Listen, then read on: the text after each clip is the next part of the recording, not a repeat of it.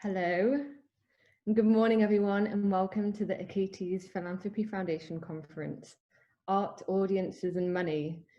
My name is Sarah Parisa Maguire. I'm an independent producer specialising in contemporary dance, and I'm an ambassador to the Achates Philanthropy Prize and trustee to Achates Philanthropy Foundation. Today, I'm honoured to be your host, accompanying you throughout the sessions. Today's conference has been brought together by the Achates Philanthropy Foundation, which was created to support innovation in the cultural sector, to address wider philosophical questions that we face, and to support the development of models enabling organisational resilience. It's important to state that today's conference forms one part of the Foundation's activities. In addition to today's conference, you're invited to join us at the 2020 Achates Philanthropy Prize this evening. Having started 5 years ago, the prize was launched as a result of Achates Philanthropy Limited, who at the time was collaborating with BOP Consulting to analyse the impact of the ACE Catalyst and Catalyst Evolve programmes. Key to the findings of that work was that awareness needed to be raised, that arts organisations are charities which play a valuable role in society, and that anyone can be an arts philanthropist. In that way, the Achates Prize, which will be celebrated this evening, was set up as the national campaign to promote and support of and giving to the arts. The prize is run by Achates Philanthropy Foundation, and it reflects our values around the democratisation of culture and philanthropy. This year, however, we have pivoted. In previous years, we asked arts organisations to nominate a first-time individual donor or corporate sponsor for the awards. The nomination was an opportunity to tell a compelling story about philanthropy, but also to showcase strategic good practice in reaching and engaging audiences. Because for us, philanthropy is a barometer of relationship with audiences. The winning individual and company became guardians of our beautiful peat brick ball sculptures for 1 year, and the winning organisations each received £5,000. However, as we got deeper into the planning for the 2020 prize, it became clear that it wasn't appropriate to ask hard-pressed organisations to nominate, and that at this time the notion of competition just seemed a little bit inappropriate. We had, however, already established a significant pool of prize ambassadors, arts professionals from across the country who had offered their support, and with whom last year we launched a bursary programme led by the ambassadors for organisations doing great work with whom we wanted to help go even further.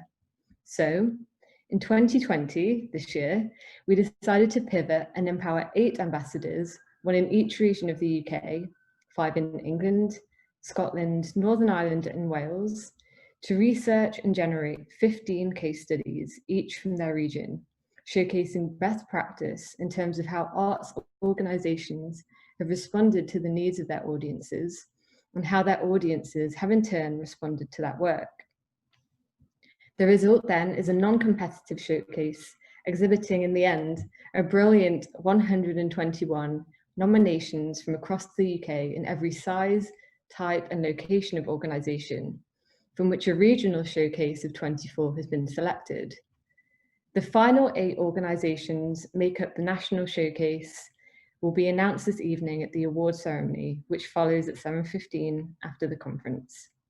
In summary, the 2020 Achates Philanthropy Prize celebrates the many inspiring ways in which cultural organisations up and down the UK have worked with and supported their communities during an extraordinary year. And we encourage you to attend and celebrate those stories with us. Alongside that rethinking of the prize, we also decided to host this inaugural conference, Art, Audiences, Money, where we will collectively examine 3 key and critical areas that underpin our work and the sector. Today, we'll address these areas through 5 specific conversations, led by a host of incredible panelists, between them representing so many different voices and areas of the sector. As a brief overview of the day, the sessions will be as follows. We'll look at power dynamics in the arts at 10:30, rewriting the rulebook at 11:45, philanthropy as life skill at 1:45, pay to play at 2:45, and finally our keynote, the future of philanthropy, at 4 o'clock. A link to the schedule and timings has been placed in the chat and will probably be placed throughout the day. And I'm incredibly excited to dive into those conversations with all of you. And as we launch into the day, a few housekeeping notes to share. Firstly, the day will run to schedule. There's no time to hang around, and importantly, we want to ensure a fair attention and respect is being given to each of the panelists and session contents. The Zoom link will stay the same throughout the day and take us through to the Achates Philanthropy Prize ceremony this evening at 7:15. So if for any reason you lose a Zoom or need to dip in and out of sessions, then you can click on that same link and it will take you back into this room with us. We encourage your participation. Whilst active forms of listening are incredibly important, we also encourage your contributions toward the conversations. It's actually one of the most important parts of this day. The chat function is there for all of you to contribute your thoughts and send your questions to the panelists. There will be a Q&A at the end of each session where the chair will share questions I collate from the chat. The day is being recorded in order to ensure access to those who might not be able to attend live. All of these will be available on YouTube after the ceremony once we've been able to process and upload.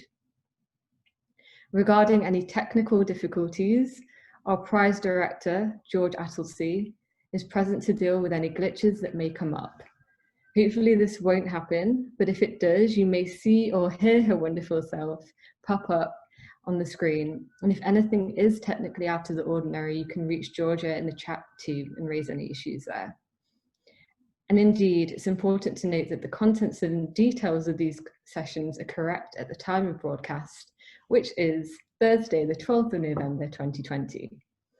Finally, we encourage practices of well-being, even in a day of digitalness, digital conference. It is possible. I know many of us have spent an inordinate amount of time on Zoom and on our computers staring at screens. I even invested in a pair of blue light glasses. I'm not sure if they work, but I'm giving them a go. That aside, we have programmed breaks, and during that time, I encourage you to move your body, to look out at the window, to stretch, to take deep inhalations, to hydrate, to take care of yourself. And now, before I introduce you to Caroline McCormick, who will begin the day by providing us with some overarching reflections and provocations to carry forward, I want to start with a little gratitude, which is always a good way to start the day. So firstly, I want to say thank you to our incredible speakers who are going to inspire us through the day, for all that you are going to present to us today and for all that you do within the sector. I want to say thank you to Achates Philanthropy Limited, our principal sponsor. Thank you to the Hamlyn Foundation for making this day possible, as well as the Young Arts fundraisers for your support. An additional thank you to our prize partners, BOP Consulting and Spectrix, and finally our venue partners, Home Manchester. I only wish we could be there right now, and perhaps in a parallel universe, I am. And thank you also to our incredible team, particularly Georgia Achates, our prize director, and Caroline McCormick, our chair, who have together carried us through this wild year. And to my fellow Achates Prize trustees and ambassadors for all you have done through the year and all you're doing today. And finally, a thank you to you for attending. It's so great and encouraging to see so many people in this room with us from across the UK and from a breadth of art forms. I'm looking forward to sharing all of this day with you. Now, without further ado, it's my pleasure to introduce Caroline McCormick, Chair of Achates Philanthropy Foundation, who will take us into the day. Thank you so much, Sarah. The road so far. Friends, the world has changed, and now it's time to change the world. We've lost friends and family. We've seen organisations collapse, be crippled by overwhelming debt. and undertake mass redundancies that are driving thousands of talented people out of the sector forever and diminishing our ability to challenge and change who controls art. The last 8 months have brought a devastation to the arts we could not have imagined or foreseen. But we've also seen the social order challenged. One only has to think of Black Lives Matter or Marcus Rashford's child food poverty campaign to understand the ways in which we are now required to change. And throughout this time, your commitment has been unrelenting. Such is your belief in the value of art and your dedication to your organisations. But let us not make the mistake of following many of our politicians by trying to get back to where we were. Today is an opportunity to catch our breath, to help us step back from the frenzy of recent months and to consider, what world do we want to live in, and what role can arts organisations play in bringing it about? I would like to suggest that whilst as a sector we spend our time looking out and commenting on the world, we need to start with ourselves. Our organisations, how they are run and who they engage. This is a moment to break with a past in which we love the work we did, but we're ashamed of many of the means by which it was brought about. Our focus today is on the interplay, as Sarah has said, between the 3 critical forces that underpin the cultural sector: art, audiences, money. Whilst the adoption of the language of the market may have been felt to be a necessity to make the case for the value of art to those who do not understand its intrinsic value, the adoption of this narrative in isolation brings with it a number of inherent challenges. Amongst them, the concept that market value is a good measure of contribution to society. In his recent book, The Tyranny of Merit, the American philosopher Michael Sandel highlights that once market value is taken as a proxy for social contribution, however, it is hard to resist the thought that people deserve, as a matter of justice, whatever income corresponds to their market value. Or, more simply, the idea that market outcomes reflect moral desert. His ideas have helped shape my own. If ever a time had led us to question the balance between market value and social contribution, then surely it is the pandemic. We have cheered the NHS and key workers, but their pay hasn't changed. The cultural institutions that are seen as the engines of the cultural economy may have been given extra resources, but too often that investment will require the work produced to be of commercial rather than artistic value. Investment has not been made in the individual cultural sector workers who bring that value into being, let alone considered the value of the work to their audiences. I would suggest that as a sector, we not only need to consider what our adoption of the language of the market and competition has entailed, the natural endpoint of which is mergers and acquisitions in a country where art is already poorly distributed and many communities underserved. And those trends are likely to be exacerbated in the years to come. But also that whilst the talent that enables great artists to develop may not be equally distributed amongst us, we should all have a stake in who controls art and whose voice it represents, how it is governed and funded, because its role in society is critical to binding us together and holding up a mirror to the status quo. If we allow art to be appropriated by the market, we have failed. The power of art is not the power of the market. Art has the power to change perceptions. The market can only reinforce commercial success. It's time for the cultural sector to examine the ethics it is perpetuating, and not least with regard to our egalitarian liberalism. This requires an acceptance that talent is arbitrary, and that our success is not based on our own hard work alone or our inherent value, but on the many other contingencies that contribute to success and which have enabled us to speak. Our culture of merit contains an implicit narrative of moral superiority. Success is earned.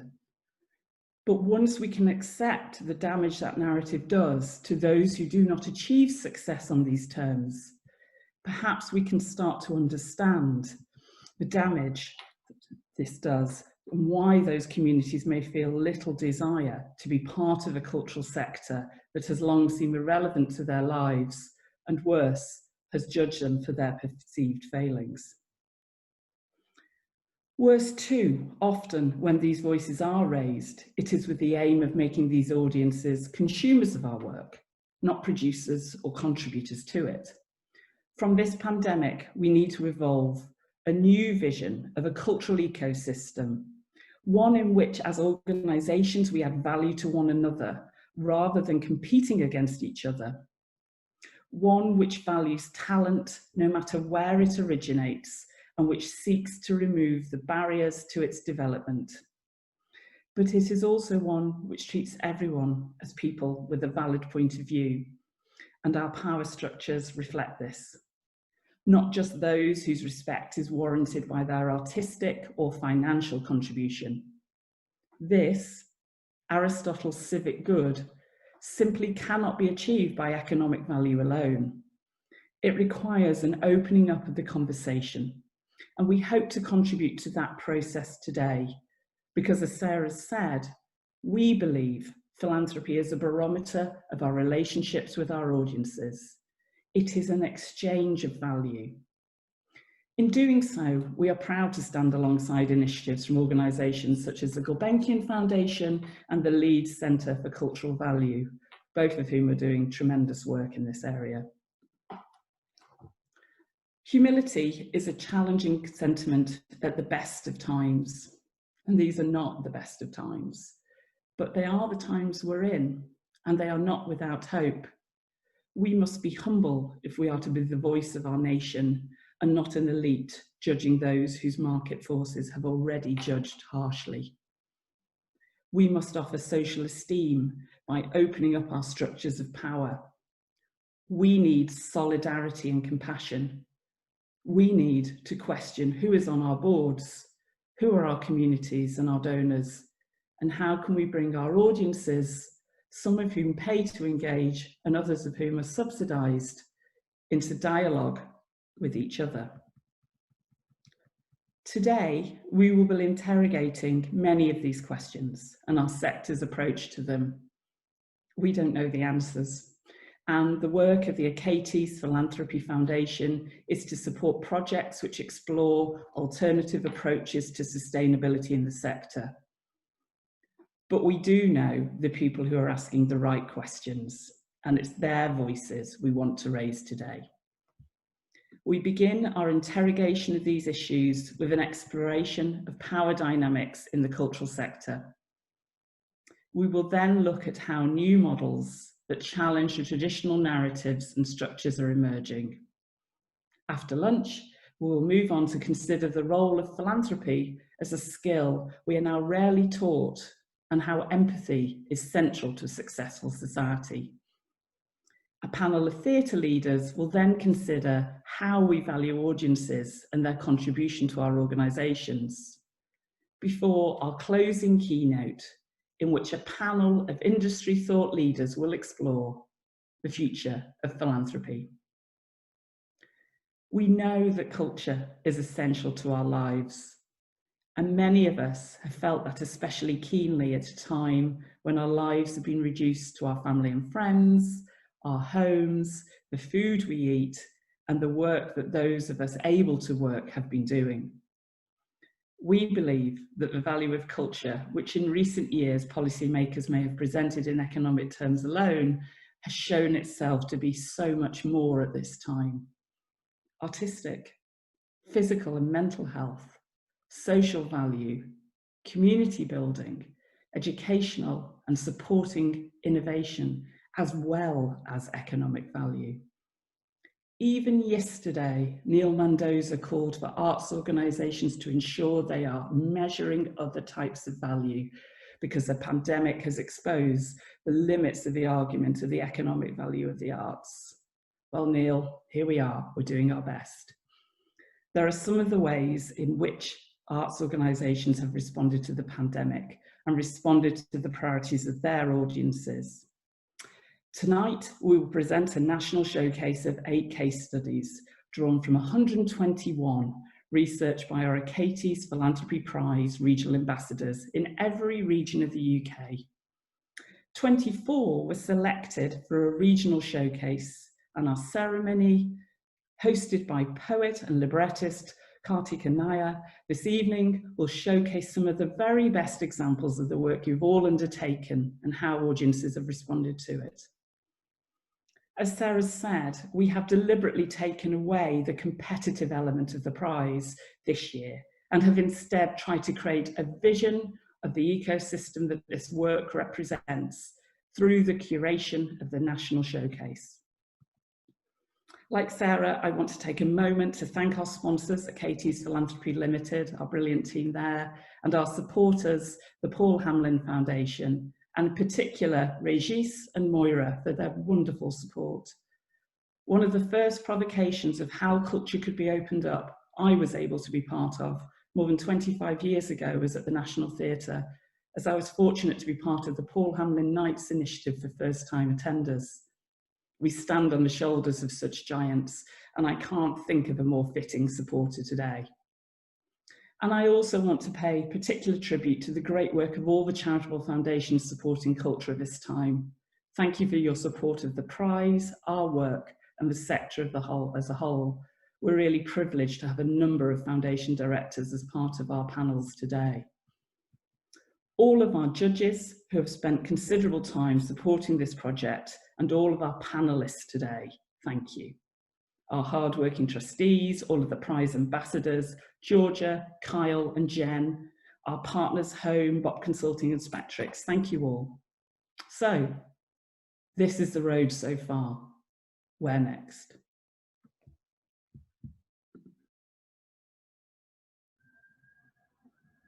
Thank you, Caroline, for those words and for really vividly setting the scene for us all, not just for today, but for this truly wild period of time that we're finding ourselves in.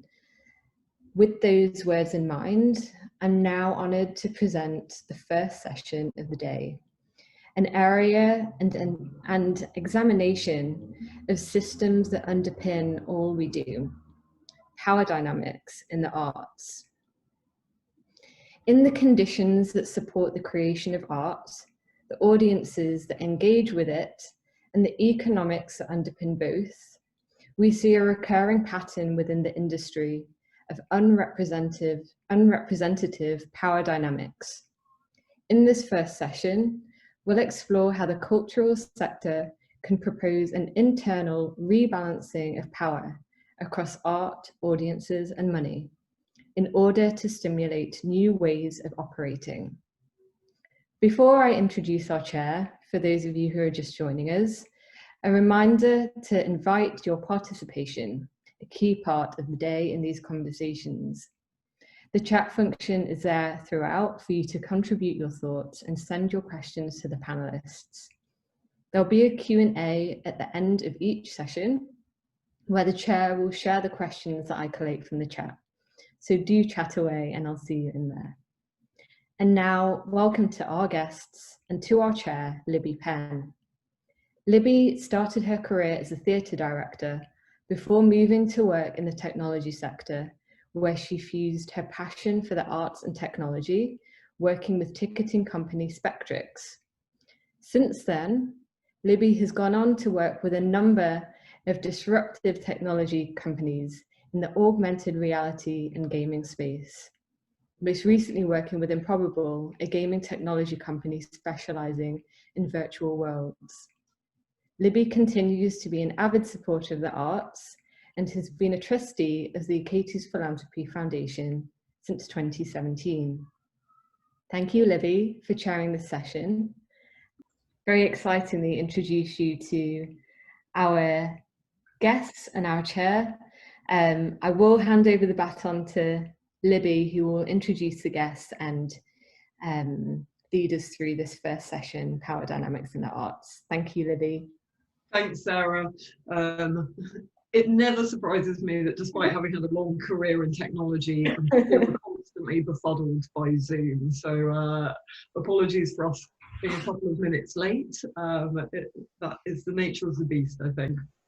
So today we're obviously going to be talking about power and the arts. And I think power is a curious thing. It's held by us and over us.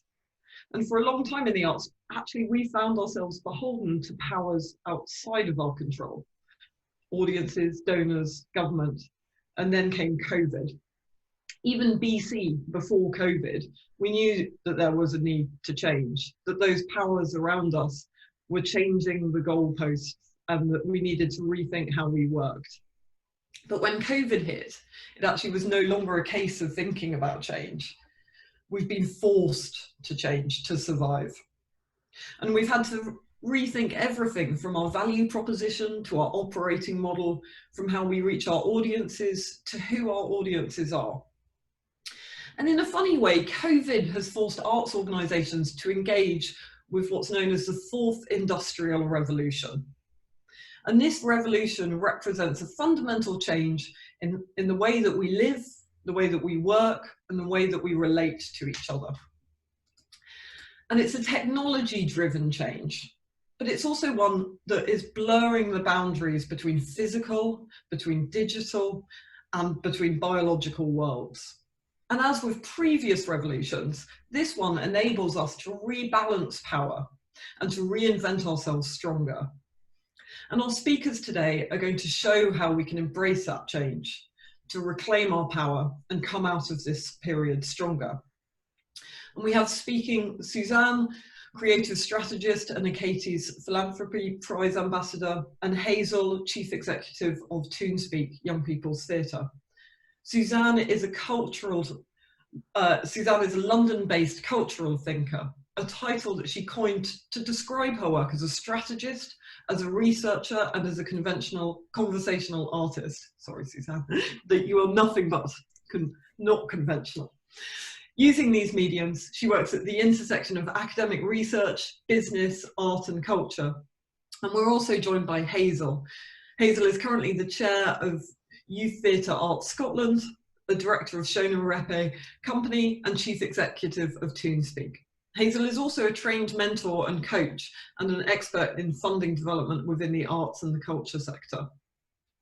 So first, Suzanne, talk us through your views on the neurology of power and what it means for organisations fighting for survival. Gosh, thank you, Libby. It's wonderful to be here. As Libby so beautifully said, my name is Suzanne. I'm a cultural thinker. I'm so excited to kind of sit alongside you and Hazel. My talk today, I've given a little, I've given a little heading, and it is called Neurology of Power Dynamics Through the Lens of a Dyslexic Black Menopausal Woman. And I'll tell you why I've call it that in a minute. There's some context actually. I'm speaking from my research called Neurology of Power, which considers where power resides in the brain, and more recently I've had to think in the body, and it really underpins my contribution today. But I'm also speaking to my organisation's mantra, which is that culture and strategy equals sustainable brilliance. It's kind of a living version of Peter Drucker's famous quote, "Culture eats strategy for breakfast." And really we say that because we say, if the culture of your organisation is out of whack with power dynamics, then culture will eat strategy for breakfast, which means your strategy won't work.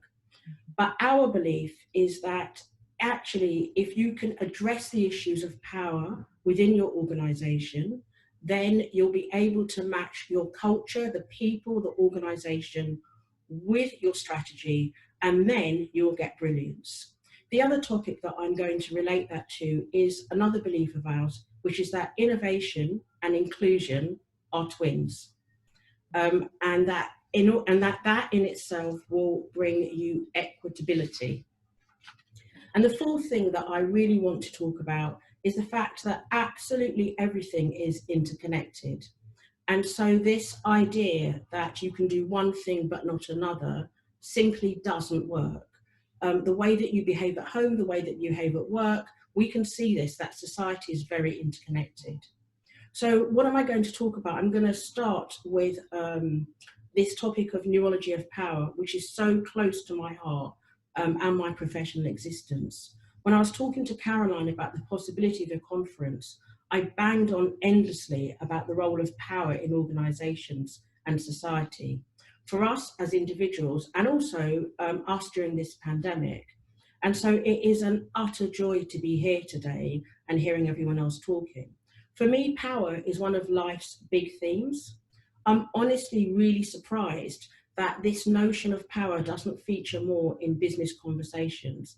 And that's how I started my research. As Libby said, I'm a cultural thinker. It covers my areas of expertise. And I often start my conversation with some quite personal information. For some, oversharing, but there is a context. I'm a Black woman, as you may see, but you may not know that I have multiple mental health diagnoses, from PTSD to dissociative disorder and dyslexia. And to add to that little bundle, at 55, I'm somewhere in the middle of the menopause. Now, why do I say all that? Because actually, I think that's what makes me good and sometimes even brilliant at what I do. PTSD has helped me to empathise. It's helped me to stand in other people's shoes. The dyslexia makes me see solutions far before others, kind of in a 5D jigsaw puzzle, which of course I then have to unpick, which can be difficult. But the key to all this is that I bring my skills to structures really differently. And in the arts, I found that really, really challenging. And it is interesting to note that that wasn't the case in the commercial sector. So amongst being the Achates brand ambassador, which for me is full of joy, I'm also a King's College Research Associate, a Churchill Fellow, and I'm leading on strategy for the external strategy for the fabulous Brixton House. Why do I say all of that? I'm not saying it to show off, I'm saying it to demonstrate that you can have difference and be brilliant, right? And how does that link into power? Well, I'm going to start off by saying this. You shouldn't have to be bold or mouthy to find your way through in the publicly funded arts sector in the way that I have. It's been really difficult. So why am I interested in power? Well, I've only got 5 minutes left, so I want to get to it. I woke up in the middle of the night with an epiphany. And I realised, as someone who felt marginalised, that the thing we don't talk about is power. I did some research and it showed that there were no Black women in the magic 3 of AD, ED or CEO 3 years ago when I did my research in the top 15 funded MPOs, which for me was fairly shocking. It also showed that, not surprisingly, that those roles were dominated mostly by white men with some white women. And then I read a piece that power damages the brain, which now being an academic, I knew needed a bit more investigation. So in short, the reason I did an OP, or Neurology of Power, is because I want to get to the root cause of why we don't have a more inclusive cultural sector and more widely, a more inclusive society. So what can I share with you now? The project has been living for 3 years. Here's some insights, right? And I guess my logic is that, you know, I've been around the work sun 40 years. You know, I've been in this game a long time and we haven't seen enough change. And I think that's come back to bite us right now, right? I think that if we had more inclusive leadership in the cultural sector, we would be more equipped to deal with the pandemic. So there's my first provocation, right? So it seems to me like power is the root cause, certainly one of the big root causes, and I'm talking about senior level. So here's some facts for you that I've started discovering in my research. Empathy and power are linked. So it turns out that measuring empathy is a good way of looking at power. And what a neuroscientist, the leading neuroscientist in the world who talks about power in the brain, has found out is that not always, so I have to say that, so again, not always, but often, where the more power that you get in life, the less empathy you get. So I want you to just take a second and let that sink in, right? I also want to talk to you about neuroplasticity and the brain and confirmation bias. Now, I guarantee the minute you start to think about confirmation bias, what happens is all these barriers start to come up in your amygdala, right, in your brain. And what happens is the hippocampus is kind of bringing back to you all of your, everything you've seen before, and it brings you to a point of fear. So what I'm putting forward is, this is not an excuse for our behaviour, but some of this, I think, is simply how we are. That's not the same as unconscious bias, because it is very conscious, but it happens so quickly. I also want to talk about this idea of neuroplasticity, right? Now, ages ago, we thought that our brain, once we got to adulthood, we thought that was it, that our brain was set, that kind of old, you can't teach an old dog tricks, new tricks, but that's absolutely not true. And so if you're watching, and if you can, I want you to very quickly clench your hands like that. Do that, right? And that feels quite easy, right? Now I want you to unclench your hands, and I want you to put the other thumb on top, right? Yes, you see that look on your face, Libby, I saw it. That look of, I can't quite do this. That's neuroplasticity. That's your brain trying to learn to do something new. Think how difficult that was just for that. And now I want you to try and think about how hard it will have been to try and think about doing things differently in this moment. So clearly, in this moment of a pandemic, as cultural leaders, what you are going to do is you are going to do all the things in the same way as you've done it before. Despite our protestations that we want to reimagine the world, what we really want to do is rebuild to look like us in the way that it did before. So in my last minute, I want to give you some hope, kindness, and a provocation. So the hope is that I've been working with a functional neurologist, and what a functional neurologist does is they help us to work best with our brain without medication or surgical intervention. So worry ye not, I'm not asking you to do a frontal lobotomy. What he explained is that when you are in a moment of fear, right, and fear can be anything from being challenged in this moment to trying to adopt more inclusive practice, your brain goes into a panic. And what it does is it thinks a bear is eating it, which I know will bring a smile to some of my panelists' face. But in actual fact, it's not. And his biggest advice for that is to stop and breathe, because scientifically, what it does is it tells your body, hold on a minute, if you've got time to breathe, then you're fine. So it's really about catching yourself. And finally, I want to wrap up with two ideas. I'm really into the idea of collective power, and that's the idea of communities who work differently around power. They're brought up in a different space. So that is, and I've discovered that with the Yoruba and Ubuntu nations, they are brought up differently, and therefore they share what is my definition of power, which is that if you give away the power that you have, it doubles, rather than a more broadly, not everybody Western view, which is that in order to maintain power, you have to do that at the expense of others. So I will leave you with this. We are all interconnected. Inclusivity and innovation are twins, not enemies. And finally, apart from breathing, we are all joined at the ankle. The pandemic has shown that. It is time that we think about power differently. Thank you. Brilliant. Thank you, Suzanne. I'm sure lots of people have questions springing to mind, as do I. But before we go to that, Hazel, will you share with us your learnings from the work that you've done with Toonspeak this year, and how you adapted and changed to reclaim not only your organisation's power, but to empower your audiences as well? Thank you. Good morning, everybody. It's lovely to be here. I'm just going to set the scene a little bit because you might not know what Toonspeak is. So we're a youth-led arts organisation based in Glasgow. We normally work in 3 areas within the city that are at the bottom 6% of the Scottish Index of Multiple Deprivation. We help young people thrive in spite of the complex intersecting disadvantages that they face. And many are referred to us from third sector community partners, including the NHS, social services, Scottish Association for Mental Health.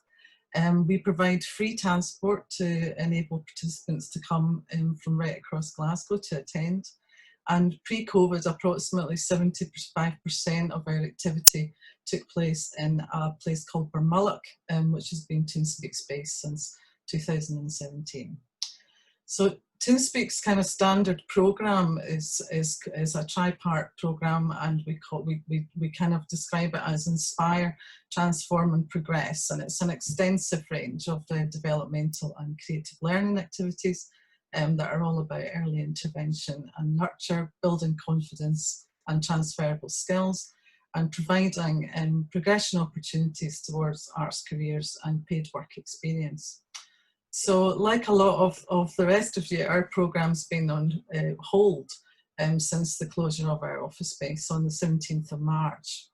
And to go from this really busy physical program to zero was really tough at the time. But what was interesting, I had kept a little diary. I don't know why. It's sort of like the tragic diary of COVID. But I look back, and actually one of the interesting things at the very early stage of COVID, we had actually thought that it would maybe be over by the summer.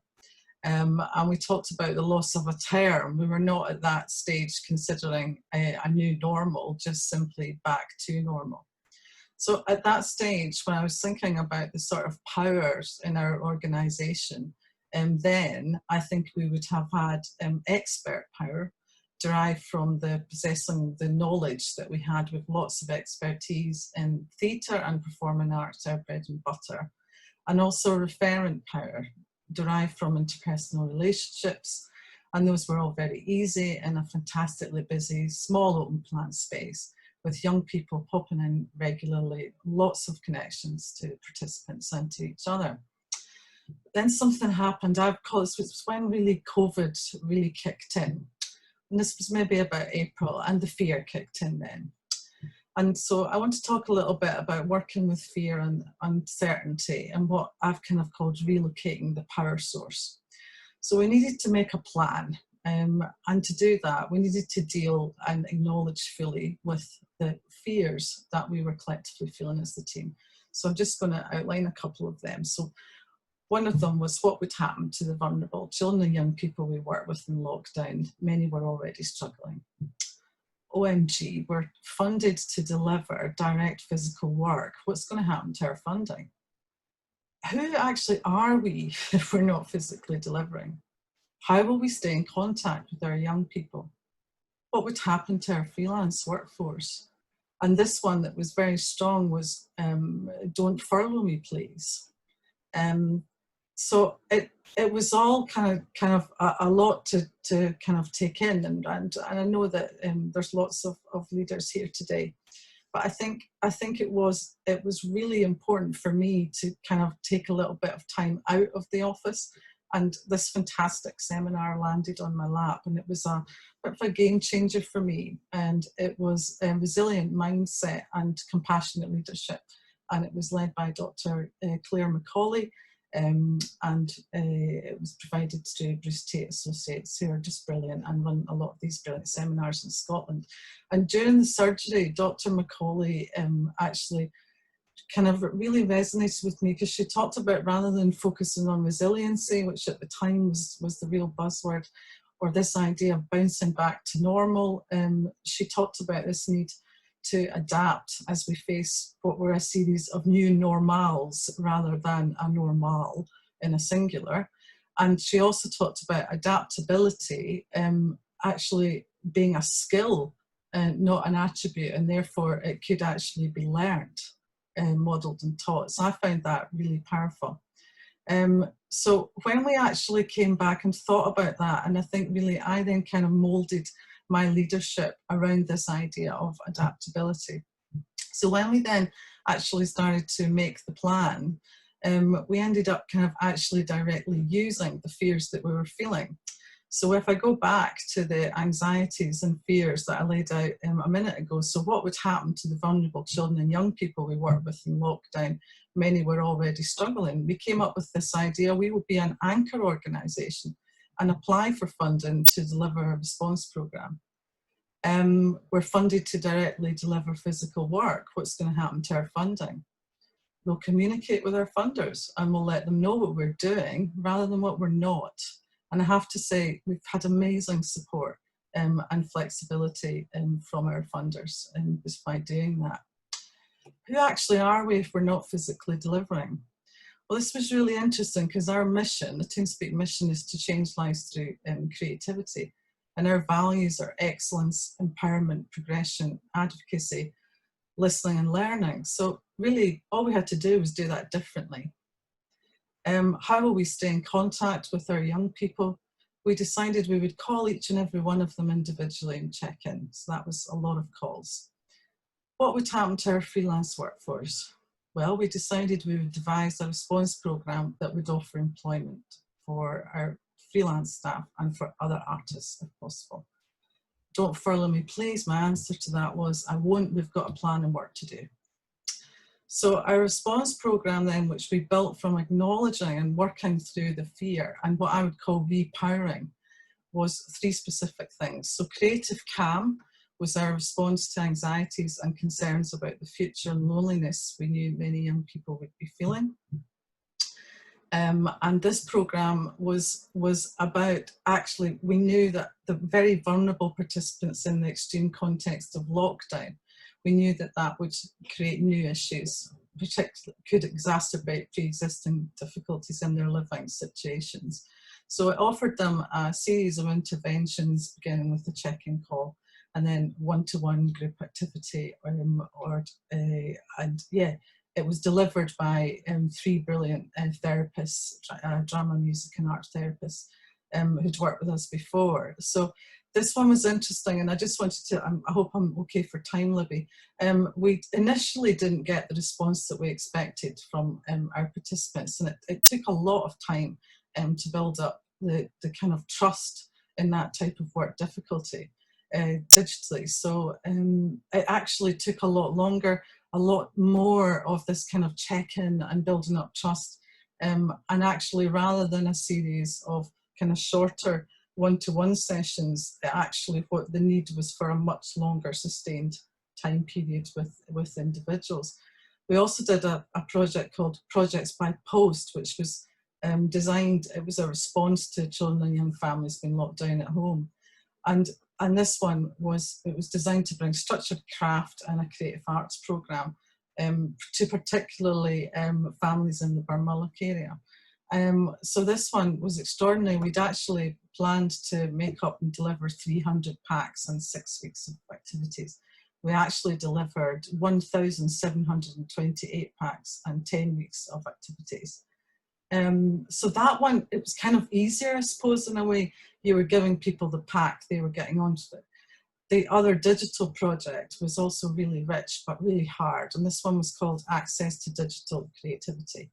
And this was our response to a world which became predominantly digital and therefore less accessible to many of our participants.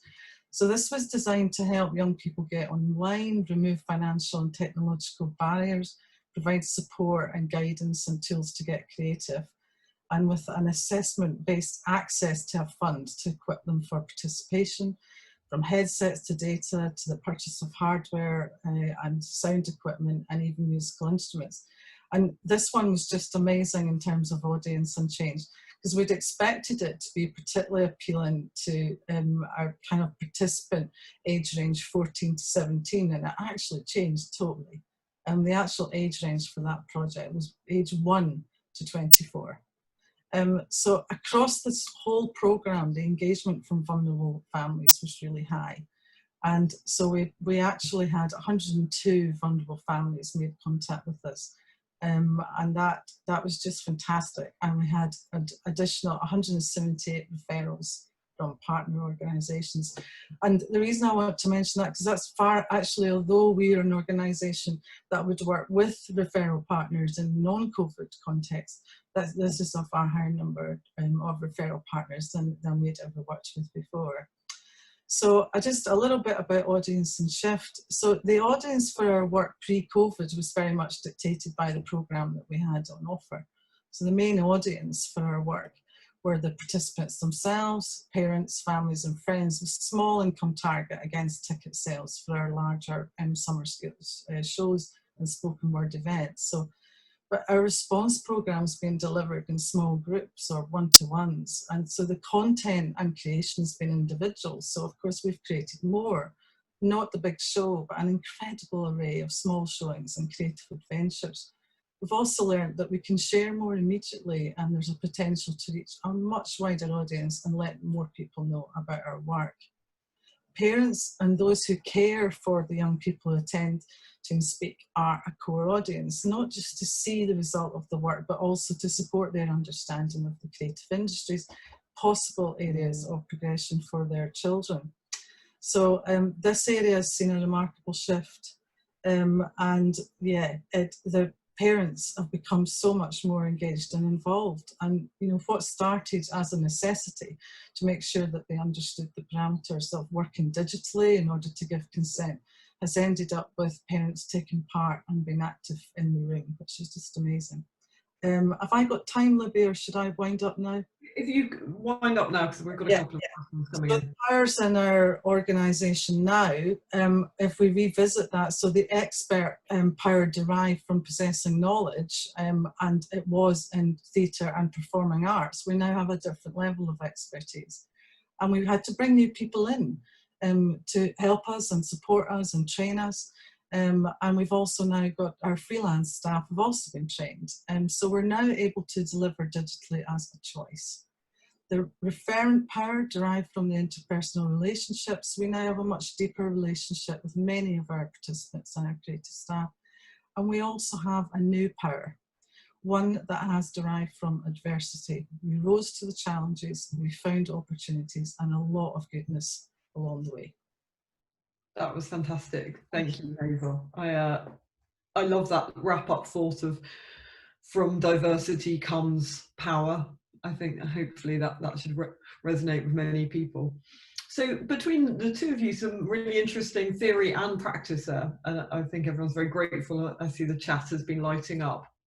I think your perspectives raise a couple of interesting questions. And I just kind of wanted to kick off first with, you both allude to the fact that power comes in part from adaptability, and it's a well-known concept that constraint drives innovation, as your work at Toonspeak demonstrates, Hazel, and your experience in forging your own career, Suzanne.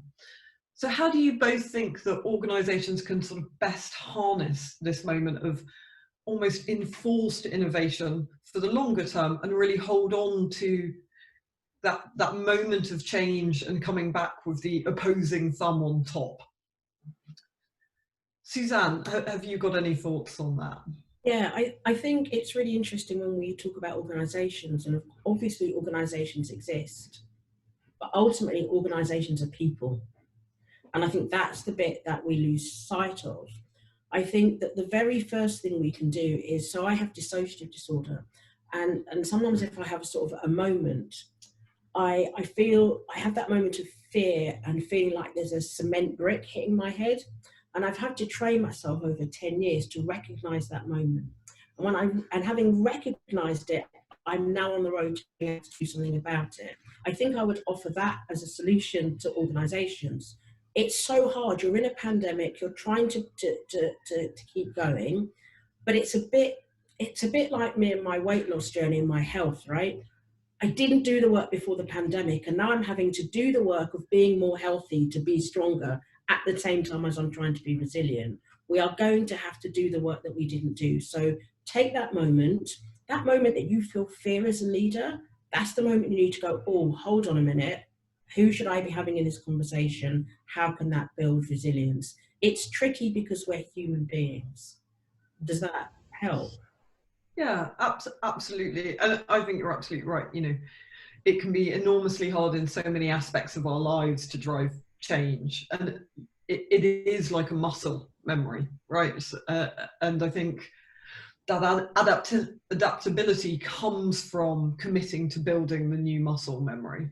Hey, Hazel, what are your thoughts on this out of interest? Well, yeah, it's funny because I suppose I was thinking more in relation to what we actually did, but I think one of the things that was really key in terms of thinking about being innovative was a very clear decision that we made was early at the start was not to try and move our whole program online, but to actually take that bit of a breath and actually think about designing bespoke digital programs. So now, you know, and that it was really hard. We were basically taking on a completely whole new area of work that none of us actually had core expertise for. But in a strange sort of way, that was actually really invigorating as well, because it also meant that we were bringing new people into the organisation, and that kind of new energy was really important. But I would say in terms of even now, you know, if people, I know it's been so hard and a lot of people have had to be furloughed, and that must be so difficult, and if to kind of shut their doors. But I would say, you know, just take a wee leap, allow yourselves to experiment a little bit, and like we had to do, get some expert help if it's new to you, and talk to other organisations like us who've done a few experiments, you know, and not everything's worked. But I mean, we're delighted to talk to anyone after this who'd be interested to hear more about what went wrong, and delighted to share that. Great. I mean, I think people will be knocking on your door, and I think that point around asking for help, but you do have to make that leap first. You have to make that commitment to change. The journey has to start somewhere. And, you know, change is really hard. It is something that you have to work at. There's quite an interesting question that's come up from Claire Cox around, you know, this idea of not reverting back to type. Claire asks sort of, how do we convince our colleagues who want to get back to normal, as normal was, that actually great stuff has come from the adversity we faced, and how do we encourage people not to revert to type? Suzanne, do you have thoughts on that? Do you know, I think if you're not in a position to make that final decision, then there's a limit to what you can do. But to everyone who can make that decision, I think the thing that I'm discovering in my research is there's the facts around what's going on, right? And then there's the neuroplasticity in the future. What bridges that is desire. And I think if I could implore everyone, it is, I cannot put the desire in your head. Cannot put the desire for change in your head. But what I can ask you to do is that thing of self-reflection, that moment where I said, you know, I want to lose weight and be fitter, but I'm in a pandemic and I wish I'd done it earlier. That moment, that's the moment where you have to sit with yourself, sit with the discomfort and ask yourself, why are you not desiring change? And it's very easy to go, because my way is the right way, or the organisation's way is the right way.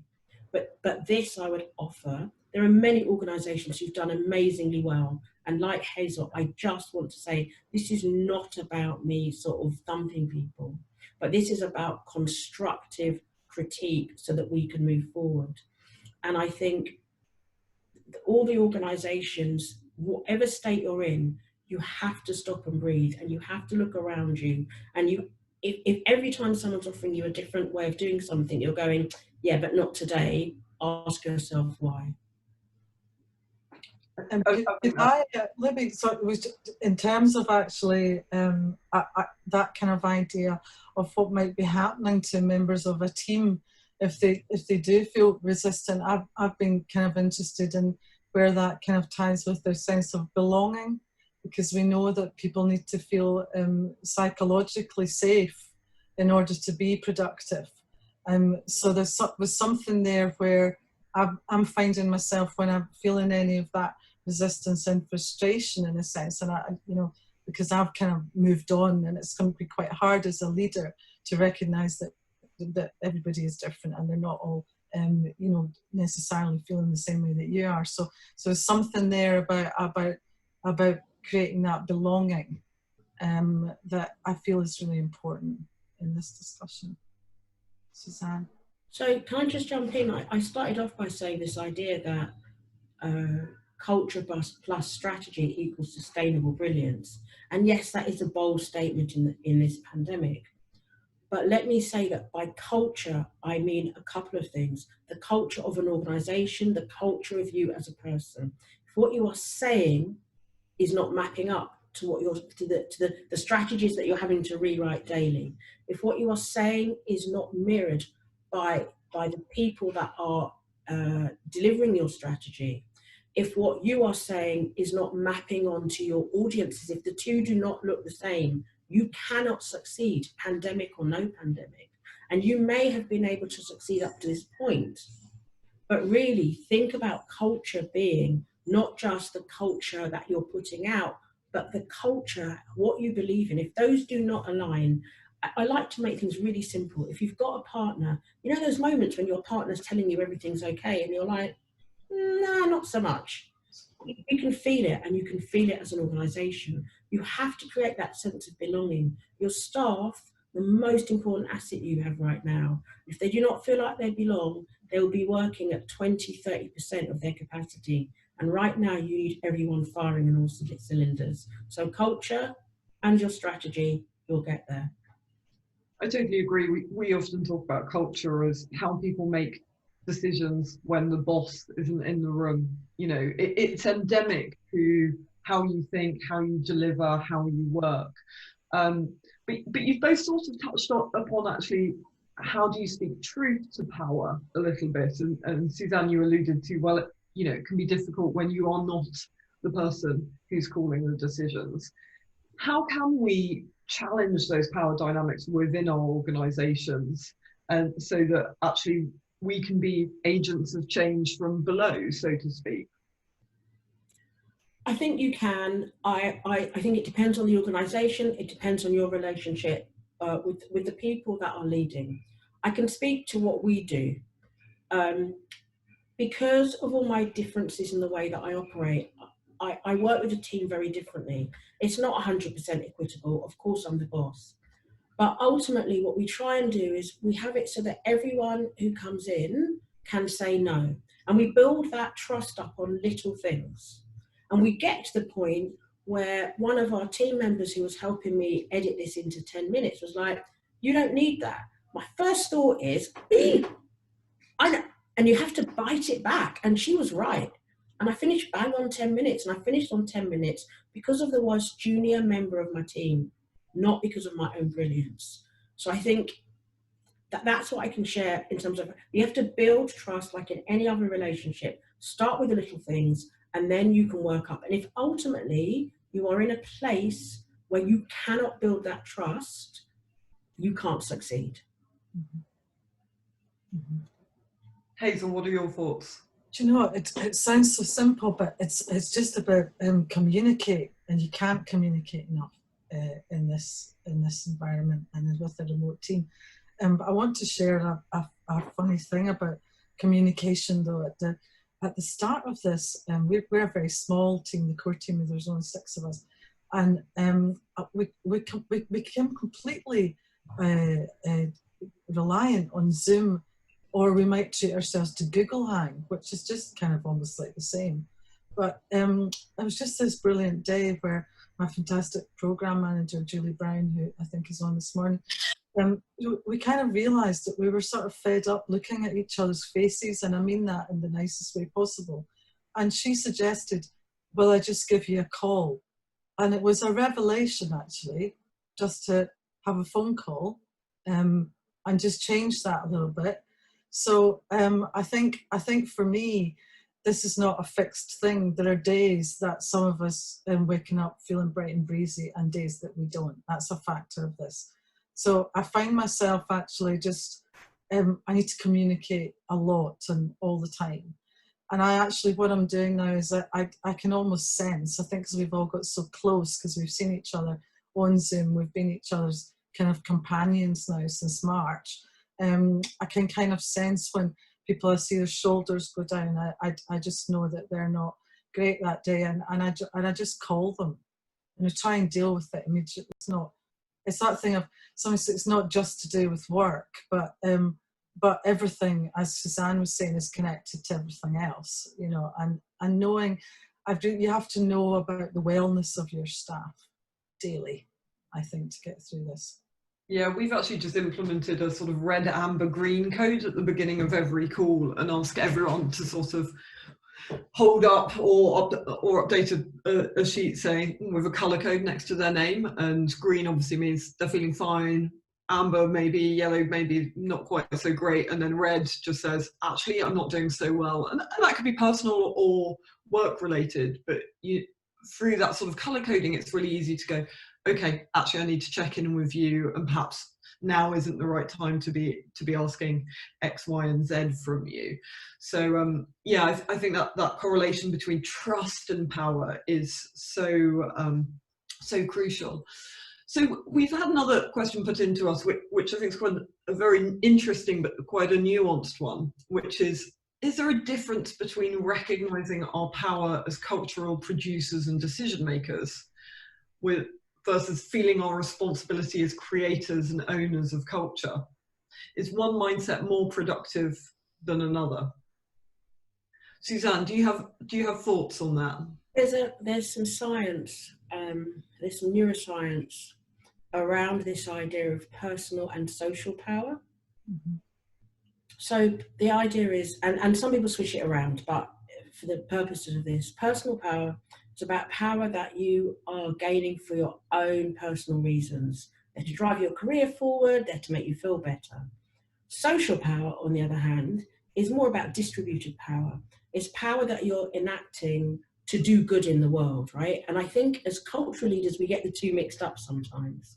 But broadly speaking, I suppose if we think about us as cultural producers and try and maintain a space, we can't always do it, we're humans, where we are really thinking about the greater good. And I would go back, I'm doing some work with an organisation called BAMF at the moment, who speak to Indigenous leadership and wise practice. And one of the ways in which they talk about leadership is about deep listening. And actually, if you are listening well, truly listening, stopping, breathing, listening, and then responding, you actually, as a cultural producer or with the wider social responsibility, you will lead power well. So that idea of personal power, social power, really thinking about from a wise practice, from an Indigenous leadership way. This is how many of the countries and many of the African nations, this idea of coming from the Ubuntu tribes, the Yoruba tribe, all about working collectively, but thinking about power collectively rather than for the self. Does that? Yeah, that's really interesting. Okay, Catherine. Hazel, anything that you want to add? I've actually completely forgotten the question, Libby. I'm so sorry.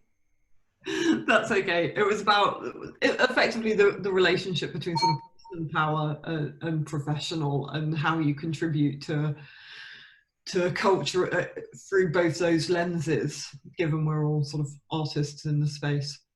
I mean, I think I kind of would echo what, can I just say that wasn't my fault that I forgot what the question was. It's just that I find Suzanne quite kind of mesmerising to listen to, and I just completely lost what I was doing and forgot that I'm actually here to be on a panel and not just enjoy Suzanne. So sorry about that. I mean, a lot of what Suzanne was saying, but I think there's kind of different dynamics going on all the time, and a strange sort of way for me, because I always, as many of you will, all of my work and practice has been in sort of creation and collectively coming together to produce something. So, but there's something about the dynamics of COVID where you kind of actually have to think of your own power within that collective as well, and that's been something that I've found myself kind of really thinking about that a lot, and who am I within this? And, I mean, part of it, I think, for us is about, I don't know if this kind of slightly goes off piece, but it's almost like in that moment of producing, you normally are all together in a space, and you are having fantastic dynamics and ideas, and there's a kind of flow that isn't possible on Zoom. So, you know, there's something there about without the flow, it is about not just how, it's kind of how you're using your power, and your power in that situation might be to keep silent and know when you need to be really listening and know when to stand back. So I hope that contributed to that. And I think one of the really sort of interesting things about what you're both saying and where we find ourselves now, and the sort of wider societal change that we've seen recently, is that inclusivity is becoming more and more important. And both of your themes demonstrate, and particularly a lot of your examples, Hazel, demonstrate the power of inclusivity. So coming together to break down walls. So what sort of lessons between you do you think you can take from trying to break down those walls and build more inclusive relationships, not just within our organisations, but also with our audiences? Could I, this just be really, really open to it. I mean, I think it's difficult when we're all people who, a lot of us are used to start producing a thing and then offering it to people. And you don't always need to have a fully worked out offer to actually start communicating with people. So what we've done is, because we didn't really know what we were going to do and we wanted to engage, we just had to actually start communicating. It sounds so simple, but actually it was quite a big leap to communicate without an offer. And so we just picked up the phone, and that's where these new fantastic relationships have come from. So it sounds, but it was just actually being really human. And that's what changed the relationships. And we were also really honest about the fact that we were calling because we cared. Yeah, that's great. Suzanne, what about you? What are your thoughts? I think the first, I go back to something I said earlier, the first thought is about a desire.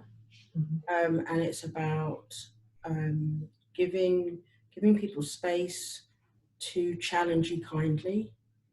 But ultimately, I think it's about remembering, very much as Hazel says, and Hazel and I decided in the metaphorical green room that we were just twins and we're just going to work together forever.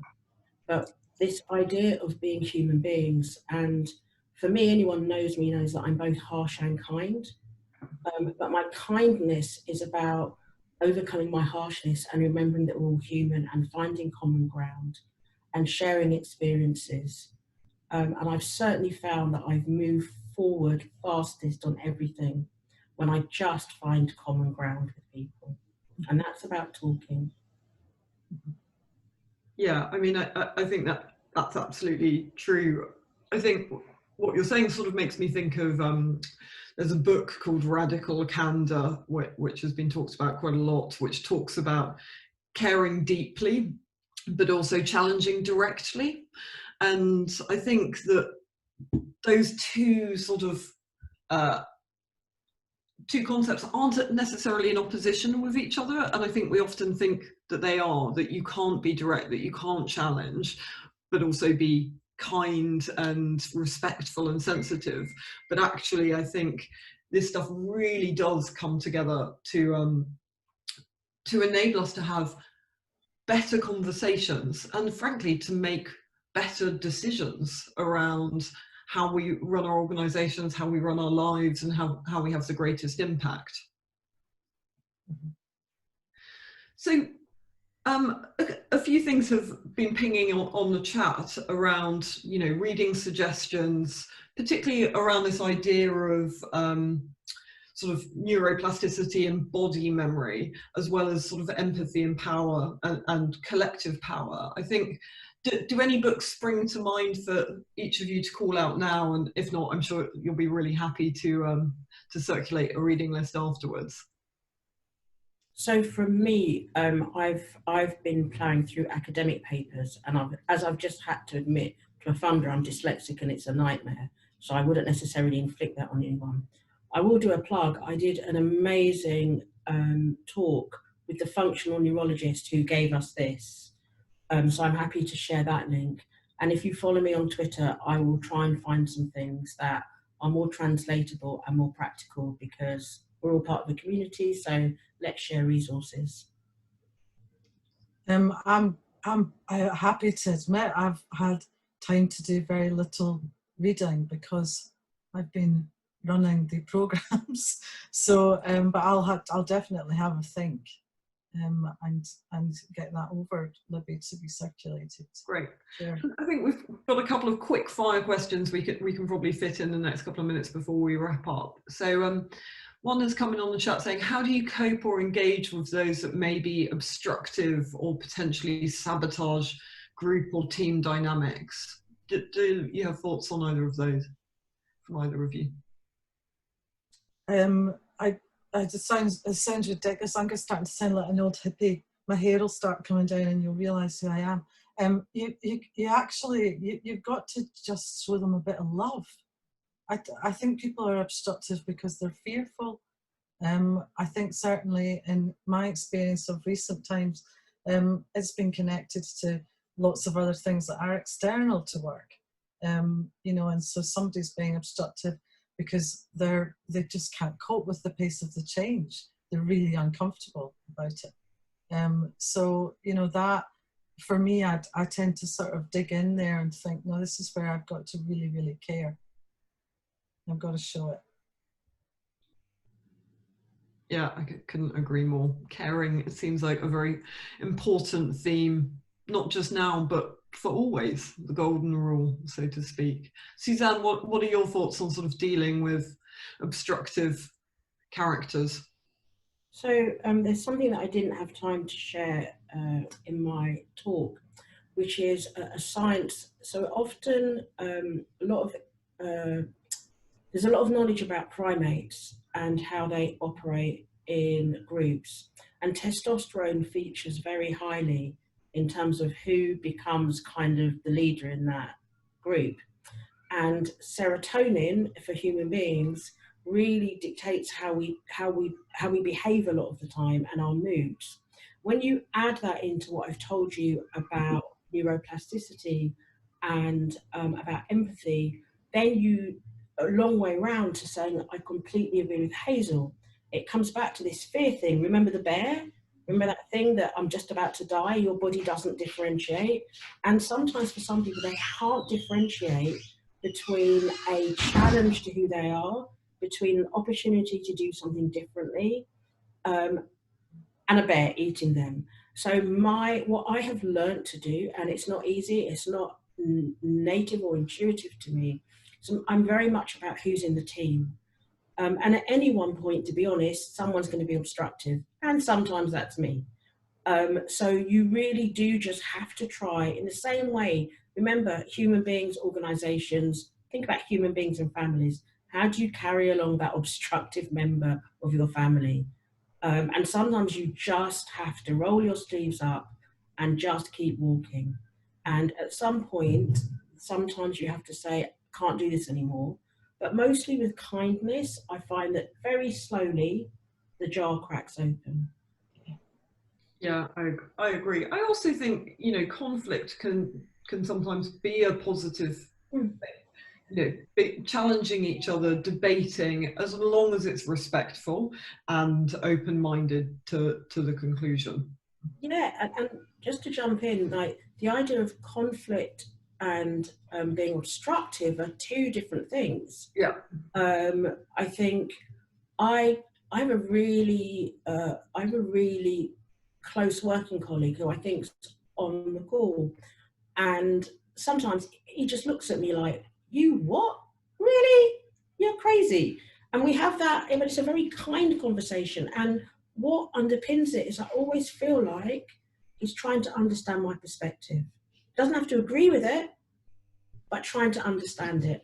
And I think that's the thing, like, if you can just breathe think about what and why very slowly. Look, you're not going to win everyone over immediately, and some people you won't, but try and work within a team where you do have difference, and you do have that kind of slight, I don't agree with you, but obstruction is something different.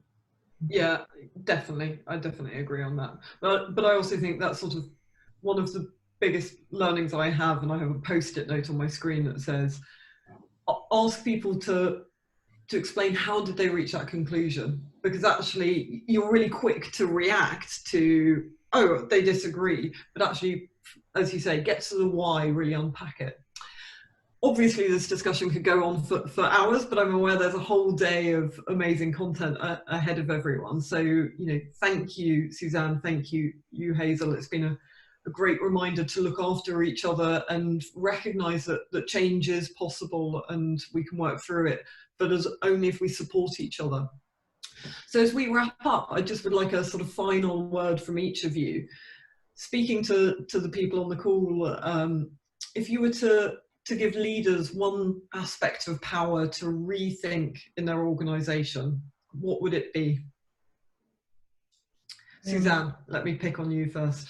Okay, so I think we run change programs and culture change programs for organisations, and what we end up having to say to people is it's about mindset change. It's not about the processes. The processes come next. And in order to do that, I would say think about the power you hold.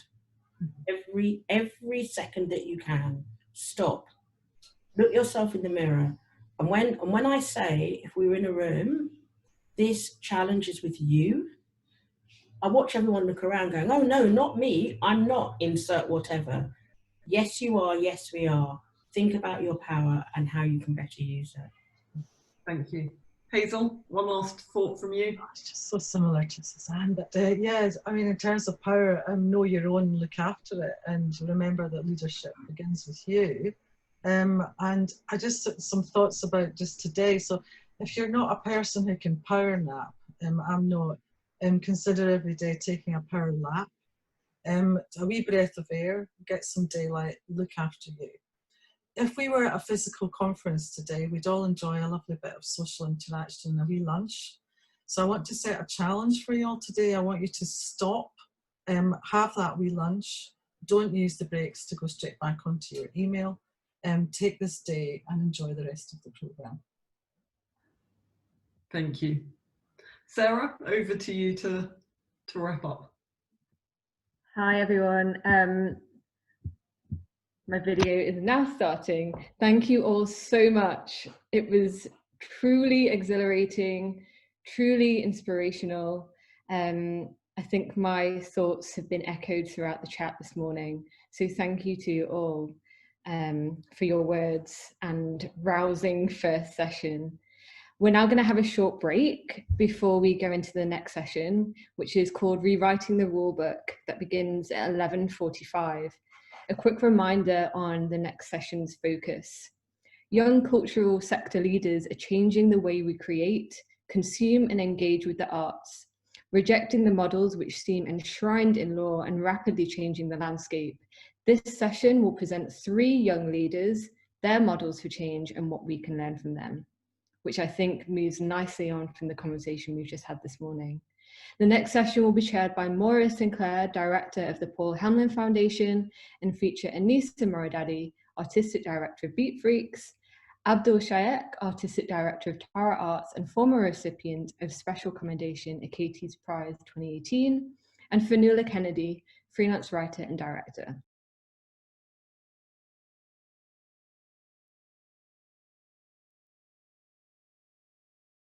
Hello everybody. Welcome back. I hope that you're comfortable with some kind of hot beverage in hand. And for those of you joining us, welcome in. Following an incredibly rousing first session with Libby Penn, Suzanne, Alleyne and Hazel Wotherspoon, we now move into our second conversation of the day, Rewriting the Rulebook. To recap on this session, young cultural leaders are changing the way we create, consume and engage with the arts, rejecting the models which seem enshrined in law and rapidly changing the landscape. This session will present 3 young leaders, their models for change and what we can learn from them. Before I introduce our chair, another reminder to invite your participation. We have a chat function where you can type in your thoughts and questions throughout as they arise. There will be a Q&A at the end of the session where the chair will share questions that I collate from the chat. So do keep on chatting through there. For now, I'll welcome our guests and our chair, Moira Sinclair. Moira Sinclair is Chief Executive of the Hamlyn Foundation, whose vision is for a just society in which everyone, especially young people, can realise their full potential and enjoy fulfilling and creative lives. In 2018 to 19, the Hamlyn Foundation made £37 million worth of grants to organisations and individuals working in the arts, in cultural education, in migration and integration, and in supporting young people's voice. Moira is Chair of Claw Leadership, Chair of East London Dance, and Vice Chair of the London Mayor's Cultural Strategy Board. She's on the British Library Advisory Council and the Investment Committee for the Arts Impact Fund. Moira, thank you for chairing. And now over to you. Thanks very much, Sarah, and welcome everybody to this session, which I think is going to be absolutely fascinating. You know, there are 2 things we can do in the light of these young cultural sector leaders who are challenging us. We can either put our collective heads in the sand and keep on going with what we've already done. And at the very least, I think we risk a lack of relevance and possibly obsolescence. Or we can listen to these 3 leaders, hear about their models for change and think about what we can learn from them. I know what my preference is, and that's why I agreed to host this session this morning. And before we go any further, I'm going to introduce the panelists and then we're going to go to each one of them in turn. So we have got in front of us Anisa Morridadi, who is a social entrepreneur who levers creativity to make change. As founder and chief executive of Beatfreeks, Anisa has grown the organisation from what was an open mic poetry night in Birmingham to an international insight and engagement agency, working with thousands of young people a year, thousands of inspirational young people, I would say. Anisa is an experienced host, a consultant and a speaker, and she has multiple awards for her work, including being a Forbes 30 under 30 and an honorary doctorate from Aston University. So welcome, Anisa. We also have Abdul Shayek with us. Abdul is Artistic Director and Joint Chief Executive of Tara Arts and founder of theatre company Fio. He was a former creative associate of the National Theatre of Wales. And Abdul was a Claw Fellow in 2013-14. He's a British Council Arts and Creative Economy Advisor Group member. He's also Vice Chair of the National Alliance for Arts in the Criminal Justice System and a trustee of Impello, Dance and No Fit State Circus. Abdul was the recipient of a special commendation from the Achates Philanthropy Prize in 2018. Welcome, Abdul, as well. And we have Fionnuala Kennedy with us. Fionnuala is a freelance writer and director from Belfast. Her first play, Hostel, was based on her own experiences of homelessness, and since then her main practice is creating socially engaged theatre with a focus on possibility and change. I hope you agree with me that we have a fantastic panel in front of us. And without further ado, because I want to make sure we've got as much time as possible for conversation and questions, I'm going to hand over to Anisa. So each of the panelists is going to give us 5 minutes on their own experience. So Anisa, 5 minutes roughly from you on your experiences of challenging models and norms in the sector and why that's been so important for you to achieve. Thank you so much for having me here and for putting this event on. It feels very fitting for a 2020 mood. So thank you so much, and I'm really looking forward to sharing with you today. I guess I want to start by just saying that, you know, this is about kind of young people challenging norms and rewriting the rule book. Young people are inherent innovators. They see it as their birthright to change, to meddle, to resist. It's so intrinsic to youth. that I think we often forget that it's actually just part of coming of age to test and to resist. And so for me, it's really no surprise that also youth enterprise is on the rise, that young people, particularly those who are from minoritized backgrounds, are kind of adopting this DIY culture and saying, look, if there's no seat at the table, I'm going to build my own. And actually, the experience that I've had with a lot of young people recently is, I'll have both, thank you very much. So I think there's almost this bridging between the old world and the new world, which is these tables exist, people sit at them, I'm going to get some space, budge up, there's room for me. And also I'm going to do this work over here. And for me, that feels completely integral to being a young person. And that's really the basis from which I started my own career at 15. And I use career in inverted commas because I definitely wasn't doing what I was doing to start my career. I started a street dance company at 15 because it felt urgent to find a way to express myself. And so from 15 all the way up to 23, when I founded the organisation that I run now, Beatfreeks, I really just experimented with testing and pulling what people will allow me to do, what I feel I can go out and try and make happen for myself, and try and learn the best from all sectors, all backgrounds, all industries, and really play in the grey matter. I see myself as a bit of a, I heard it described recently as a boundary rider. So sort of bringing the best of all of these different models into play and refusing to I guess, follow the rule book. I guess I'd like to share 3 key points in my remaining time about kind of my experience of working with new models. But I guess the first thing I'd like to say is we really shouldn't be trying to rewrite a rule book. We should be trying to create a guidebook.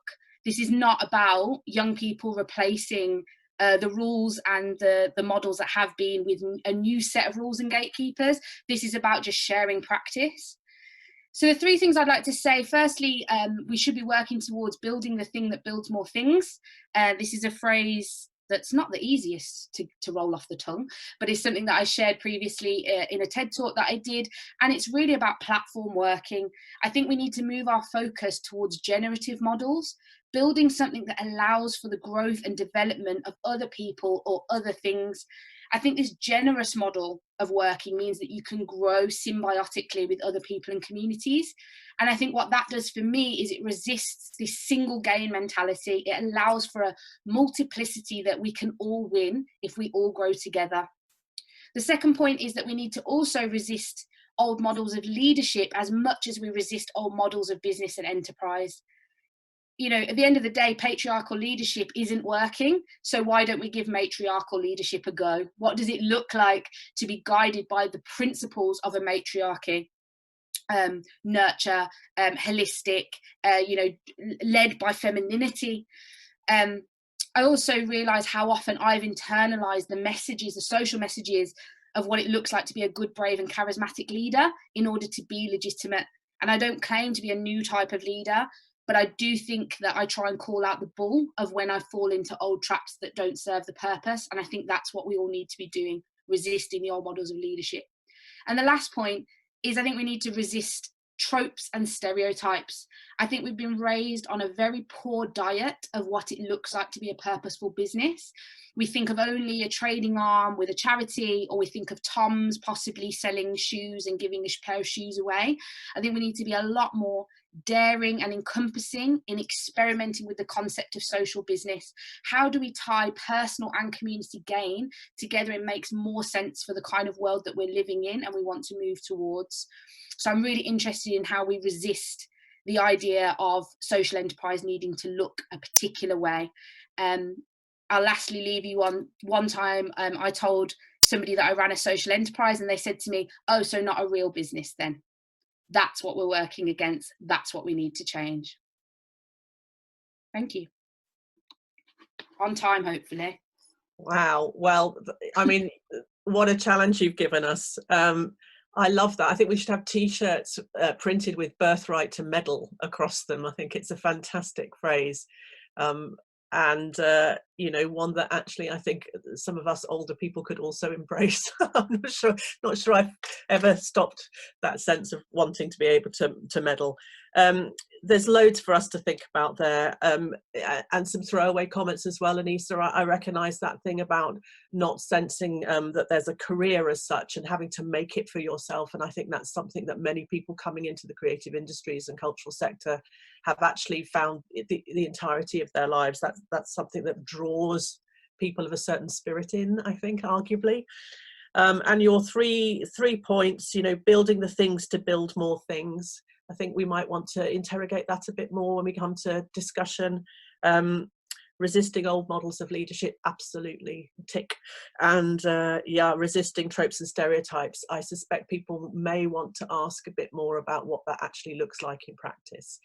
But before we come on to discussion, let's get Abdul's thoughts. Abdul, you're 8 weeks into a new job in the middle of a pandemic. What are you thinking about? What's going on? Yeah, well, first and foremost, thank you for having me. Really great set of conversations, actually. What am I thinking about? I'm thinking about the future.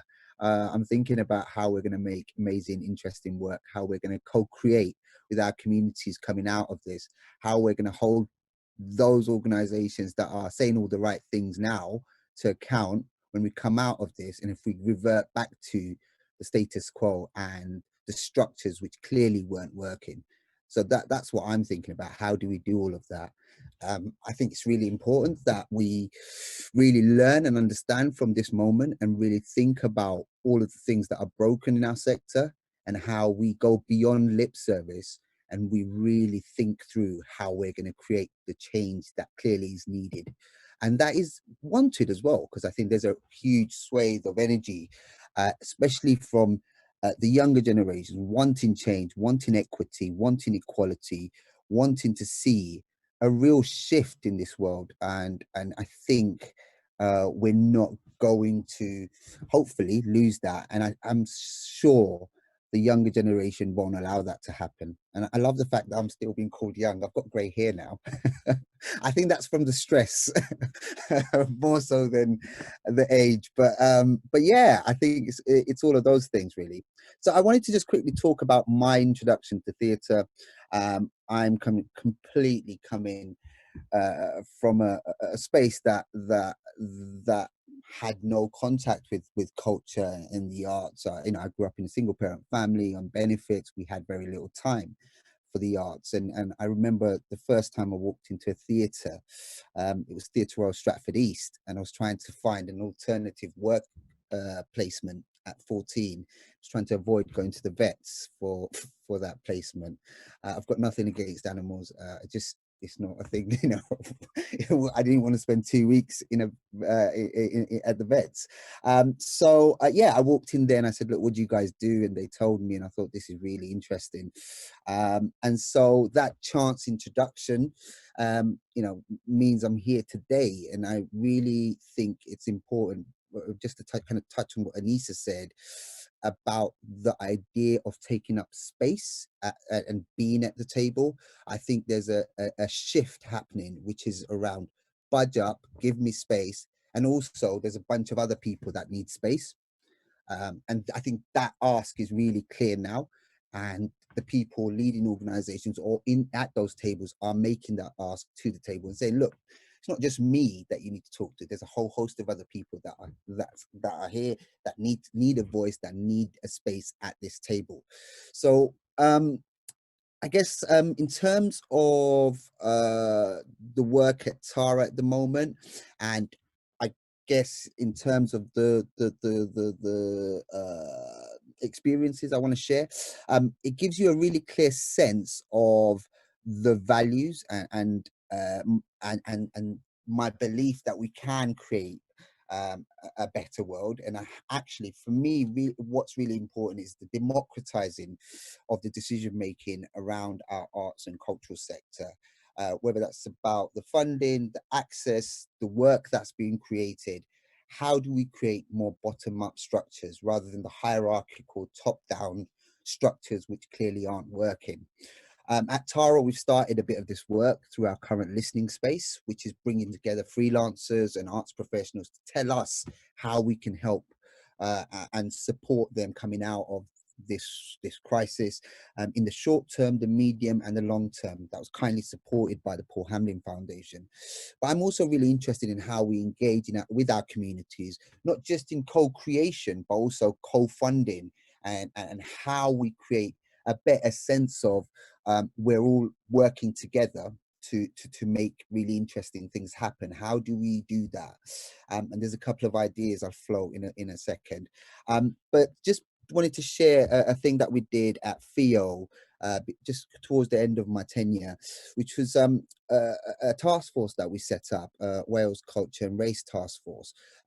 We, just a bit of context, of 67 organisations funded regularly by the Arts Council of Wales, only one is Black, Asian, ethnically diverse led. Obviously with COVID and Black Lives Matter, it was a very real opportunity to have meaningful conversations and challenge the power structures about this issue. So there was a grassroots initiative which I led with a group of people who really cared about this issue, and regularly we were having conversations and exploring solutions, and we realized that this space was predominantly occupied by people who were employed by organizations rather than freelancers and leaders running smaller organizations and companies where a lot of the diversity was. So we approached the Arts Council and asked them for some support. Unfortunately, they didn't offer the support because it wasn't an initiative they were leading. So this led me to ask the question, if we want change, do we need the people who clearly have failed to try to help us create the change? So I'm being a bit more controversial than Anisa, or do we need to bypass them, and do we need to think about creating the change without that support, and how do we do that? And I went with the latter. We needed to bypass them, and we need to come up with a way to fundraise and create opportunities to pay freelancers. So I wrote to all of the regularly funded organizations and all of the people who showed that they really were interested in creating change, and asked them to pledge financial support, which a number of them did, and we managed to raise nearly £20,000 in 2 weeks to be able to pay these freelancers to come along to this conversation. This was then added to by Paul Hamlyn again with another 10,000. So the task force is really about creating a new table, working outside of the existing structures and initiatives that are led by the same old faces, and trying to find new solutions and new approaches. But I think what's really important as well is being able to challenge the status quo without fear that this may then lead to them being or them losing support in the future. So how do we do that was a really important question at the heart of it. So yeah, I guess that's me, and that's kind of where I'm at with my thinking. There's lots of other examples. There was the pen to paper challenge at FIO. When everyone was going online, we decided to go the opposite way and decided to run a pen to paper challenge, which had letters from all over the world coming to us, which was amazing. And it felt right to do something against the grain. And whilst everyone else was online, we were talking about letters, which is great.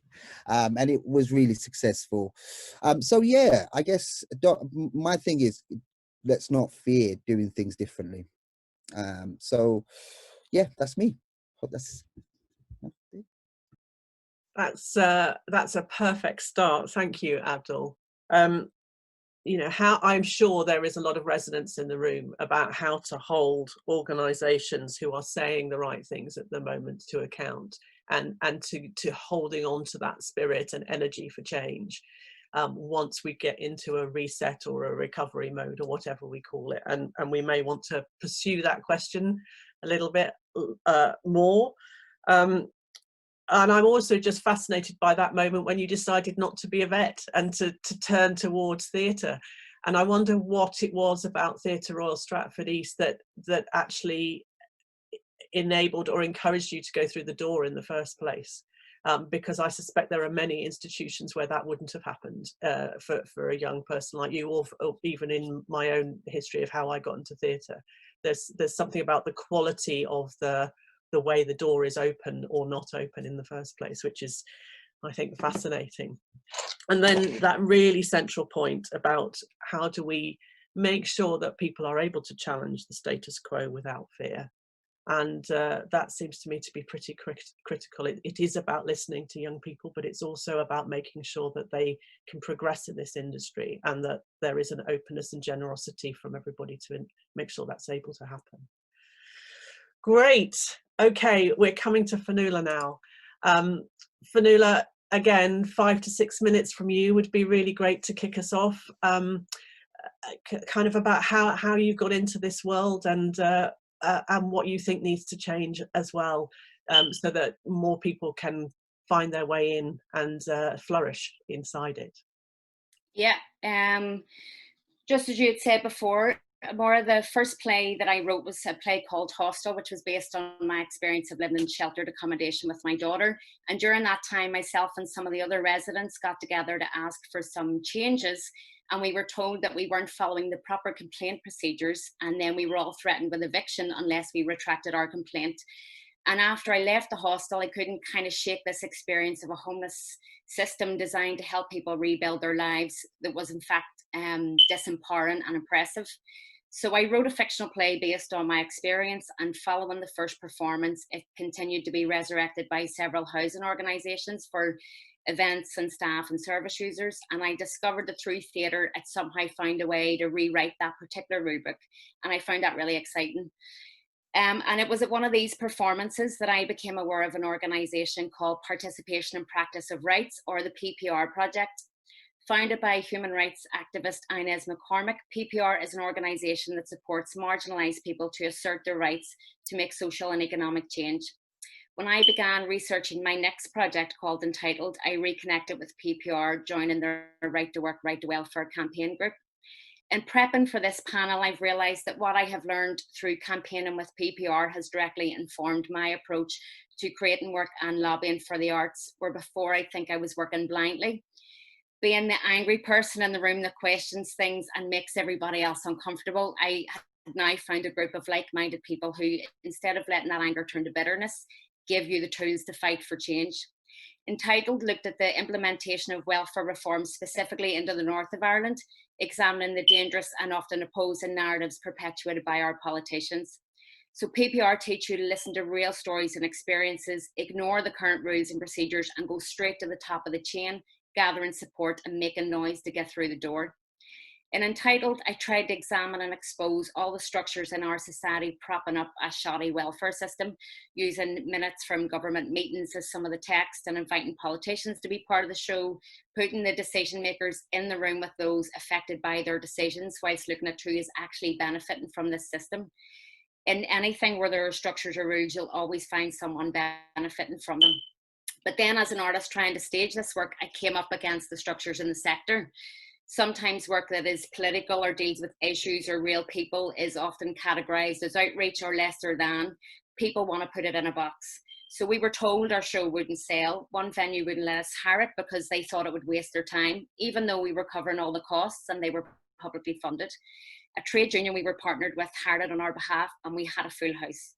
We couldn't do a co-pro with another venue because they wouldn't let us change their pricing structure, which was £12 to £25 for a show about people being left with no money. And that wasn't our audience. Then they said they had a touring play about abortion in the week before our show, so that show would take our audience. But we ended up selling out most nights. The audience were encouraged to tweet during the show, and we were trending on Twitter. We had developed our audience in the creating of the work. Non-traditional theatre is nothing new, but the battle to get work put on that looks at issues alien to those running our venues and that brings in non-traditional audiences is a problem. So when the pandemic hit, so much leadership was shown from our freelancers. People had set up online events, groups, podcasts, an emergency fund for artists. I set up a group to share information on benefits and funding. We were very active and crucial. And when conversations were happening about sector-wide recovery, freelancers were consulted at times in bits, but never at the table in the north of Ireland. We asked repeatedly to be part of the conversations, but there appeared to be an understanding that freelancers don't know the system, the bureaucracies, the strategies. When talk of emergency funding came, there was an urgency on the jobs that might be lost if organisations and venues go under, even though freelance workers had lost their incomes overnight. the door seemed closed to us. So we got together with some freelancers to discuss the impact of COVID, and we discovered our problems didn't start with the pandemic, but way before. We didn't want to hit the reset button. We wanted an overhaul of the system. With no place at the table coming our way, we created a list of recommendations for allocation of some of the emergency funding to make the creation of work more equitable.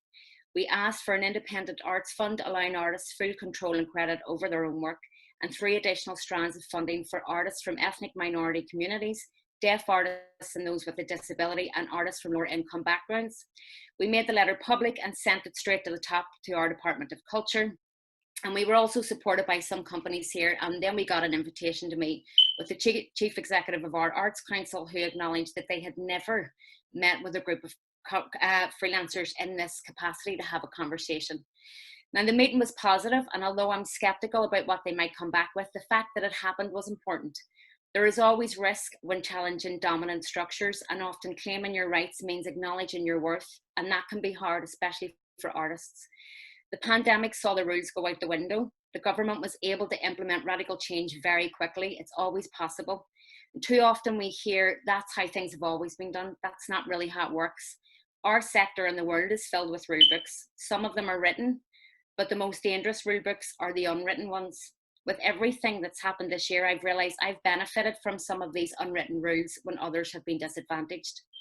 So I think all these rule books need to be exposed, reviewed, and many not simply rewritten, but set on fire to make space for new books. Thank you. Okay, so I think, yes, Anisa's just gone boom. That's exactly what I was thinking. So we're gonna talk amongst ourselves for a bit, and then we're going to come to the audience, and hopefully you're starting to get inspired and you've got some questions. Before we do that, let's just chat amongst ourselves, and we can see whether, if we all unmute, that creates a load of feedback, or whether it actually just creates a great conversation. Let's talk a little bit more about this table that you've all described, and whether you should try to get a seat at the table, i.e. budge everybody up, or whether you should just set fire to the table and go and create your own fire somewhere else. And I think you're all doing a bit of that. Where's your natural inclination? Fionnuala, it sounded to me like you wanted to set fire to the table, but you also said you need to go right in at the top of the structure. So just elaborate a little bit for me about the work that you've been doing, and the tools it's given you, but also the thinking about where you're going to try and create the most impact for change. You're on mute at the moment. Oh, there we go. I think actually, since listening to Anisa and Abdul, I'm going, we should set fire to the table. I was thinking about the place at the table. I mean, just listening to everybody there and thinking about the structures that are here now, I don't think we need to be looking at ways in. I don't think we need to be looking at ways to be representative.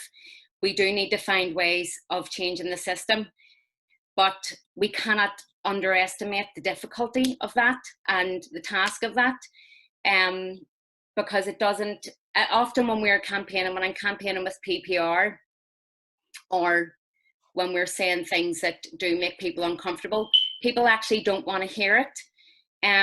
You know, trying to gather some of the arts workers to just have a conversation with the Arts Council felt risky. They didn't want to piss them off. They didn't want to piss the organisations off. Is it going to affect their career? So people need to be protected while they're campaigning as well. But I think it's not going to be a nice process. It's not going to be a nice process, and I think that needs to be acknowledged, if that makes sense. There's something about almost like a whistleblowing contract for freelancers, in the same way that employees should have the freedom to be able to whistleblow within their own organisations in order to protect them, as you say, from sort of adverse consequences. Anisa, are you? It seems to me that you've done both. As you said in your presentation, could you elaborate a little bit about that sort of squashing everybody up and just creating your own tables as well?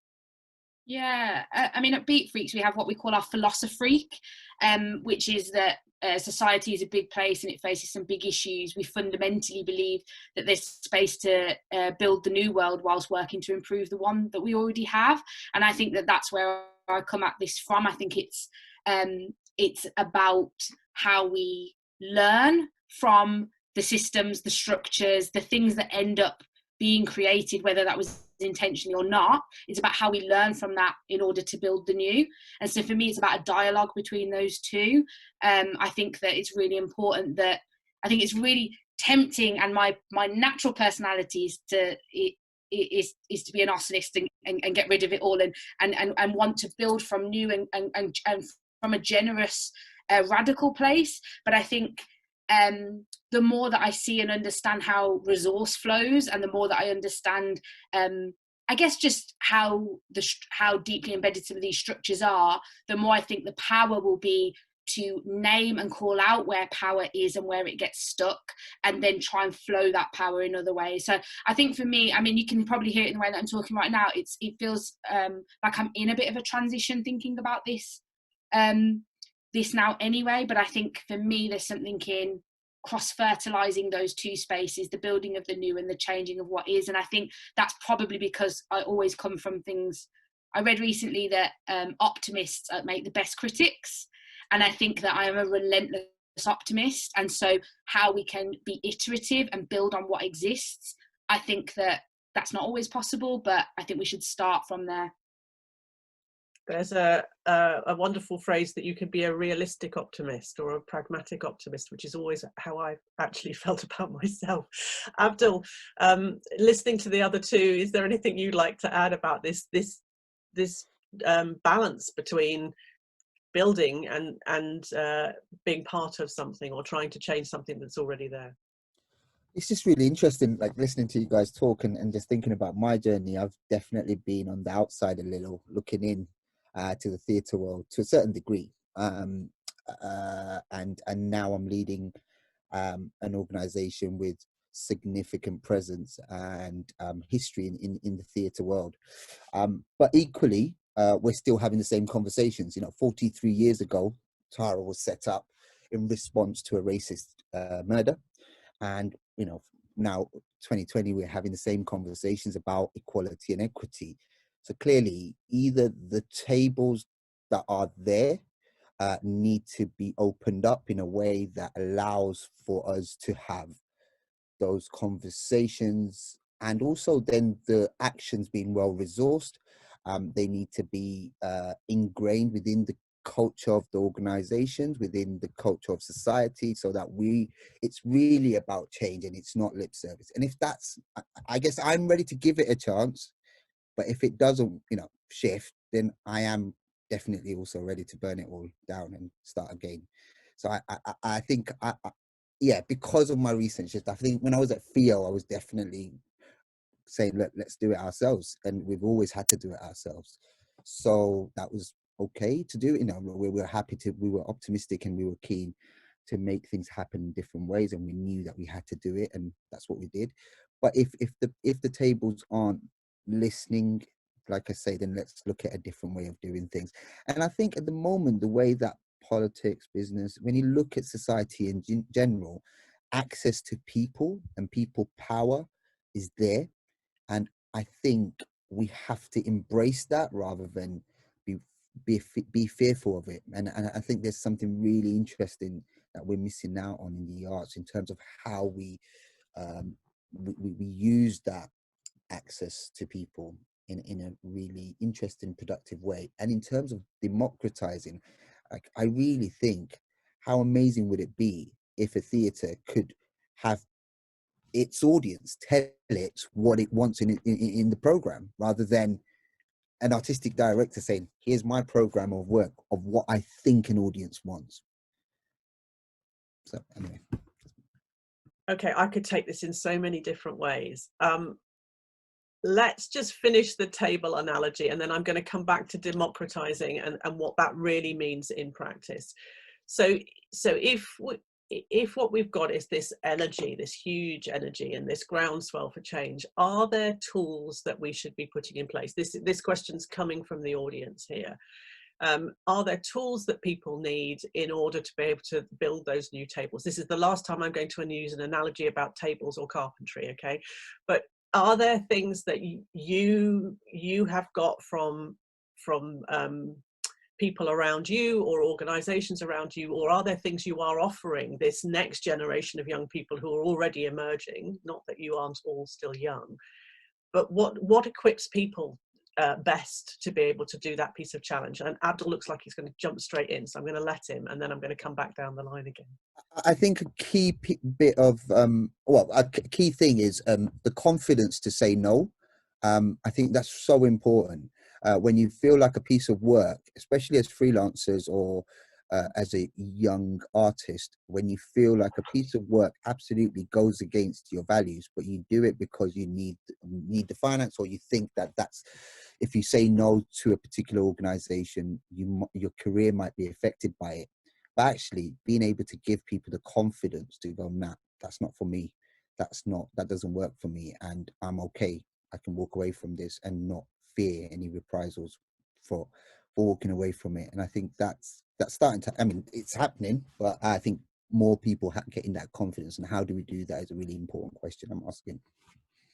Do you, Abdul, just before you go away from that, in terms of that, you've mentioned it twice now, that values-based approach, do you think there is support that one can give earlier in career streams for people to really understand what values sit behind their own work, and how they then translate those values into their work in some shape or form? I think I was sat in a conversation with a number of other artistic directors, and interestingly enough, the pattern that emerged was about 14, 15, all of us made a decision, and we've stuck to it, and our values became really important at that age. And I don't know if in terms of support, I guess it's about the support I had was having really good, honest mentors that supported me through and encouraged me to stick to my values, encouraged me to challenge when needed, and also allowed me, encouraged me to challenge them and learn from challenging them, to also think about how I challenge the sector. And I think that's really important. Well, it was for me anyway. But I think at 14, 15, we're really clear about our values. That seems to be really clear to me. And listening to Anisa and Finn as well. I can remember having a conversation when I was still at school about poetry, and a teacher saying to me, "I don't know what you're talking about." And I said, "But everyone writes poetry." And there was a look of complete disbelief on her face. And of course, that energy and passion that you have and commitment at 14, 15 is really strong and clear, isn't it? And sometimes it gets a bit beaten out of people, which is something that I would encourage us not to do. And that similarly, that thing about mentoring, I think, is really important, that it should be a reciprocal arrangement, not somebody just bestowing their goodness to you, but actually them being challenged and them changing their practice as a result. Easier to say than to achieve, I think.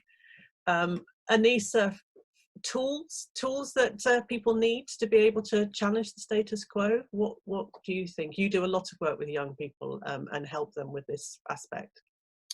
Yeah, I think like a word that gets bounded around a lot when working with kind of young people in particular, but also communities more broadly, is like authenticity. And I think this idea of helping, why I think this is relevant to this, is really helping people to resist the idea of assimilation. So this idea of, if you're able to build your own table, but also, have a seat at the existing one, how you can bring your full, honest, truthful, messy selves to both of those pieces. We so often hear that, when working within existing structures, people have to bend into the shape of that dominant culture, that dominant system. And I think one of the tools that I'm really interested in is healing, and also in how young people in particular can be really sure of who they are. And when I say sure of who they are, this is really important, because again, intrinsic to being a young person is you don't have to decide that, and you don't have to define that. It's a process and it's an experience. But I think that kind of resisting of assimilation is a really you know, key thing that we need to support young people with. We work on a project called Don't Settle, which is all around changing the voice of heritage. So trying to get more Black and Asian young people, their voices represented in governance, right down to curation. We run a project called Lunar Campfire, and that's a safe space for young people to come and talk about their life experiences. And we ran one that was called oh, it's a job interview, I better put my white voice on. And it was young people sharing just how insidious it is to feel like you need to change and morph to a shape to get that validation and to get that legitimacy. And I think a key tool that we should work on is making that more explicit and tangible, how to be your true and fullest self at any table. Gosh, that's powerful. I can remember my mother having a different voice to answer the phone for her usual voice way back when. It's so pervasive, that sense of having to change yourself in some shape or form. Fionnuala or Finn, you talked a bit about some of the tools that the work with PPR had done, had given you. Were there other things that you thought about? I think you said you learnt about sort of being an angry person, but with the tools to fight for change. What were those tools like more specifically?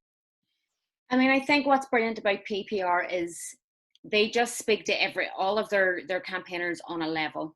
It is completely equal, and that sounds like the most simple thing, but I think in our sector, in the arts sector, like for example, I was brought in to do a project about bringing young people to arts and cultural events, and they were all like, you know, tell them to keep a diary, and like at the end we'll measure how much like they have grown and are more likely to attend the events. And the young people so didn't want to go to any of these events, and the funding requirements were, it was such a short space of time, they had to go to loads of different kind of genres instead of going, you know, I was like, can I just talk to them and kind of see what they might like? And it was like, no, they had to go and see a terrible art gallery where they were just bored and the art was awful. And they went to see a play. They told me they went to see a play before where like people cooked this horrible thing on stage and then all the audience had to eat it. So I was like, okay, no wonder they hate theatre. And but I brought them to Educate and Read It, which they loved, and which everybody was like, well, they're not really going to like that. So there's like a perception of what maybe people don't, there's a perception.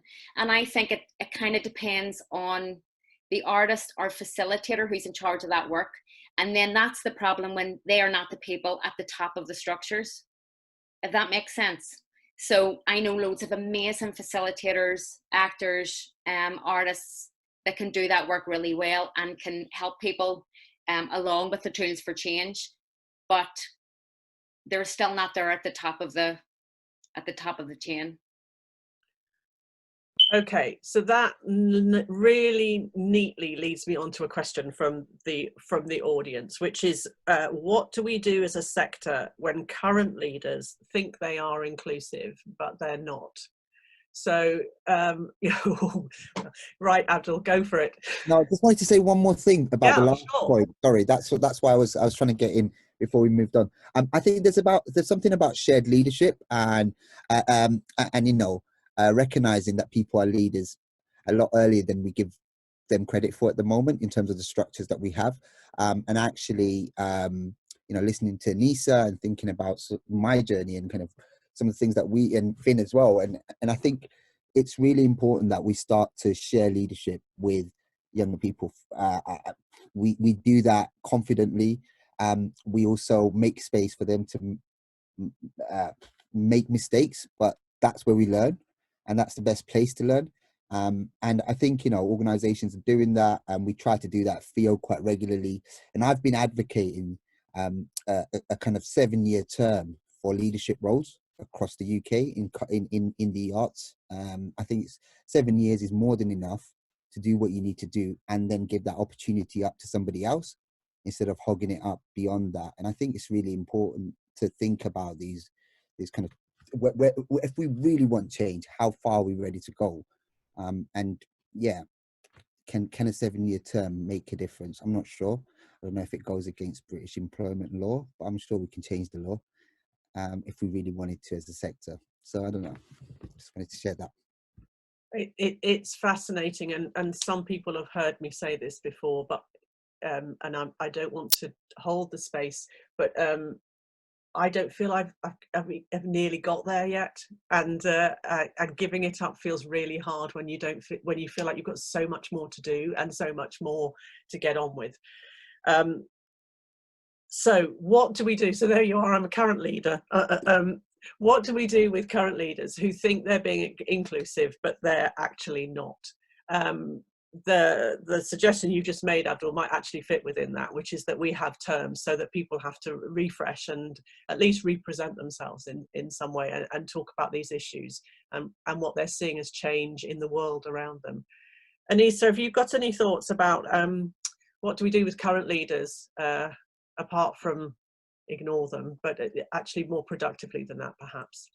Well, I think as well your honest kind of personal reflection there, I think is really insightful. I think, and this is really difficult because I think people, basically, I think we need to be having conversations with existing leaders about what this will mean. We've used the word budge up quite a few times, but where is the conversations being had about what that means for them? Because, and the reason I say that feels difficult is this isn't about pandering, this isn't about white tears or fragility, it's not about any of these things.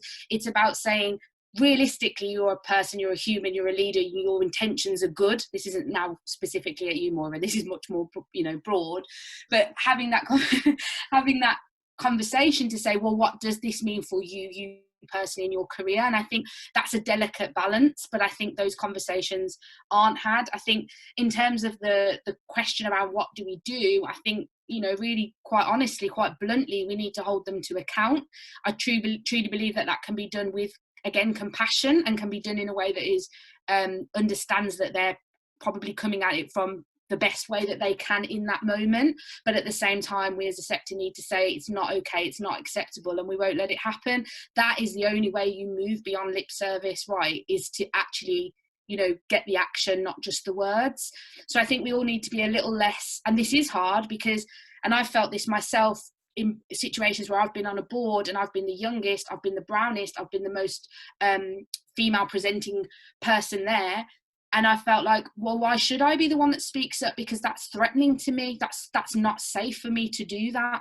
And actually, threatens my position here, my space here. So I think it's also about being able to create a dialogue where we acknowledge that we need to hold somebody to account, but actually there needs to be some people who step forward and say, we're the right ones to do that. And that takes nurturing really strong, honest relationships between people. So, yeah, and I love the 7-year term idea. I think that's brilliant. And I think more ways of enshrining this into policy to get the practice that we need, I think that's the way we need to go. So I'll back that campaign, Abdul. I was speaking specifically about ADs as well, so artistic directors. Yeah. But other leaders, absolutely. If it's possible, absolutely should happen. But if it's not, explore differently. So that sense of allyship, I think, is really important in all of this, isn't it? It's about how do you create the space for other people to step in and shout about some of this as well. Yeah, I think it's a really interesting question. Finn, have you got thoughts on this as well? Kind of this question again of current leaders who think they're inclusive but aren't? Yeah, I mean, everything Anisa just said, I think I hate I'm always the negative one, but I think in possibly your organisations, I'm one of the Origins directors on the Headlong programme. They're such an amazing company. We have amazing companies here and who are having these conversations.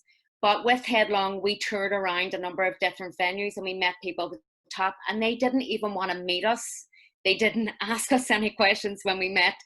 They don't actually even have to come to the table for a conversation. So it's even getting them to the table in the first place. And I wonder, like, who is that holds them account? Because if it's a younger generation of artists that are going to say it, it's that thing that Anisa was saying about you're putting yourself at risk. You're saying as the upstart, people might want to work with you, they might think you're trouble. And also I just kind of go, what is the legislation on that? Who is holding them accountable? Why is nobody looking at the policies and procedures that they have to submit in order to get their funding? That says that they're equal, that they're reaching out, that they're doing all this when it's not happening. So I wonder where else that happens, that it's not just up to the artists and the organisations, especially the funders. How can the funders kind of really look at that and support those voices? Yeah, really interesting, isn't it? And just thinking about some of those things, it's partly about calling out poor practice. It might also be about calling out really good practice as well, because I'm not sure sometimes that people actually know what good practice looks like, and that may be a harsh thing to say, but I am sure there are many leaders, maybe some of them are in the audience today, who wouldn't register that not saying hi to a visiting company is actually a bit of really poor practice. Because they're busy, because they've got 101 things going on, because the toilets are flooded and their own people are activating about something else. So I think actually there is something about kind of describing back to ourselves as a sector what really great practice looks like. Why does it feel inclusive? And as I said, why did it feel right to go into Theatre Royal Stratford East when it doesn't feel right to go into other venues? What's the kind of quality of that experience that makes it feel different, and could we capture that and bottle it in some way? Okay, I've got some more questions from the audience now, and I'm very conscious that we're running out of time. So for those who are new to working with young people, what would be your main piece of advice if people are really embracing this and want to engage with young people in their organisations and in their thinking? How do they do it best? Let's come back to Abdul. My piece of advice is from an artistic point of view. For me, they are artists. They're just at a different point in their development. Whether I'm working with professionals, in communities, in prisons, everyone's an artist. We just have the art taken out of us as we get older, because we all play when we're younger, and we all use different forms of creativity to learn and develop. And then as we get older, we keep getting told, don't do this, don't do that, or stop being so silly, or stop doing this. And actually, it's just about treating them as artists, to give them the space and time. And I think that's a really important key message from me. They are artists, treat them as that. And yeah. Yeah, there's something about the framing, isn't there? Anisa, what do you think? This is your day, this is your bread and butter. Yeah, I think kind of similarly to that point, like we always say, you know, emphasize the people in young people, like they're just people. Like, so I think, you know, that's really important, kind of first place to start from. The second thing is not all young people are the same. They're not a homogenous group. So, you know, at the same time being quite specific about what do you mean when you say young is the first question I ask anyone who says that they want to work with young people, because we all have different definitions of that. And the last thing I'd say is meet them where they are. I think this concept, a lot of young people talk about young people as being hard to reach. It's just that you're not reaching into the right places. So work out where they are and meet them there. That's it. Fantastic. Finn, what do you think? Yeah, just what everybody said. I think just talk to the young people. Just talk to them. See what they're interested in. Let them speak. Don't presume that you know that what they're going to be interested in. Don't presume that you know that. Don't do things like take them to a show about rap or do something on social media. And especially, I think the pattern we all fall into when working with young people is let's do something they can learn from. So we're going to do a play about drugs. We're going to do a play about the dangers of social media. Actually, young people are full of so many really exciting ideas. And start with a really positive thing. I always start with a wee question: if you had £1 million, what would you do? Because then you get such great things from them.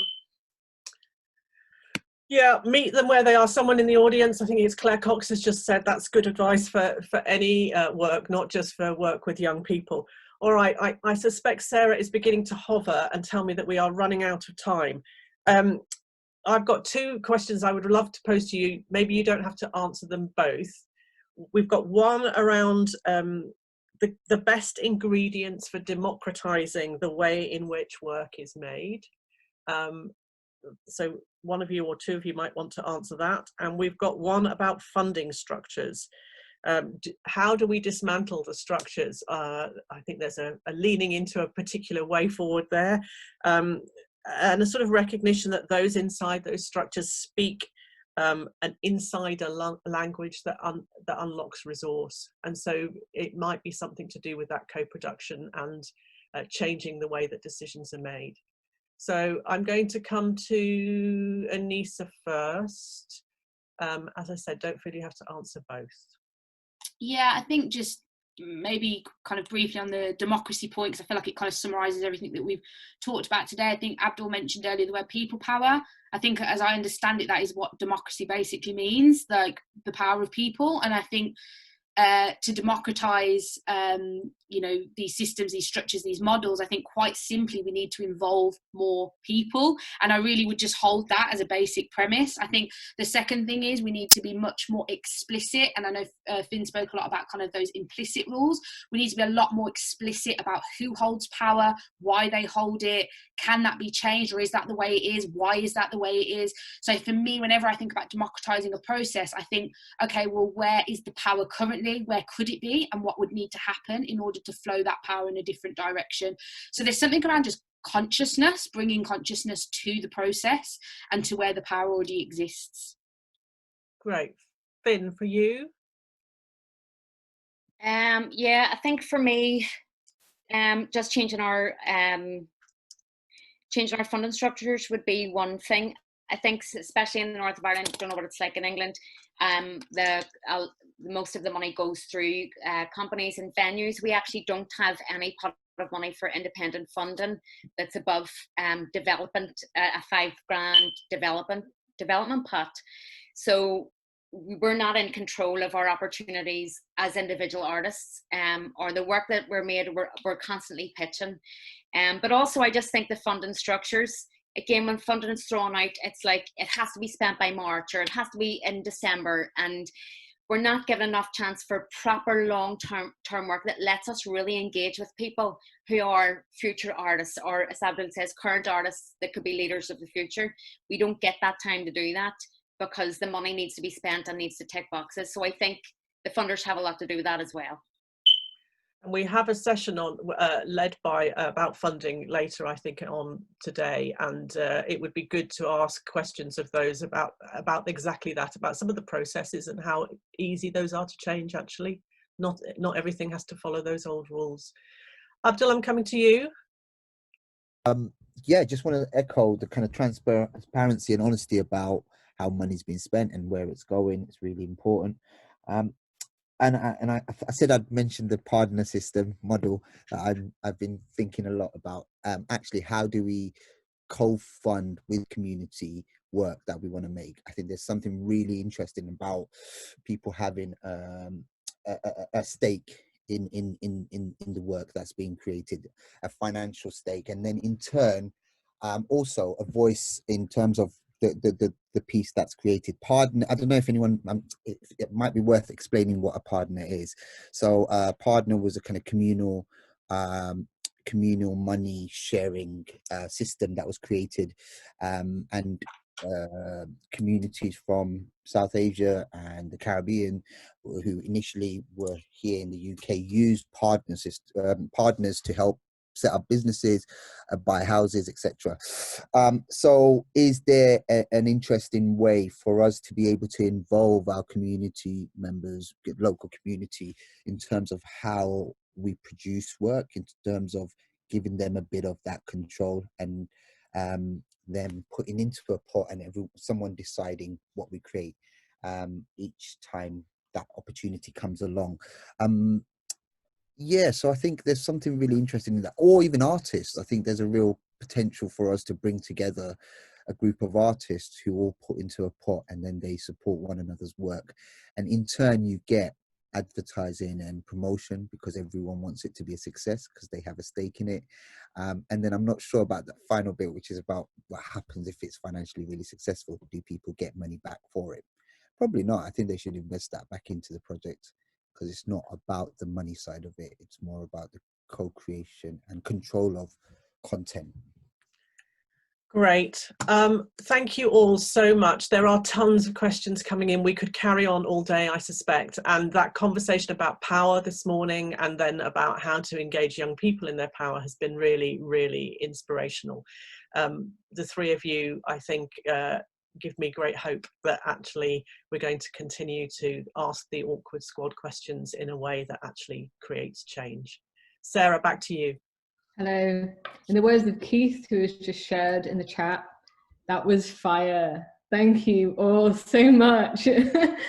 So my head is whirring, my keyboard is steaming from taking notes. A note to share with everyone listening that we will take that question forward around funding into the afternoon, so do stick around for those sessions. But for now, it is time for lunch. We're going to take a 1 hour break and return at 1:45 p.m. to begin the next session, which is Philanthropy as Life Skill. A reminder on that: whilst current global events have demonstrated the possible reach of philanthropy, they have also exposed the limits. At the root of philanthropy, we find a vital, empathic thought, intent, and positive action. In that session, we'll consider how we might teach philanthropy as a life skill we can all develop. This will be chaired by Lynn Gardner, journalist and Achates judge, and she'll be joined by Dr. Alison Bodie, also a judge and lecturer in philanthropic studies, Liz O'Sullivan, arts manager at Guy's and St Thomas NHS Foundation Trust, and our very own Caroline McCormick, chair of Achates Philanthropy Foundation.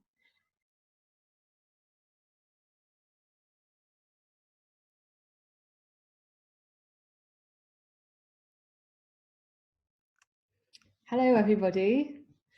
It's officially 2:45 p.m, which means it's time to say hello and welcome to those of you who are joining for this fourth session of the Achates Philanthropy Foundation Conference, Art, Audiences, Money.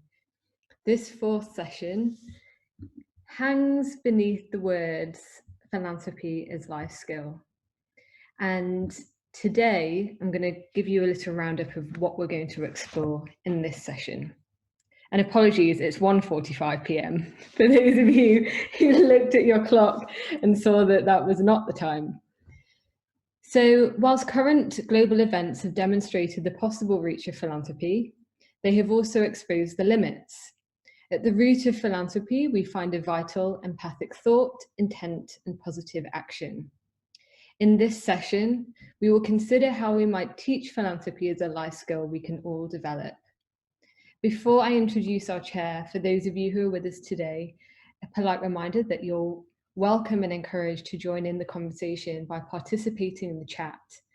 At the end of this session, we will have a Q&A, and questions that come up in the chat will be fed through to all of the panelists. So I'll look forward to seeing you in the chat there. For now, I want to say a big welcome to our guests and to our chair, Lynn Gardner. Lynn, as many of you will know, is Associate Editor of The Stage and writes about theatre for Stage Door. Lynn, thank you so much for sharing today. And now over to you.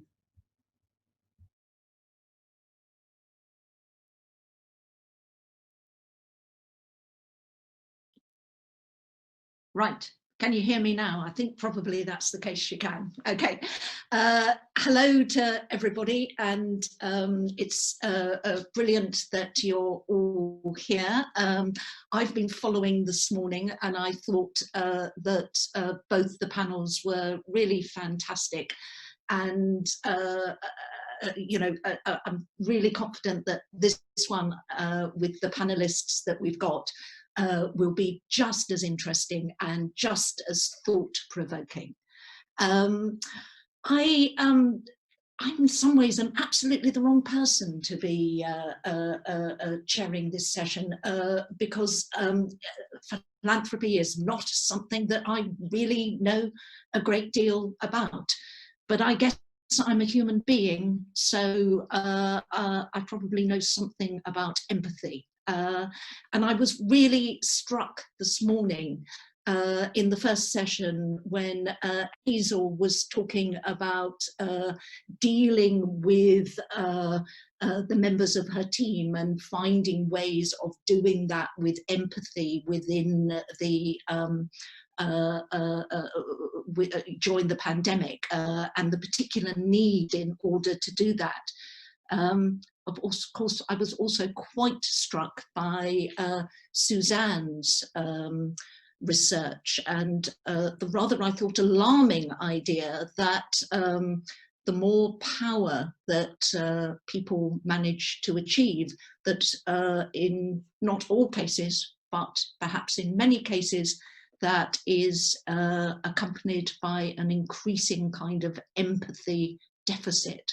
So I think those are really interesting things for us to kind of perhaps hold in our minds during this session when we talk about philanthropy as a life skill. And I suppose for me, as indeed for all of us, one of the things that I was certainly very struck by during the first pandemic, perhaps because life became a little slower, but it seemed to me that that all of us to some degree discovered more kindness, that we discovered more empathy for actually those of us whose lives were very different, for perhaps you know, the old lady who lives down the road alone, or the single mother with a toddler in a small flat with no garden. Goodness, I even noticed that Twitter for a very short period of time actually seemed to have got kinder. Yeah. So I wonder how it is that we might keep that empathy alive and keep it going. And how might the arts not only perhaps in the longer term be the beneficiaries of that, bearing in mind what Caroline kind of said right at the beginning of the conference when she talked about philanthropy as being a barometer of our relationship with audiences. But how also might it be, you know, that the arts in some ways can help to drive those ideas of empathy? I mean, I've certainly heard both theatre and film both being described as empathy machines, a way of making us understand what it is to be in somebody else's shoes. And I think, as I said right at the very beginning, you know, one of the things is one of the things that makes us human, quite clearly, is empathy. So the question is it possible to cultivate empathy? Is it something that can be taught? And when we do, what are then the consequences in terms of kindness, giving in its many forms, both in terms of time and attention, and also in terms of money. So I've got three absolutely brilliant people with me who are going to discuss this. Dr. Alison Brodie, who is a lecturer and researcher with the Centre for Philanthropy at the University of Kent. Her research focuses on how children and young people learn to give, their engagement with charitable giving, social action and social change, and the role of charitable organisations and education in helping to cultivate their philanthropic citizenship. I also have Liz O'Sullivan. Liz is the arts manager at Guy's and St Thomas's NHS Foundation Trust. She specialises in establishing public art programmes, and was the founder of something that I think we all know, Art on the Underground, which she ran from 2000 to 2005. Well, at least all of us who live in London. She's the chair of the London Print Studio and is committed to celebrating diversity in the visual arts for public benefit. And finally, somebody who I think many of you will already be familiar with and will have heard speak this morning, and that's Caroline McCormick, who is chair of the Achates Philanthropy Foundation and director of strategy and fundraising consultancy company Achates Philanthropy. So I'm going to hand straight over to Alison, who is going to tell us a bit about her research, which I've already just had a little sneak preview of and is absolutely fascinating. Brilliant, thank you, Lynn. And firstly, thank you to everyone for joining us today and for this wonderful conference. And what's really struck me straight away is how much we're interlinking each of these sessions. When I first saw them, I thought we were talking about separate subjects, but actually as the day's gone on, I've realised how much overlap there is. So I was particularly struck, for example, by Suzanne's idea of personal power versus social power this morning, and hopefully social power is something that I'm going to be talking about. But then also Anisa talking about how young people are natural innovators. And I absolutely agree. But what I'm particularly interested in, and what my research is particularly interested in, is actually coming down a bit lower in the age generations, and not just considering how we talk to young people, which tends to be quite a huge focus on our research, but actually talking to primary age school children and younger children about how we develop ideas of philanthropic citizenship. I'm going to start slightly with a little bit of a challenge back, saying we need to reclaim the word philanthropy. So when we talk about philanthropy, we talk about it so commonly in society as a preserve of the wealthy who give to the less wealthy. And I challenge that quite a lot, particularly through the notion of philanthropic citizenship. Now there are ideas of philanthropy as a very Western term about wealthy giving to less wealthy. Whereas when we look across globally, philanthropy means very different things, and quite often is much more of a horizontal idea about mutual aid, about kindness, about supporting one another. So when I'm talking about philanthropic citizenship, I'm both talking that idea of giving to those who may be less wealthy than ourselves, but also that horizontal giving, that helping out neighbours, helping out in your local community. And so that actually it's something that everybody can participate in, and something I think we saw beautifully expressed in COVID. So I'm going to focus a little bit on a particular piece of research that I did. So I led a research project exploring children's views of charity. So we worked with 150 4 to 8-year-olds. We started this research very much from a viewpoint of children's rights. So seeing children as capable, able and active social actors who were experts of their own lives. We then trained 60 students who were studying early childhood to then carry out this research with children. And when I say this research was with children, I really mean that children were co-constructors of this research. And actually this was the first step in which the arts played a huge part. So children went through an 8 to 10 hour programme over a 6 to 8 week period in which they created a visual journal of their research experience with charity. We started off with the children exploring, well, actually, what do you know about charity? What does charity mean to you? We then moved on to explore how charity, which charities they were particularly interested in and charitable causes. And then they went on to think, well, how can we move that on into action? And what we found from this research, it even surprised me, it was a really moving piece of research. We found young children who were absolutely boundless in their ideas and engagement and overall pursuit of a sense of fairness and sense of social justice.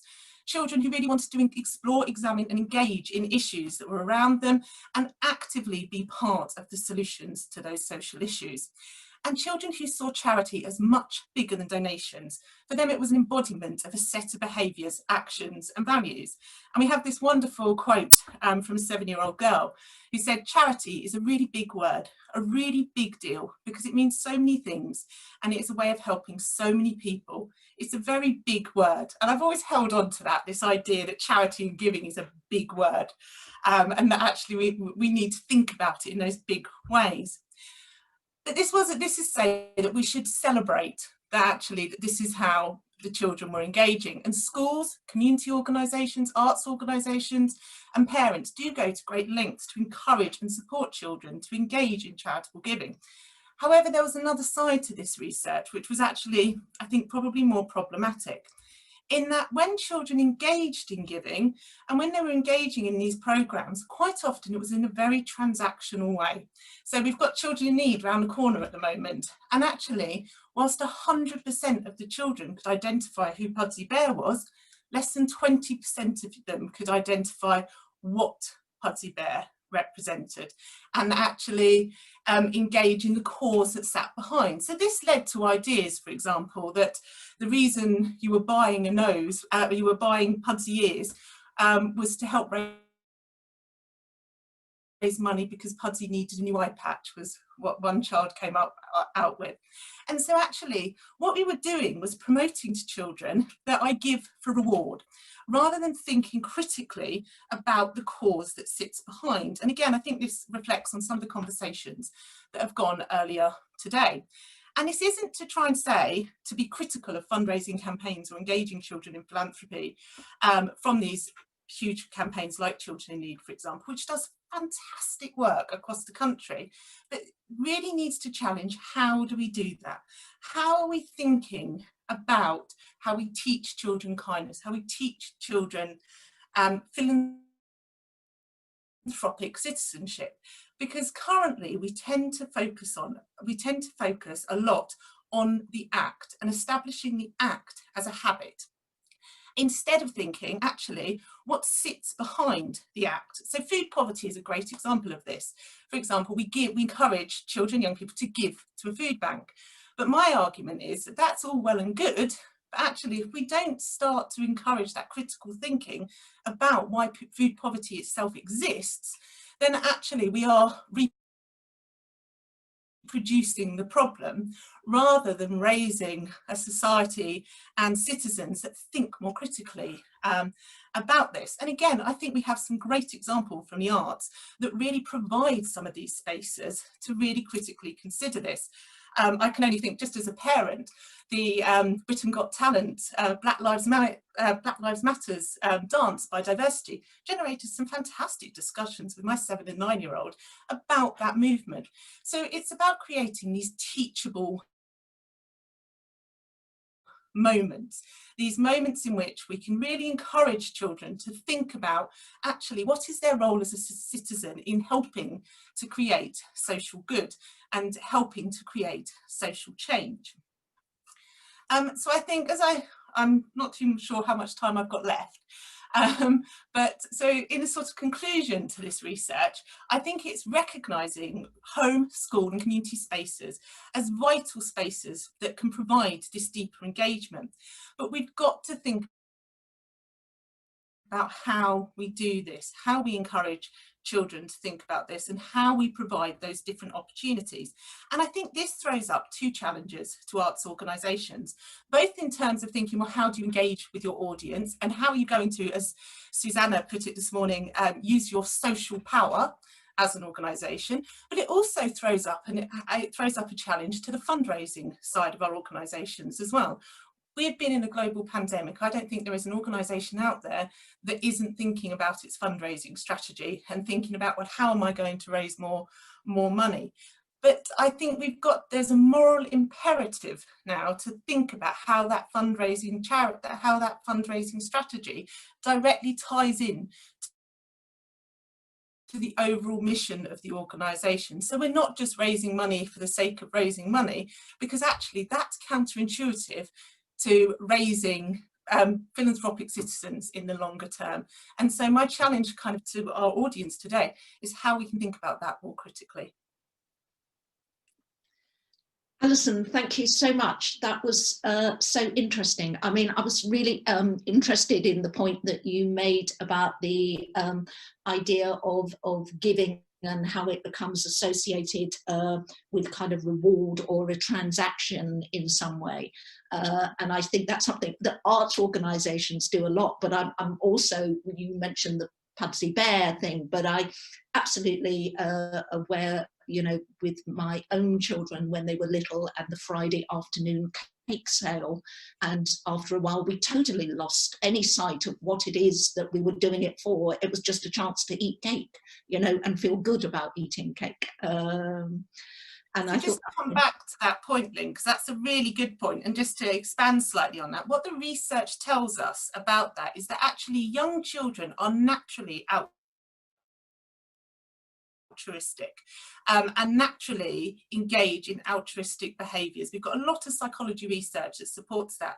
But actually, these transactional acts begin to override these intrinsic behaviours of altruism and actually send us more into an individualism actions rather than thinking about that collective thought. So actually, I think there's some really, I think it's not just a good thing for us to do. I think this is an imperative for us to do as a society, and to think about how we achieve this.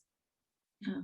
I wonder though, do you think that what it does, it means that that we have to shift our idea about children and childhood? I'm just really struck by the way that you keep on referring to the idea that children are citizens, i.e. that they're not kind of citizens in waiting, and that they actually, you know, are people in their own right who are experts in their own lives and able to make decisions. That seems to be a more kind of societal shift that's necessary. Absolutely, and I'm certainly not the only one who's banging this drum, so to speak, but we need to stop thinking of children as passive recipients and future citizens.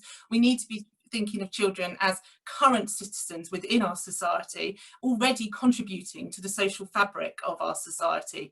And that does take a shift. It does make us think about children in a different way. There is no other group in society where we would be okay in cutting out their voices. There is no other group in society where we'd be okay to do research on them and not engage them in those processes. But for some reason, often with children, we disempower their voice. And actually, when you start speaking to children, children have really powerful ideas to share. They see the world without, it's boundless, it's without the boundaries that we put in place as adults, and so it's limitless. And so some of those ideas, their ideas of social justice, are just, yes, they're relatively at times simplistic, but that simplicity, I think, is something as adults we can learn quite a lot from as well. I'm just trying to think of some of the sort of the examples of, so another research project I was engaged with was particularly looking at homelessness, and this is where we protect the idea of the innocence of childhood. Now, we had a huge effort with parents to get them on board to let us talk to their children about homelessness, and these children again were 4 to 8 years old. And the parents were coming back saying, well, we don't want our children exposed to these ideas at this point in time. And we understood that, and we were very clear with parents. It was purely child-led. We weren't going to impose questions on the children would just lead and tell us what they knew. What was interesting from that research is as soon as you spoke to the children were fully aware of homelessness. They walked past homeless people 10 times a day. They saw it all the time. But because they weren't given the spaces to critically think about those ideas, what was happening is they were falling back on more stereotypical snippets they'd picked up in other areas. So, for example, I had a 5-year-old child tell me that someone was homeless because they were an alcoholic and they drank too much, and their dad had kicked them out. And that was his conceptualization of homelessness, because he'd never been given the space to explore these real world issues properly. And so that's my argument here, is that we should be creating those spaces. And actually, I think the arts offers a fundamental space in which we can create those spaces to meaningfully explore those ideas with children in an age appropriate way. Right. Yeah, that's so interesting, and I think there's a lot of food for thought there. So let's just move on now to Liz, and I guess my question with you, Liz, would be perhaps about your experiences during the pandemic and around issues of empathy in the work that you do. Sure. Being the arts manager at Guy's and St Thomas's means that I'm the custodian and public art commissioner for a very large NHS trust. We have 18,000 employees, and we have 3 key tenets of practice. That patient engagement sits at the heart of our influence, and that clinical insight helps us understand how to help make our patients get better through considered art and design schemes. But make no mistake, kindness resides at the center of every single decision that we make. And so I think when you hear the word hospital, words that are synonymous are clinical and sterile. And in a hospital, particularly in COVID times, this is really good. But it's not necessarily the way you would wish to describe a positive physical environment if you consider those words sitting adjacent to words like caring, well-being, and healing. So art and cultural inventions in the NHS, I consider them to be the bedside manner of the clinical environment, particularly at this time. And I think the philanthropic response to this in COVID has been utterly extraordinary. Chelsea Flower Show was cancelled, and so we were, dare I say, besieged with a number of donations of would you like our gardens? And we were able to utilize those, and that was extraordinary. It softened the environment so much. Another huge floral display that says, I love the NHS, outside St Thomas's Hospital. Autograph, which is the Association of Black Photographers, gave us a huge donation of books by various artists with Black and Asian minority ethnic backgrounds. And I put them in all of our staff rest areas, and that was for both our clinical teams as well as our estates teams. And the effect that COVID had on this segment of society was so important. But I think one donation that I was so grateful for was the image of London Stands Together, which is the Sir Peter Blake image that you see behind me here. Now, it was a free download by Sir Peter Blake in the Evening Standard, and that's an extraordinary gift. I was able to phone Sir Peter and Chrissy and ask permission, may I have these professionally printed? And that linked directly with another generous donation that we had from Omnicolor to keep their printers running during this time. And so we were able to print thousands of them, and we gave them to our staff areas. And I think that message that runs through art in a bit of a call of London standing together was really huge and very powerful. And I think now, with how philanthropy is affecting our hospitals and the effect on the NHS as a whole, is certainly that funds are being redeployed all over in response to the COVID pandemic. We're moving into flu season, and so it's business as usual plus the second wave of work that we have. And I think we're more reliant than ever on charitable and philanthropic donations to make the place kinder and softer. And it's not necessarily about things, as it is a highly regulated environment, but there are so many opportunities and beneficiary segments that we have. And that's, you know, would you like to address doctors, nurses, or porters and cleaners and chefs? Or is it about patients? Or is it about cultivating experiences? Because that's kindness for everyone. Because I do know that all of NHS trusts across the UK have charities associated with them or fundraising teams, and get in touch with them and ask how you can help, because they certainly won't be shy of ideas. And from being on the inside, I can definitely say it means so much. And the NHS is all about care, and we know it works.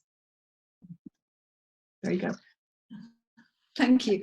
Do you think that kind of in the time that you have been working with the Guy's and St Thomas's Trust, that there has been a shift in the way that art and empathy have been viewed in a sense, by the trust itself and by the NHS more widely?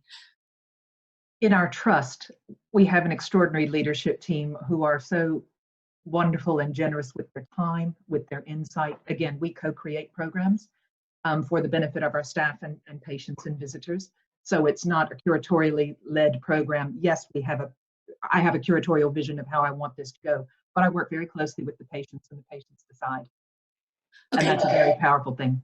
Yeah, but is that true kind of more widely, do you think, amongst other trusts and foundations, or are they playing catch up? Oh no, I am part of a group of an extraordinary group of people, and it's actually supported by the national, it's called NPAG, and now I wish I could remember what that acronym is. But you know, there's a white paper that went to government looking at art and culture and well-being.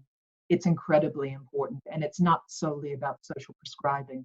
It's about addressing the environment. It's about looking at different ways that injecting art and culture into a healthcare environment is representative of the constituent patient body, but also helps people get better in the process. And it's about healing and healing at home. It's an immensely moving experience.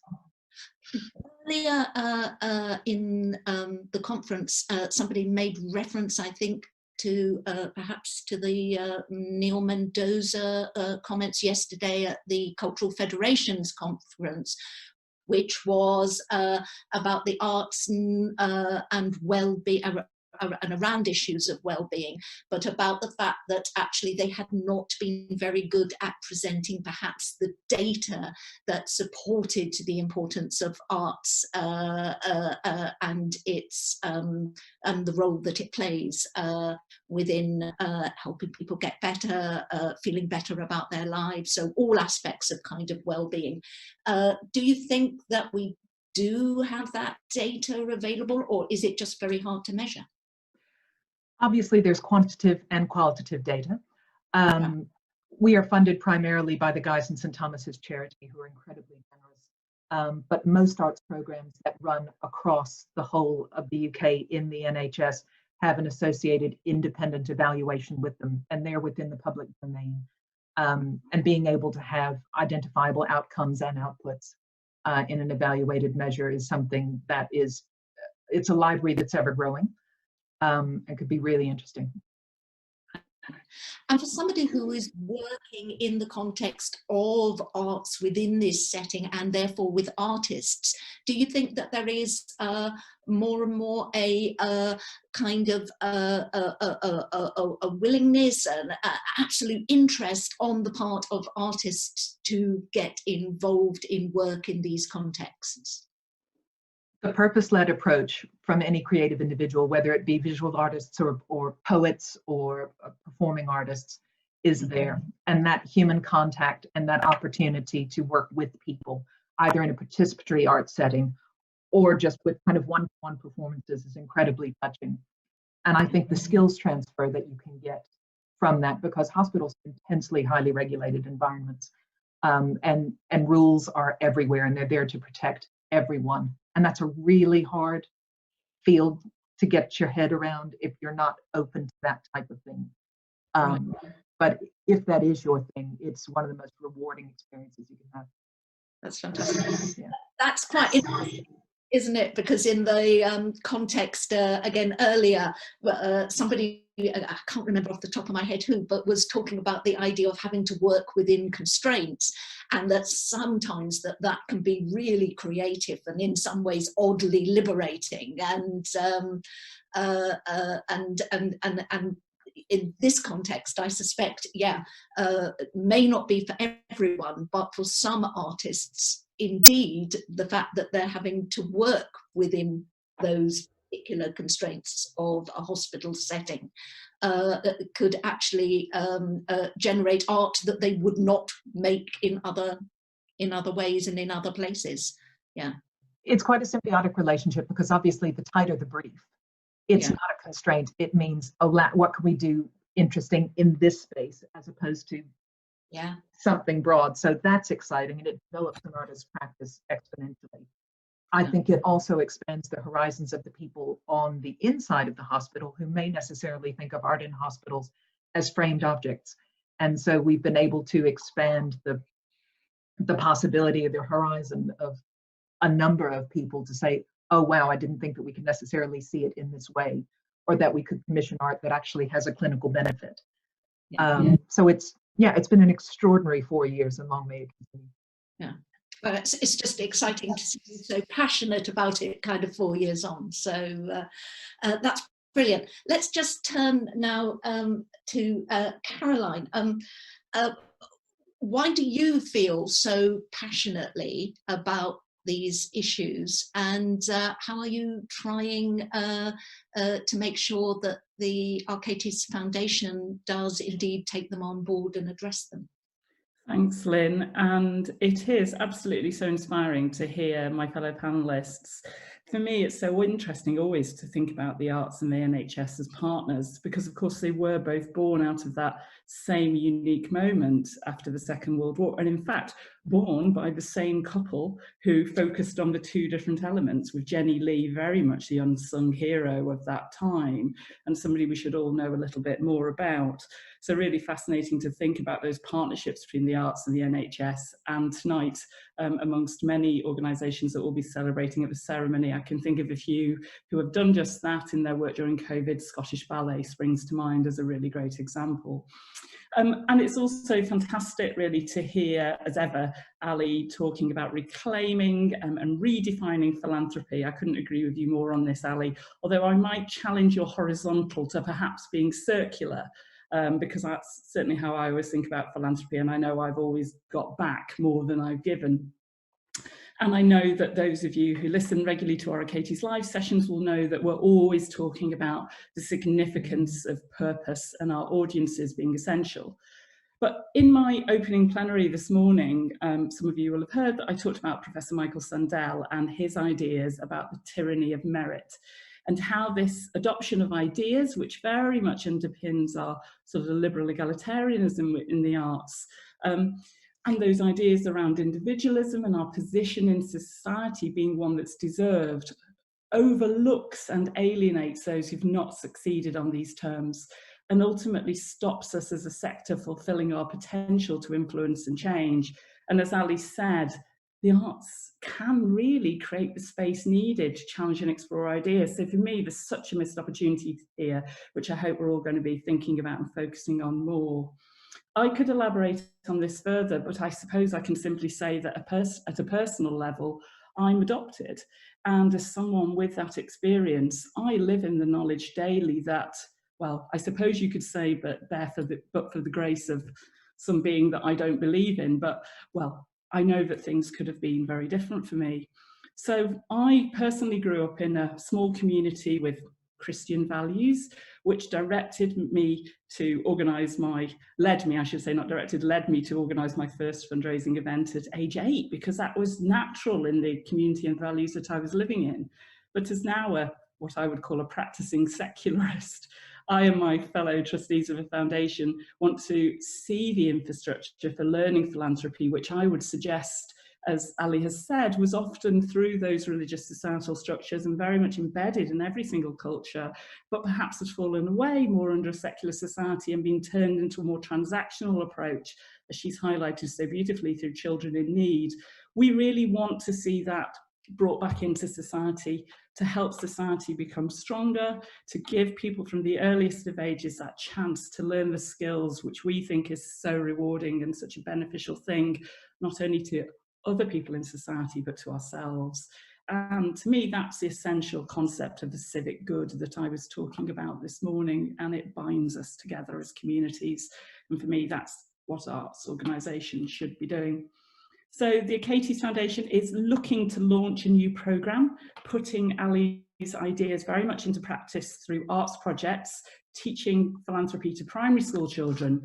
And in the course of researching and organising this conference, I've already learned a great deal about the good work which is being done, not least from Ali, of course, but also from organisations like Turner Contemporary and the work they've been doing. People United, an organisation I spoke to this week whose nomination very much focused around these ideas of kindness that they've really pioneered and worked on.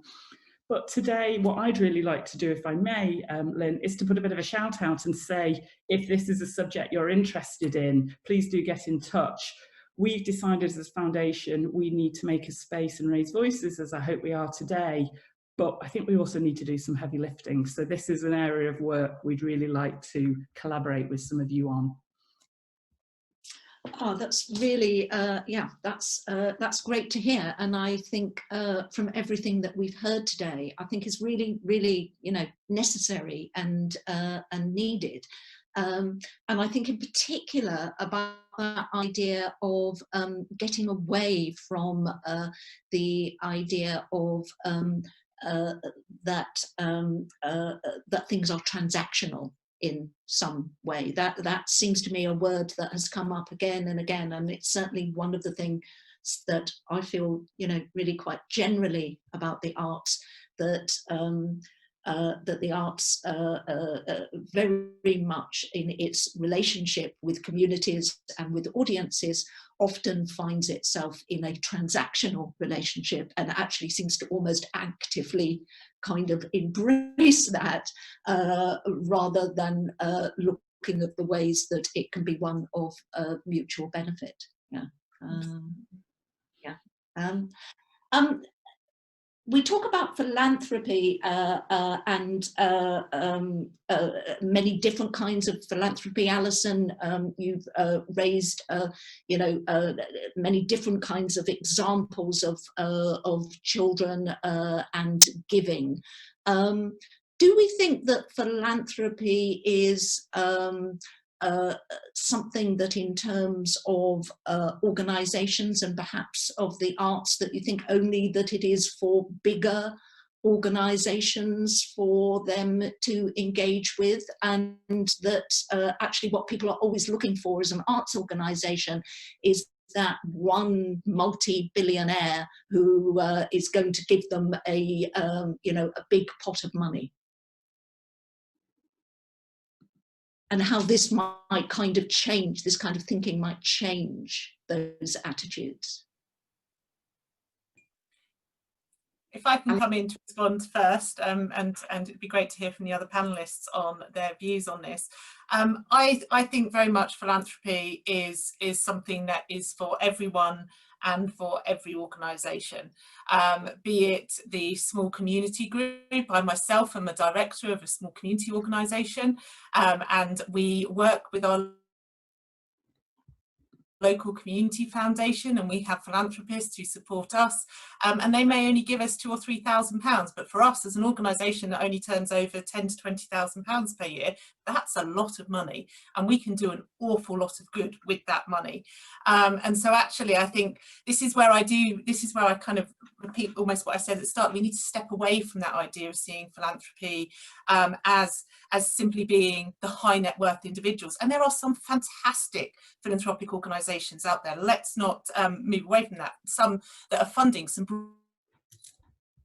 brilliant work. Hamlyn Foundation, Pears Foundation, particularly in this field where I'm talking about engaging children and young people in social action. There really is some brilliant work, but also on that really local level where communities giving to communities for philanthropic benefit. For that, I agree with Caroline entirely on that idea of that kind of reciprocal, circular idea of philanthropy. It's just as important and it's just as meaningful. My worry is that we often don't celebrate it in the same way. And actually, I think we should be shouting from the rooftops when we have that £10 donation, the same way as we do when we have that 10,000 or 10 million. When it makes a big difference, it's about that. If it makes a big difference to our organisation, we should be celebrating it.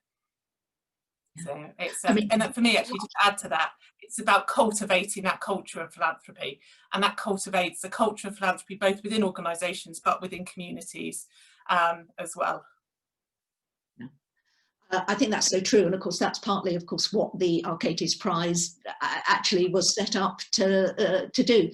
Liz, Caroline, do you, either of you, want to come in on that? And obviously, just to say to everybody else, it'd be great to get your questions. Liz, may I jump in? Please do. I think it's so interesting, and thank you for that beautiful segue, Ali, there through to the Achates Philanthropy Prize. Absolutely, it is indeed what we wanted to do. I had the privilege of working with Bot Consulting for 6 years on the ACE Catalyst and ACE Catalyst Evolve programs, evaluating and teaching on them.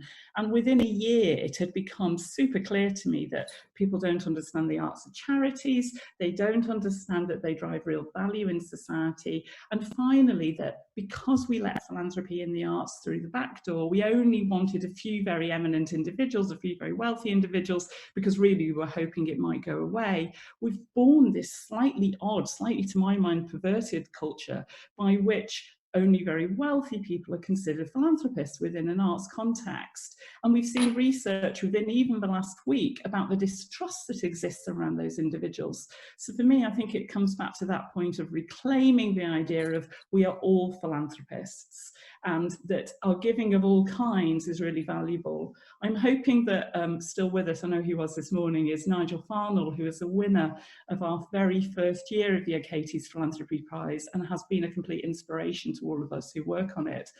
And when we presented Nigel with the award in year one, he absolutely told me without equivocation that he was not a philanthropist. And I'm very happy to say that there's somebody who has changed the fortunes of many organisations through his generosity and support, and to me is absolutely the living example of a philanthropist, not because he promotes himself in that way, but because he quietly does it. And to me, that's just so inspiring, and I hope we can keep raising the stories and voices of people like Nigel for years to come. Yeah. Yeah, very much. I would so agree with that. I think that's so true. Liz, do you want to come in there? Or yes, go on, please do. The young man, Tony Hudgell, who has been in the news recently, is one of our young patients at the Alleyne. And I think listening to Ali's work and considering, you know, where does giving and philanthropy sit, certainly within young people who are within the healthcare system, there is no greater example in my mind than this extraordinary young man who has raised over £1 million. And it's really purpose-led. And for a number of young people at the Alleyne, they do this type of work, and it's the young people who make it. And yes, their families, you know, and the systems and their associated charities are certainly there to assist and facilitate, but it's the young people who drive because it comes from their heart. They tell the stories and it's their actions. And again, I know it sits within a context, but it is no less valid. And I think it's so moving, really, really moving and effective. I'm really struck, Liz, and about the way that you talk about it as being a relationship. And I think that's kind of absolutely fundamental. And it comes back to the, you know, what Caroline was talking about and what Alison was talking about that we don't see this as a relationship in some way. And actually, we've got a rather very good question from Claire Cox, who is asking, if you work in an organisation which refers to fundraisings as the dirty business of asking for money, how do you start to change the culture in that organisation? So you get to the point of what Caroline talks about as being the circle of philanthropy and giving back more than you actually give. So I'd be really interested for you all to respond to that, or any of you who would like to respond to that. I'm happy to start with a response there. So Claire, first of all, I'm really sorry that that's how fundraising is referred to in your organisation, and actually I think that is a total misconception of, oh sorry, but it's sorry, I do think it's when fundraising, not necessarily her organisation. Sorry. But it's a total misconception then of fundraising. And certainly I've done some other research. I'll try and share it in the chat in a minute, called Fundraising for Unpopular Causes. And in that research, we talk about particularly how important the culture of philanthropy in an organisation is, and that the fundraiser is a facilitator of the fundraising, but actually it's within everybody's ability to create the ask and to engage people in the organisation. So actually when we start to take away fundraising and the mission of an organisation and the message that that organisation is trying to deliver, when we set those two things on two different paths, it almost becomes counterproductive in terms of trying to achieve that mission. If you're fundraising for fundraising's sake for your organisation, whilst not promoting the organisation's message, then actually that, for me, that can be relatively damaging to an organisation. The exact same if you're a non-fundraiser in that organisation and you've got all of those relationships and you're not then engaging that with your fundraiser or your fundraising team, again, that's equally problematic. So I think I would refer anyone in that position back to maybe the first session we had today on how we use our personal power as leaders of organisations, and say that there probably needs to be some reflexivity there. But I'll try and share that research report in the chat as well for people to see. Yeah. And Ali, I would absolutely agree, and simply add to that by saying that going back to your purpose and understanding what it is you're trying to do is so critical. For me, I always talk about this in terms of once you've got past the negativity, we often come down to a very British embarrassment about money, which is particular to us compared with, say, the United States.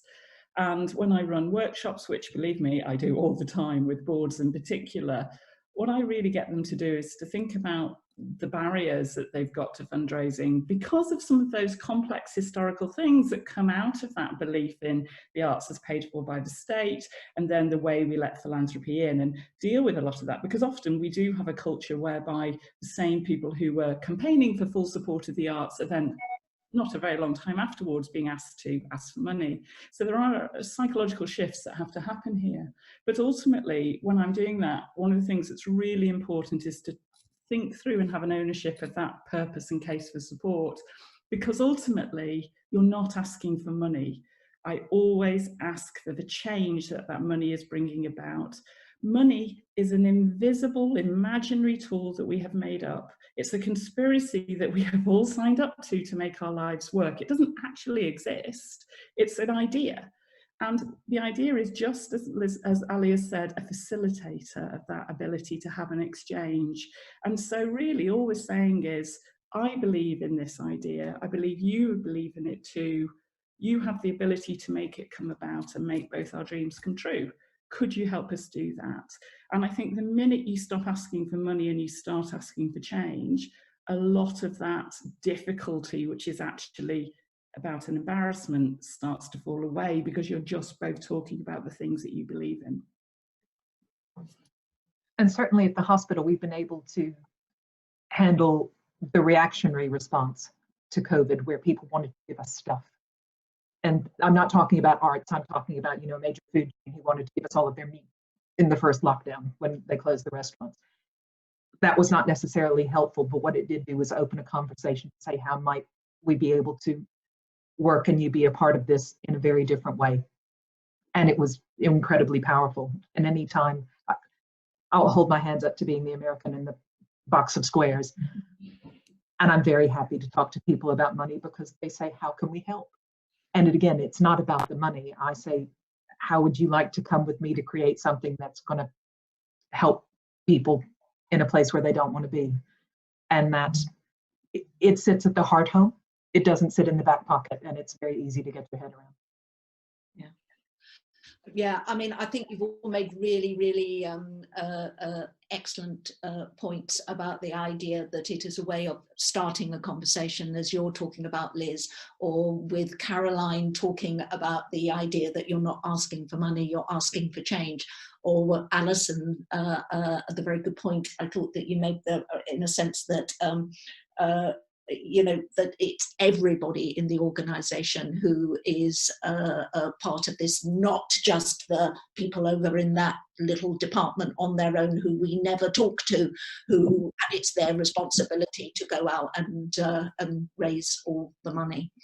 I think we've definitely got time for one question. We may have time for more if anyone's got something which they feel is really urgent. I've got a question here from Deirdre, for Liz in particular, but it probably may refer to other people, which is about in the context in which you are working, do you think that the arts in any way can kind of play a part in helping to improve the pay and conditions of kind of healthcare workers? I was kind of quite struck right earlier that you said something that I suppose that I hadn't really given any thought to, which was that I always thought that the point really, you know, would be for the art and for the patient. But actually, you made a kind of point much earlier that it's for everybody in the hospital, the whole community of the hospital. And I suppose this is a much more kind of, you know, difficult idea, but can it contribute to change and much wider change in terms of pay conditions? Wouldn't that be extraordinary? And I certainly hope that, you know, the opportunity to make that happen is there. Within this national group that I participate, we are doing a benchmarking in general about how arts managers are kind of seen, where they sit in the business models that sit within the organizations. But I think going wider, when you look at social prescribing or when you look into culture, into a healthcare environment, how is that complementary and how does that add value to the skill set? And I think even, you know, within clinician settings, when they say you can't teach bedside manner, of course you can. Can you teach empathy? Of course you can. But also a lot of people who work in this environment, they do have it and maybe looking at different ways to bring that to the fore. Wouldn't that be thrilling? Does it necessarily associate itself with remuneration? I don't know. I'm willing to work on that. I would agree with that, Liz, and I would again pick up on Michael Sandel's work here and say money might not be the first outcome, but valuing people of all types of experience, all types of role, and no matter what their financial remuneration is, treating them with respect and making them part of our community, as we have seen through many of the projects that you've all worked on, and some of which Liz has referred to in her talk. You know, we can make people a valid part of our community and respect them, even if their pay isn't the first thing that changes. That is the thing we can change. Ultimately, one would hope that that would mean a more meritocratic society in that sense. But what we can do and what we can have a role in immediately is the way that we engage and treat people. That we realised in COVID that clapping on doorsteps was great for a period and then we called it to an end. What's next? That's excellent, but I would just like to try and squeeze in one last question. And I suppose in some ways this is from Natasha Bloor, and she's saying, I'd be interested to hear the panelists' thoughts about whether they think there are tensions between cultivating and celebrating large, high-profile giving and creating a more inclusive practice of philanthropy. And then she goes on to say, and I think this is something that refers back to what Suzanne was talking about this morning, which was around the power structures that are at play in this kind of giving. And then another question from Keith, which is linked to this, which is, how does the panel think that class and privilege plays into these conversations when many of the audiences and participants we are engaging with are living on the breadline? I think those questions absolutely are tied and linked. We have 4 minutes, and there is such a lot to unpick there, but I'd just like to have a quick response from each of you, and then maybe all of us can go away and think about these things a bit more. I'm happy to start there. I do think we could probably spend a whole day talking about these questions just to start with, so I'm going to give a very, very brief response. Yes, I think we should be questioning and addressing power structures in society. And I think through ideas of philanthropic citizenship, we can do that in many different ways. However, I don't think that the power structures that exist in society are the fault of big philanthropists. Big philanthropists might be the consequence of, but they are not to blame for this. And we often have conversations that are very negative about philanthropists who are, and high net worth individuals, who are giving their money away. They can keep that money, as my colleague Beth Breeze writes beautifully on this, but they are choosing to give that money away. We should be questioning power structures in society, and that should also lead into the second question about thinking about conversations of how class and people living on the breadline. We shouldn't have people living on the breadline in our country, but this comes down to political and government movements, and actually maybe our role more is about lobbying for social change in those forums, and we should be thinking about how we can help gather that momentum of philanthropy to help bring about that change. I often say I don't want a revolution of philanthropy, I want a revolution of society, and I think philanthropy has a key part to play in that. Absolutely, and I would only add to and amplify that and say I absolutely do not see major philanthropists and the democratisation of philanthropy in opposition. I see them as part of the whole, and I think that's why every year we've been fortunate enough to have an eminent philanthropist present the prizes, as Hannah Rothschild did last year. For me, because I grew up in that set of values that I did, it's a concept encapsulated in the idea of widow's mite, proportionate giving. You give what you can. And of course, what we all know is that often the less wealthy in society are the most generous because they understand so well the impact of that giving. So for me, it's about creating a mirror of society, a whole, that's so important. And is class and privilege bound up in that? Absolutely, but that's our responsibility. When I talked earlier about how we appropriate power, who we let on our boards, who we consider to be able to make a valuable contribution, that I think is the point that Ali's really making there, is we shouldn't just reward the eminent philanthropists, just as I hope with the prize we're raising the voices of the everyday philanthropist. Those people need to be given wider power in our communities and in our organisations if we want change. Very quickly, Liz, I'm sorry to rush you. It's about the dialogue, bringing them along with you, whether it's a huge gift or whether it's a small gift. How do you make them part of, as Caroline said, of affecting that change and being that experience? And that is the key to it. So power notwithstanding, the money is the vehicle, but it's the experience and the cultivator that creates the relationship that gives you the sustainable funding model within that. Liz, Caroline, Alison, thank you so much. And now back to Sarah. Hello everyone again, and thank you so much, Liz, Alison, Caroline and Lynn. There is just so much to unpack here, and as you said, there could be days and days of us gathering and picking through all of these topics. It's really exciting to be part of this conversation.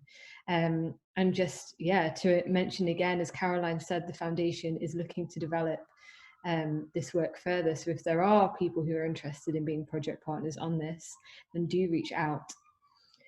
Now, everybody, it is time to move straight into the next session. I believe they are joining us now. And for those of you who are just joining us for this fourth session, I'll do a quick recap again on the topic. The topic is pay to play. And we are joined here today by a host of wonderful panelists. To recap, the questions here we'll be exploring are: how do we put a value in our engagement with art? How do we manage our artistic ambitions to engage diverse audiences whilst remaining sustainable? And what do our choices mean for audience expectations? Before I introduce our chair, I invite you to participate in the conversation. So for those of you who are just joining us, we have a chat function at the side, which has been very active all day. You can post your questions and thoughts there, and at the end of the session, we'll have a Q&A with all the panelists where I feed the questions through to our chair. So for now, I can see that you're here, which is very exciting. Tarek is here. I think the others might be coming through shortly. I'll give a brief introduction to our chair as we wait so that he can dive in once he arrives. So our chair today is Dave Moutrey. Dave has worked as an arts professional for over 30 years. He currently leads Home, a purpose-built 7,500 metre square multi-art form venue that opened in May 2015, a project he conceived. He is seconded to Manchester City Council in a part-time role of Director of Culture, responsible for advising the Council on policy and strategy for culture. Dave has worked in Manchester in leadership roles in the arts since 1984, previously at Abraham Moss Centre Theatre, Arts About Manchester and Corner House. Dave was awarded a Doctor of Arts by the University of Salford, is a Fellow of the RSA, a member of the Chartered Management Institute and the British Academy of Film and Television Arts. He is an advisor to the British Council and holds a number of non-executive roles for not-for-profit boards. And we are slowly gathering here today. Hello.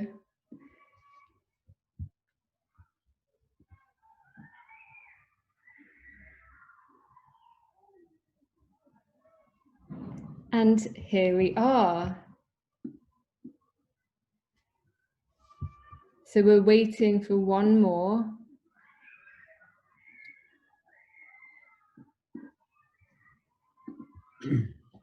Wonderful, we have a full house. Dave, I have introduced you in your absence. Good. So if you're happy to, I will hand over the floor to you to introduce the guests. Yeah, great. I'm sorry with the technical difficulty, but better late than never. Welcome everybody to this session. It's good to have you all here. We're going to be looking at exploring a topic about how we put a value on our engagement with art. How do we manage our artistic ambitions to engage diverse audiences while remaining sustainable? And what do our choices mean for audience expectations? Now, under normal circumstances, this is a topic that taxes the collective minds of many organisations, but following the havoc wreaked on the world by COVID-19, existing models are being changed, challenged and reimagined. We're going to hear from about the approaches of 3 theatre leaders and their organisations as we explore that topic. And it's my pleasure to introduce them to you now. First of all, Javad Alipoor is an artist and writer. His recent works for theatre include Rich Kids, A History of Shopping Malls in Tehran, and The Believers Are But Brothers. Both opened at Edinburgh Fringe, where they won Fringe Firsts. Javad's a former Arts Council changemaker, Associate Director at Theatre in the Mill in Sheffield. In Theatre in the Mill in Bradford and Sheffield Theatres. His work for screens includes TV adaptation of Believers Are But Brothers, and he's Artistic Director of Javad Alipoor Company. Henny Finch is Executive Director of the Donmar Warehouse. Previously, Henny has held the same role at Headlong, which she founded with Rupert Gould, and at an international dance company, Hoffa Schechter. She was also executive director there. Henny has produced dance and theatre shows all over the world, working in subsidised sector in London and UK regional theatres, major opera and dance houses, and leading international festivals, as well as the West End and on Broadway. And last but not least, Tariq Iskander. Tariq is Artistic Director and CEO of Battersea Arts Centre. Previous roles included Director for Theatre at Arts Council England, and where he was everybody's best friend, and Resident Director of the National Theatre Studio. He was also one of the founders and Associate Director of the Yard Theatre in Hackney, and prior to embarking on a new career as a theatre director, Tariq worked in many roles as a senior executive and management consultant in the NHS. I have to say, he's still everybody's best friend at Battersea Arts Centre anyway. I'm going to ask, first of all, I'm going to ask all of the speakers to speak for about 5 minutes.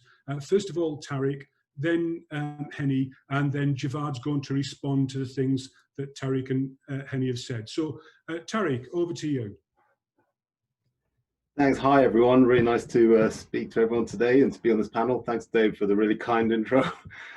So I guess just wanted to talk about, you know, as you say, how we value audiences, how we restructure our business models, particularly in the incredible and difficult, but also an opportunity of the context of the pandemic currently. And I guess the theme of what I wanted to kind of just share, I suppose, and test with people is that it's always really important that our business and our financial models and our fundraising strategies support our purpose and our charitable purposes, because we're all charities, and not the other way around. And historically, that can sometimes be extremely difficult because we obviously all work in a context where there's never enough money. That kind of fundraising or raising money for the arts has always been challenging, and historically has gotten harder over many years. And so sometimes those pressures can distort a little bit. And sometimes it can feel like the tail is wagging the dog rather than the other way around. I guess what's interesting for us at BAC is during this pandemic, it's obviously completely, totally upended our financial models from start to finish. So I guess going back in a bit of context, so pre-pandemic, our MPO, sort of Arts Council funding, made up 15% of our income, 25% was fundraising, 40% came from our commercial enterprises, things like the Grand Hall hires at BAC, weddings, filming, and so on. And then about 20% of our income came from our box office. And obviously our model will be very different from the Donmars, very different from other people's, but 60% of our income overnight collapsed with the pandemic because our commercial hires and obviously our box office income completely disappeared. And in order to survive, in order to readjust, in order to continue creating work and fulfilling our mission, we've obviously had to restructure our organization very quickly, which has involved major cost-saving exercises, including restructuring our staffing team and very difficult stuff. But I guess at that moment, you kind of have to stand back and say, okay, what is our purpose? We now have to rebuild this financial model up from scratch again. What are we actually trying to do? And so at BAC, I guess what we are very clear in what we're trying to do is we're trying to provoke change around us in our communities and in our context, because we're really pushing for a just future. So we're not interested in art for art's sake. We're not interested in sort of developing work for the sake of developing it. We have a very clear purpose to what we're trying to achieve. And we kind of develop our creative development, we share our work with audiences, because for us, they're a platform for change.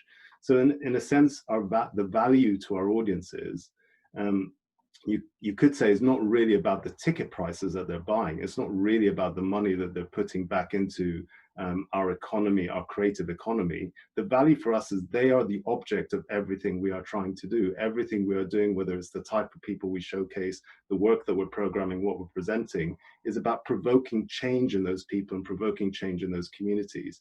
So you start to think, well, okay, the value to us is their attention, is their engagement, is their being there present with us in those activities. And those ticket prices that we used to charge, which are £20, £10, or whatever, historically quite low at BAC, actually doesn't have that much value for the core purpose.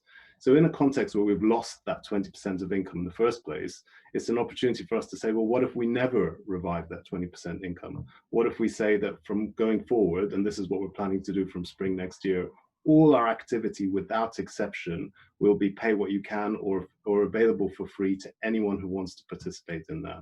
And I guess that's been quite a radical shift in terms of us restructuring our business, in terms of thinking about how we're programming, how we create our deals with artists. But it's something that has absolutely come out of the kind of pandemic environment and the opportunity to think about things again. And so I suppose it's revaluing our relationship with our audiences and giving it a different context. So I guess the only other thing I'll share is we have a history of kind of in trying to improve accessibility to our creative activities. For example, the relaxed venue model that we launched last year, where all our performance, again, taking a rather uncompromising approach, saying that all our performances will be relaxed rather than saying a few performances will be relaxed. And in a way, it's translating that into our ticket structure as well. So rather than saying we will give discounts to certain groups of people, what we're going to do is make it freely accessible to absolutely everyone.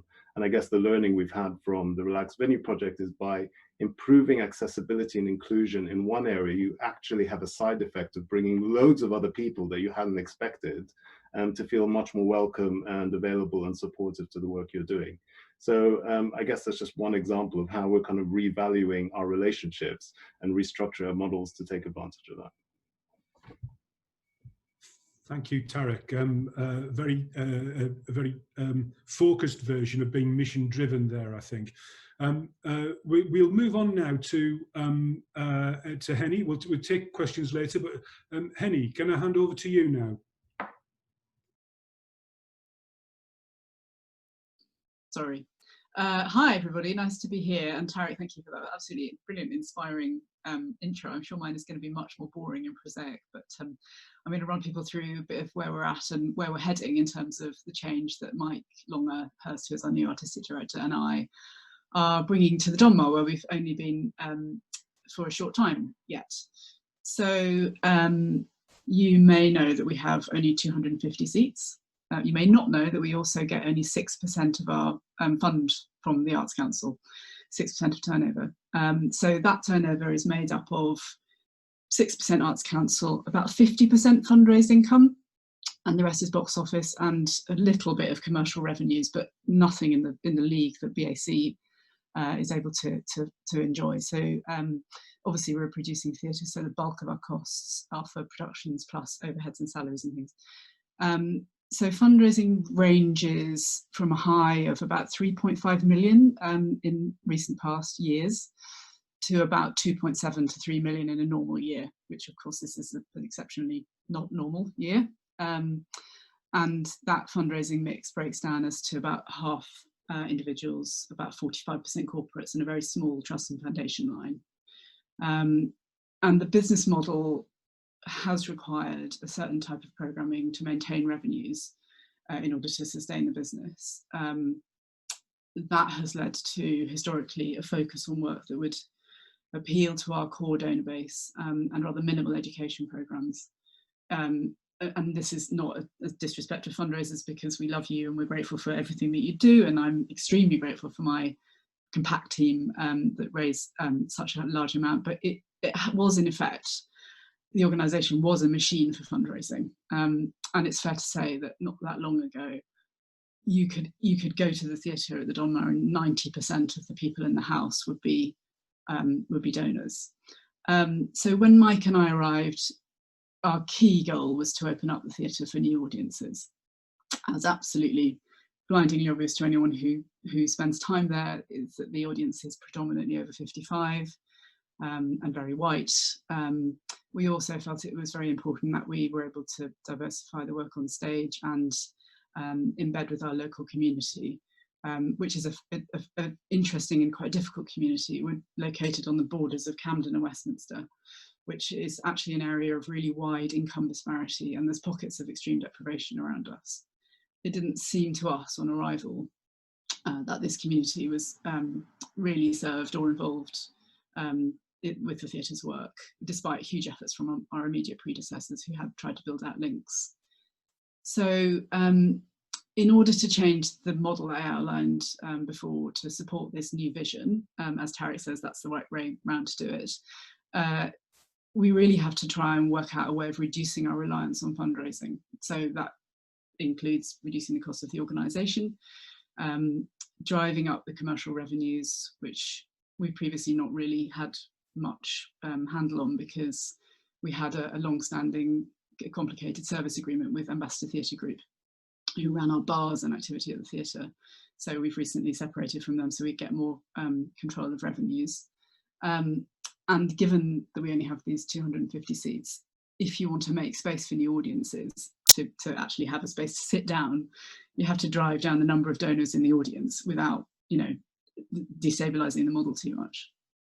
So to do that, you need fewer donors who give more, and you need to introduce more support from trusts and foundations, which historically hasn't always been an area of growth for the Donmar. So a lot of the lower level giving that we've experienced has been very transactional.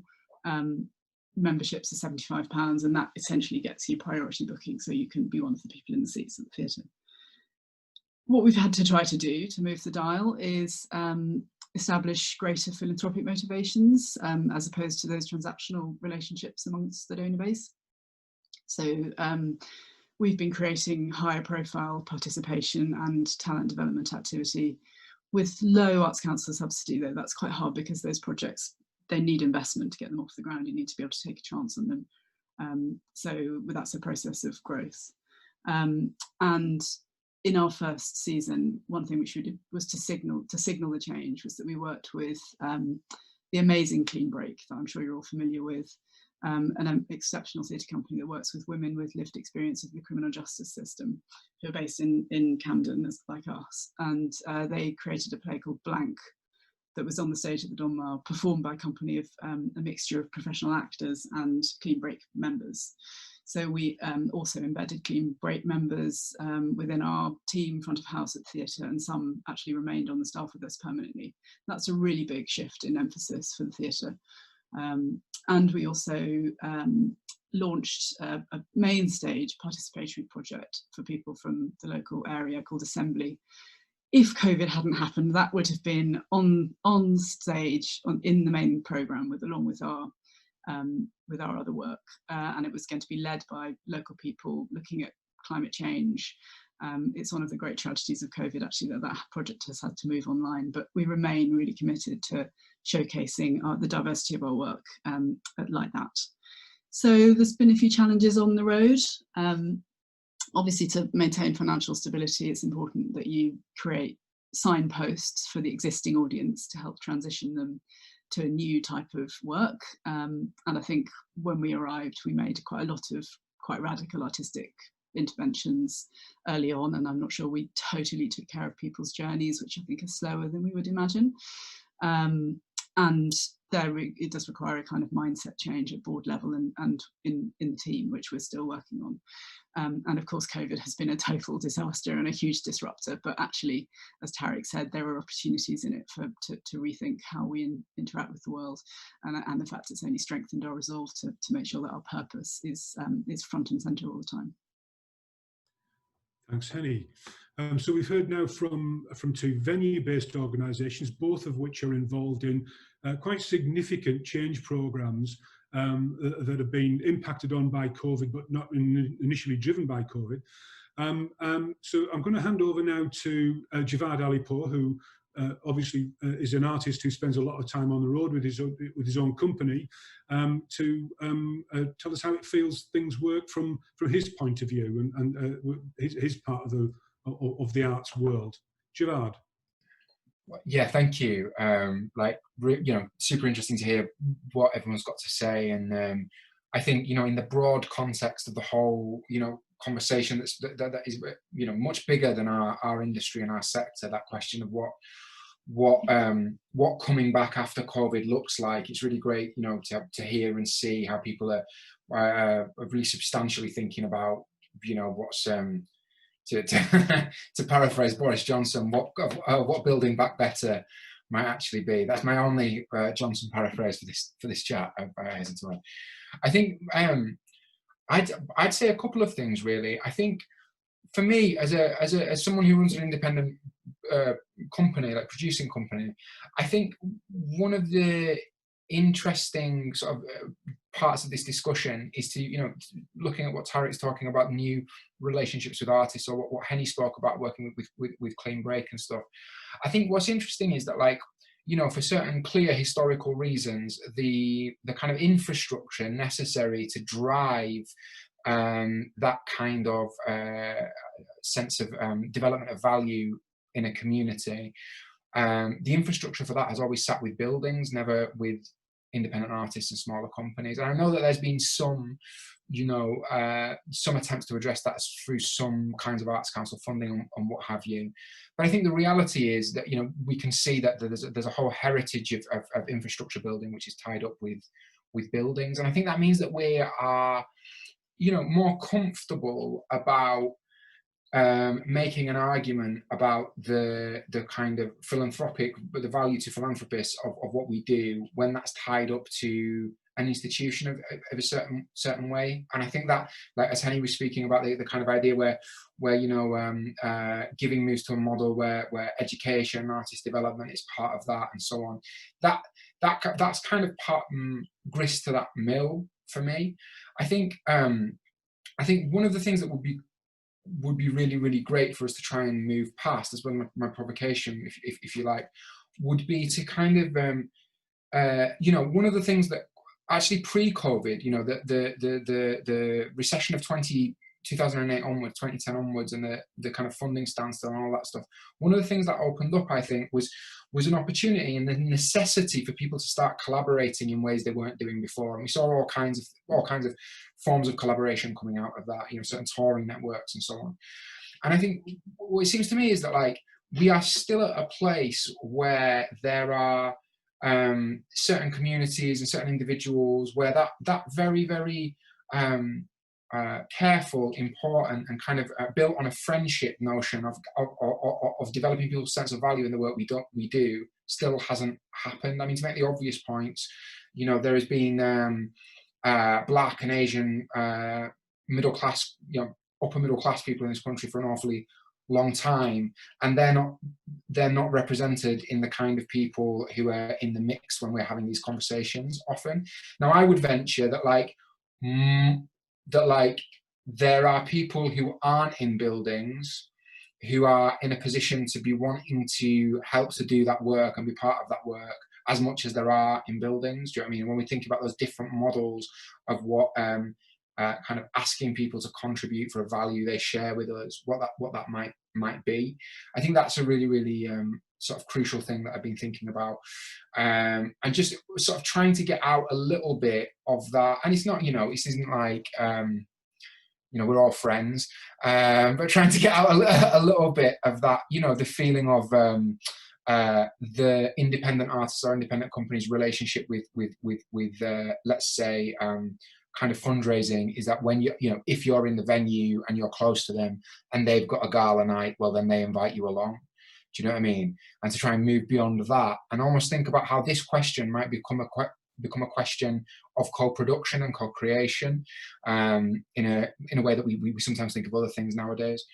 I suppose the final little thing that I think about a lot is the idea of articulation of value, like of the value that people put into stuff. So, you know, when I first started working in theatre, after I sort of left the youth and community sector, I ran a community theatre company in Bradford, basically. And one thing we never got around to doing, but I always kind of wanted to get onto, was basically looking at what kind of like membership fees for my participants might have looked like.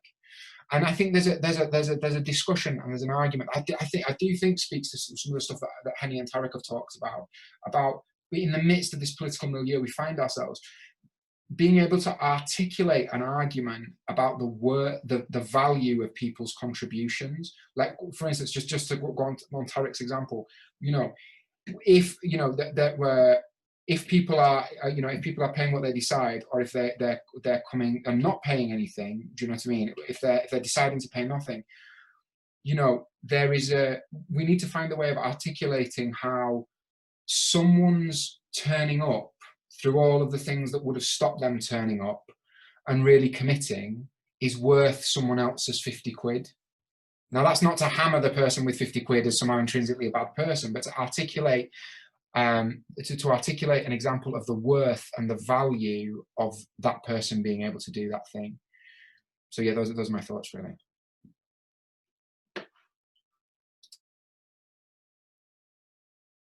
Oops, I was muted there. After 6 months and 9 months of doing this, you'd think I'd get practice to pressing the right button.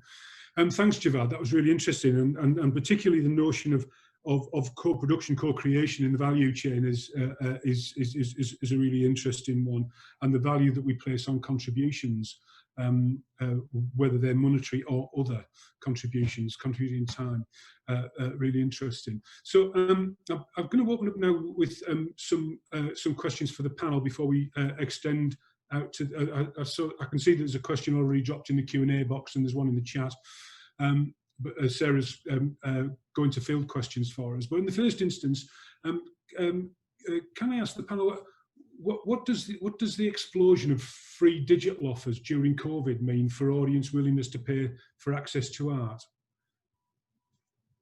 I'd like to take that one. I could throw something in on that, if that's all right. Yeah. I mean, look, I think in the first instance, so to speak my mind briefly, to speak my mind on this one, to put it bluntly, I think you have to flip that question the other way around. The question becomes, what does the explosion of free digital offers on the internet, which to be clear, to be brutally clear, there's a lot of stuff going online that not a lot of people are watching. We have to flip that question the other way around and go, what do we need to learn about audiences and how they're engaging with us online? Actually, the digital space is full of a million different methods of monetizing all kinds of content.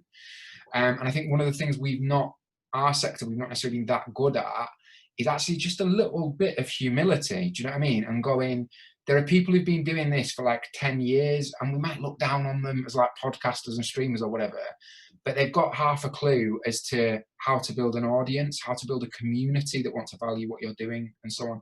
I don't think there's, in and of itself, you know, I think the internet is just full of examples about how having a bunch of stuff that's free does not preclude people placing value in it, and actually sooner or later people putting their hands in their pockets.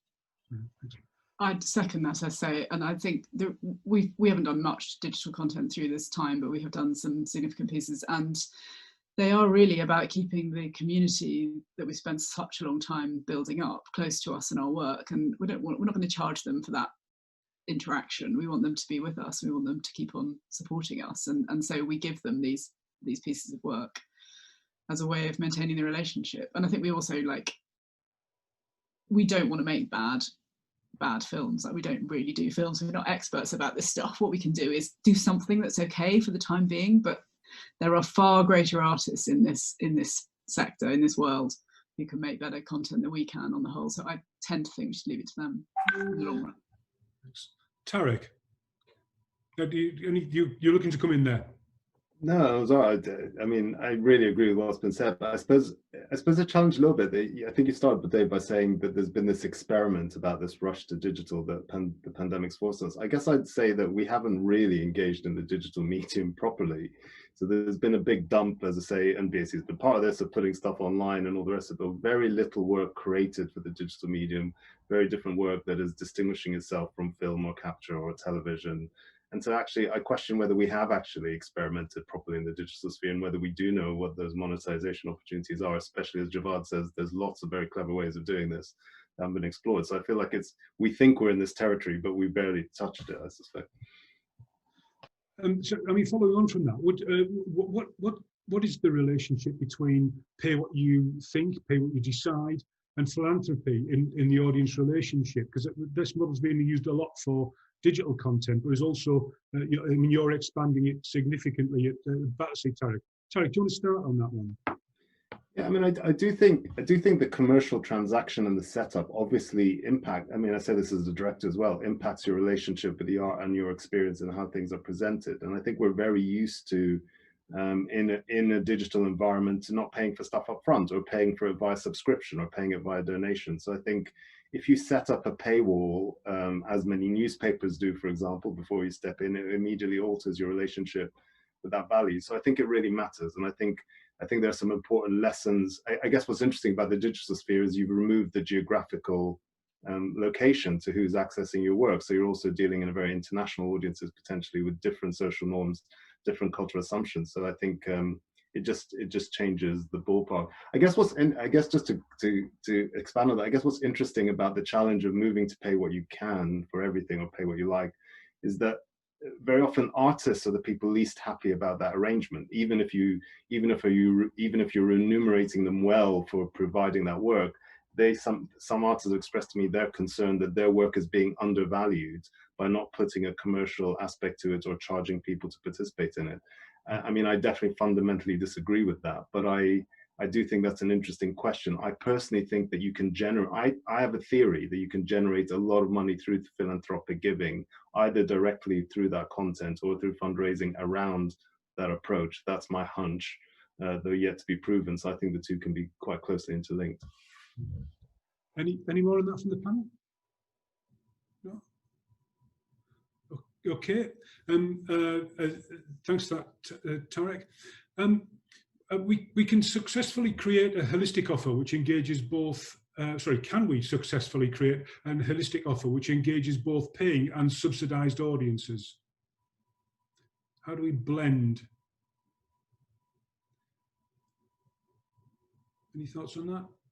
I mean, I would just throw in that, you know, that's I don't know. I mean, I think people have done that, and I think there you know, there have been models that kind of try and push that for a long time. I think, you know, I can think of a number of theatres I've worked at on my own company. You know, we are very, you know, we are very, very, very committed to racial equality and diversity. And any venue who has us, we are more than keen to chat about how we're doing audience diversity and so on. And part of that is about structuring models. You know, even before, like, you know, Tarek gave the example of, like, in a way the pay what you decide model being like a kind of a extremist take on the fact that we do, some people, you know, we pay for some people's tickets. Do you know what I mean? Like, whether there's a community group we know who face specific barriers and so on. So I think that's kind of like always been there and existed. And I think the, you know, just you know, there's this other aspect as well, isn't there, which is that regardless of how much people pay, like I always give the example that, like, you know, when I was at Sheffield Theatres, you know, we would open shows in the Lyceum where the audience would be quite white, but they would be super working class. The audience would feel like you were in Sheffield Town Centre. Do you know what I mean? And so you know, I think, like, in a way, the question of, like, pricing is like a half of the discussion or 3/4 of the discussion, because there are questions aside from that about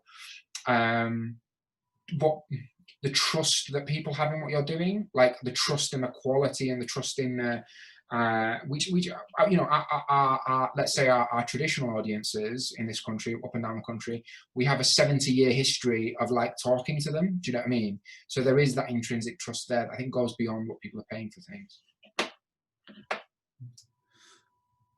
I mean, Henny, that's something, trying to blend and build a broader audience base at the Donmar is something that you're working hard to do, and you talked about that. I was just wondering whether you've whether you managed to draw any conclusions so far, or you weren't far enough into the experiment and the project. I think it's a little bit early. I think my predecessors ran a fantastic program of kind of free tickets for younger people in London, but I think there was a danger in that those audiences would take the free tickets, but they wouldn't come back after the scheme ended. And I also have instinctively kind of distrust schemes and programs and things that feel quite kind of siloed in terms of the audience. What we need to do is make work that appeals to such a broad base that people are motivated to come and maintain accessible pricing throughout the house. I think that's still a bit of a work in progress. But I think there's always a mixture of people who've paid a lot for their ticket by having given cash to philanthropy and other people who haven't. And then there's a sort of virtuous circle in that. When it becomes difficult is when you get a 90% donor-based house. So that was 7 years ago or so that they were 90%. It's moved now. It got to about 40, 50 with my predecessors. With Mike and I, it's about 25%. That feels okay. I think we can still do better. So it's a journey. So I don't really have the answer yet, Dave, but I think it's probably not about targeted programs. I think it's about generally just being interesting and relevant to people that want to come on the whole. Thank you. We've had some questions that have been coming in the chat, and Sarah's sorting them for us. So from Kane Mort, a question for Tarek. Under a pay what you can model, how do you ensure artists continue to be properly supported and paid? Also, have you looked at an early donate what you can model, which I think is donate up front? Yeah, so the answer is, I mean, obviously that goes back to part of the restructuring we're doing is to make sure that the artist contracts don't disadvantage the artists in any way. So, and historically BAC's structure has been a sort of low guarantee or fee plus a box office split historically. And actually, I've talked a lot about the benefit for audiences, but one of the things we've been thinking about is how to take the pressure and risk away from artists as well. So ideally this would be a win-win, but what it does mean is you are shifting all your income, enterprise income, into those artist fees and to subsidize those tickets. So there's a financial choice there. And as I was saying earlier, partly we were only able to do that because of the horrible decisions around cost cutting that have been forced on us by the pandemic. So I'm not kind of pretending that's an easy restructure to do internally. The other thing, just to say, I'm not sure I totally understand the kind of difference between the donation models, but we've definitely been inspired by the Arc Stockton, who've been running kind of pay what you can model for a long time and have been doing extremely successfully, and kind of looking at their model where they do charge for tickets up front, and then they also have donation buckets and so on post. I think we're thinking of doing it slightly differently, where you can pay for a ticket or choose to pay for what you like, and then offer an opportunity to make a donation post the event as well, which would be a different kind of donation, obviously, than buying the ticket. I just want to say out loud, like we had nothing to do with this, but we had the Royal Philharmonia live streaming from our building recently, and they had a donate button on their live stream, which they got a huge number of donations through, interestingly, coming through, which are completely voluntary. And again, that was a piece that was completely freely accessible with thousands of viewers. So there is definitely something in creating a relationship which is based on generosity. You as the artist and the cultural institution being generous with your audiences very often is reciprocated by your audiences and your participants as well. I think the cultural thing is really important in this, Tarek. I'd be quite interested to know what Javad and Henny think, because the notion of being generous at that transactional point is something that I think is on the whole quite unusual. I mean, we've seen Arc and Stockton do it. You've done it. You're doing it at Battersea, Tarek. But is there something about having to change the culture within the cultural, within the arts sector, that we're going to have to take, if we're going to make this more open, contribution-based transaction more central to our business models? No? Maybe a mangled question. Sorry, can you slightly rephrase that? And audiences are not used to being asked to pay what they want, and not always fully understanding about where they're pitched at. And I'm just wondering if there's something about the culture within the audiences that we've got that we need to work on to say it's okay if you can't afford to pay this. Certainly, I know that Home, for example, we have a £1 ticket scheme, which actually some people who access that scheme feel a bit uncomfortable about, because it's not the pound, it's the fact that they're paying less than other people. Why should I get? It's that sort of cultural thing that I'm thinking about. I think the more people that have accessible prices, the better. And I think Tarek's work will change the lineup in London a bit from other people, because it'll become, people will see how it can work, both from an audience and from a business perspective. So I think it's really great to see you leading on that, and I hope that will change people's minds. Sorry, Javad, you were going to say. No, not at all. It's also interesting that, I mean, I think you find when you look at the statistics of pay what you decide stuff, often you tend to get certain marks that people pay at anyway. Do you know what I mean?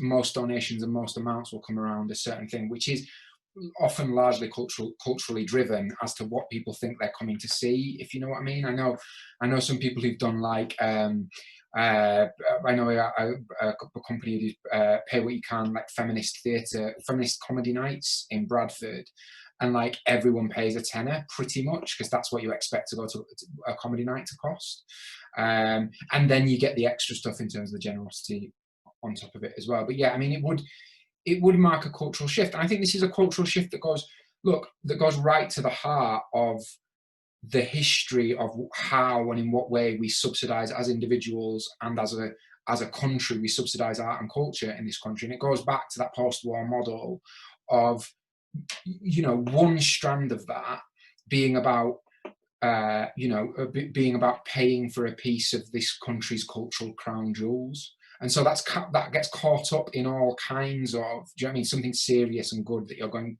to do, which is, the kind of secular Church of England feeling that you're sort of bound up with, that brings with it a certain notion of value that we probably need to move past.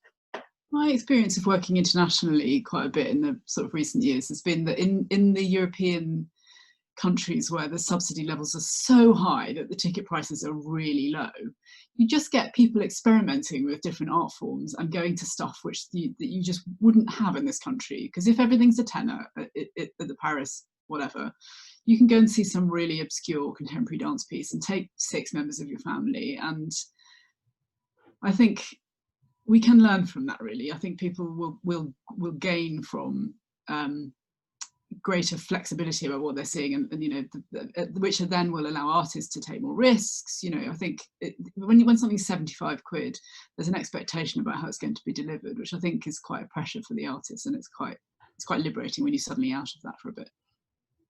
Yeah, I have to say, Henny, I was a bit shocked when I found out that the Schaubühne in Berlin works with, I think it's 90% subsidy, so they could afford to charge low ticket prices. Okay, so just to move the conversation on a bit, there's a really an interesting question here from Keith Shah. How does the panel think that a new emboldened anti-racist agenda in the arts sits with our relationship with funders, including Arts Council and others? Will this culture war not only threaten our art and our voices, but also our finances? Not only, I think is the, yeah. Will this culture war not only threaten our art and our voices, but also our finances? So it's the relationship between the change in the conversation, particularly about racial exclusion and discrimination in the sector. This is such an interesting, complicated question. Just Javad, do you want to go first, or just I guess there's multiple aspects to it. I just want to say out loud that I do think there's a cultural war going on. I was really intrigued with the Cultural Recovery Fund and the money that was spread around, how much bad press suddenly got attached to a lot of BAME artists or a lot of queer artists or people of color, and people questioning how much money went to some of those organizations, artists, which those other questions didn't come to other organization places. So I think the structural problems are very, very real. I think, though, that it sort of really links to the conversation we're just having, which is how do we value the part of the financial structural problem is we do not value enough or place enough income value against the initiatives and exercises that are redressing some of the structural racial issues. So, for example, we are talking about lots of different ways, and we've all got different ways of doing this, of radically broadening the inclusion of who gets to participate, who gets to make art in different ways. That has a massively positive impact in redressing some of those historical injustices, but it's not always valued in the sense, it's not valued in the regard of ticket sales or valued in the regard of other income. And that's where philanthropy and development has a huge role to play, because as individual organizations, if you think in economic terms, there are externalities to what we do. There are benefits to some of the things we invest in that we will not be able to recoup directly as organizations, as an individual level, because they're sector-wide. So how can philanthropy and development enable us through fundraising, through bringing other funders in, through bringing philanthropy in, to recognize the externalities of what we do, to allow us to continue that work that is going to address these very real social historic injustices? I think absolutely, to reiterate what Tarek was saying, there is a culture war afoot. And one of the things that I struggle about that is that it's a culture war in which only one side is conscious that they're fighting it and the other side keeps giving ground, is what seems to me is going on.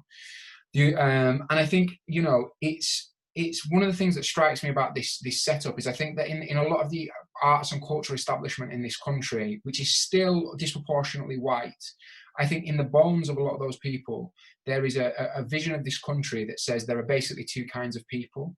There are kind of, let's say in cliche terms, there are kind of like metropolitan, educated, upper middle class people who are more socially liberal, and then there are angry, quote unquote, working class people from less metropolitan areas who are,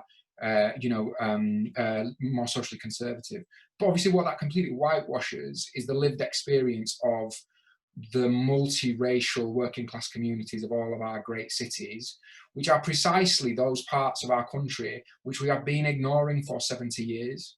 So in terms of that thing about going, is there a, speaking as a mixed race artist from Bradford, I would say, apart from the little bit, what would have threatened my ability to make work and make a living would be not having the little bit of movement we've seen over the last couple of years in terms of diversity and so on. And I think this is a conversation that's really live, where there is really interesting stuff happening. I think in terms of in the theatre context, I don't think anyone can argue with the idea that we're living through an incredible kind of renaissance of Black British theatre. And what that has meant is that Black British artists, quite rightly, have been recognised for changing the game in a bunch of different ways. And so that scene, if you like, has a little bit of leverage that means other people have to follow now. They have to be allowed a space. They have to be allowed in. Like, and that's stuff people have fought for. No one gave that to them. Do you know what I mean? So the question becomes how we, as people who think that diversity, and we people who think that kind of social liberalism is an intrinsic part to what we need to make good art happen, the question becomes how we extend and defend that, I think. I think the whole culture war thing was speaking to what you were saying, Tarek and Javad specifically, was played out again today in the news with former Minister Jake Berry saying that people in the north care more about football than they do about culture, ignoring the fact that football is culture. But anyway, but that thing about the culture war sitting at the heart of government is very, very real. And recently we've seen leaked letters from the government to major cultural institutions where they, for example, have wanted to correct historic racism in their organisations with statues, for example, and have been warned not to remove them. So that is going to be a huge challenge for all of us. Another question coming in here: what's the difference between the right of the artist and the responsibility of the arts organisation, and how do we manage that? I'm assuming this is in terms of how we negotiate the value question. Artist, the organisation. I mean, Javad was speaking to earlier about co-production and co-creation. Maybe that's the future, but do you want to say any more about that, Javad? I think it's quite in a way it's like it's quite a simple ask, really, which is to say, you know, that I think there are, you know, one of the things that COVID has just, you know, brutally shown us is how difficult, how borderline impossible sustaining a meaningful career as an artist is, like carrying on developing, getting better, you know, crazy dream, buying a house, all that kind of shit. Do you know what I mean? And I, you know, I'm someone who runs a company. I'm part of the reason I run a company is because I think there is not just a different financial way of things working for me, but also that there's leverage there, which in the traditional setup of freelancers versus buildings, freelancers don't necessarily always get. So it's quite a simple ask, really, of going, you know, yeah, how do those conversations, how do we put those conversations about the value question onto the table at the same time as when we're talking with each other, we put on questions of like the body of work we want to make or the bit of audience development we want to do, and so on. Anybody else want to go in on that? I think one of the things we've learned this year is through the whole appalling outcome for freelancers in particular is that we must get better and more porous at understanding what that enormous part of our community needs from institutions. And I think there's been a kind of slightly second-guessing closed door thing going on, and I think we should all probably be understanding how freelancers should help to steer businesses a bit more, and I think have more power in the institution. I think it's exposed this tremendous fault line and exposure and weakness, and I hope that something that will shift in this period of change is a greater understanding and respect. Okay. Is there a just to be slightly provocative? Do you think there is a difference in responsibility between the organisation and the artist? And the artists, they've got a different relationship with the audience, and therefore different sets of responsibilities in terms of creating value. So, you know, artists have to think about their audiences, but artistic directors are required to do so, specifically when taking money. I mean, just from my perspective, I guess I'm very conscious of, in the sense that when we program, you know, we as an organisation are thinking about the things we're trying to achieve in our communities or provoking change and so on. And sometimes we don't necessarily want our artists to be worrying so much about that. We want them to be focusing on the artistic activity they're doing. So in a sense, obviously everyone's got slightly different roles and responsibilities, but I don't recognize the kind of tension between these two things, as other people are saying. I guess the challenge is, going back to Henny's structural problem, is there is a bit of a mind shift which is needed, which needs to be reflected again in our financial models, which is at the moment the relationship between artists and organizations is quite transactional. It is come and direct a show, or we're commissioning you to do a piece, you're delivering a product. In fact, it's kind of a very commercial product oriented model. I guess because of my work background, I find it more useful for me to think about, you know, we have shared objectives, the things we're trying to do, and the artists we work with are the doctors and nurses we need in order to deliver that objective. They have the specialist expertise and skills, and just even reframing all our different roles within that, I think, can help reframe how we contract, how we think about each other's roles within that shared objective.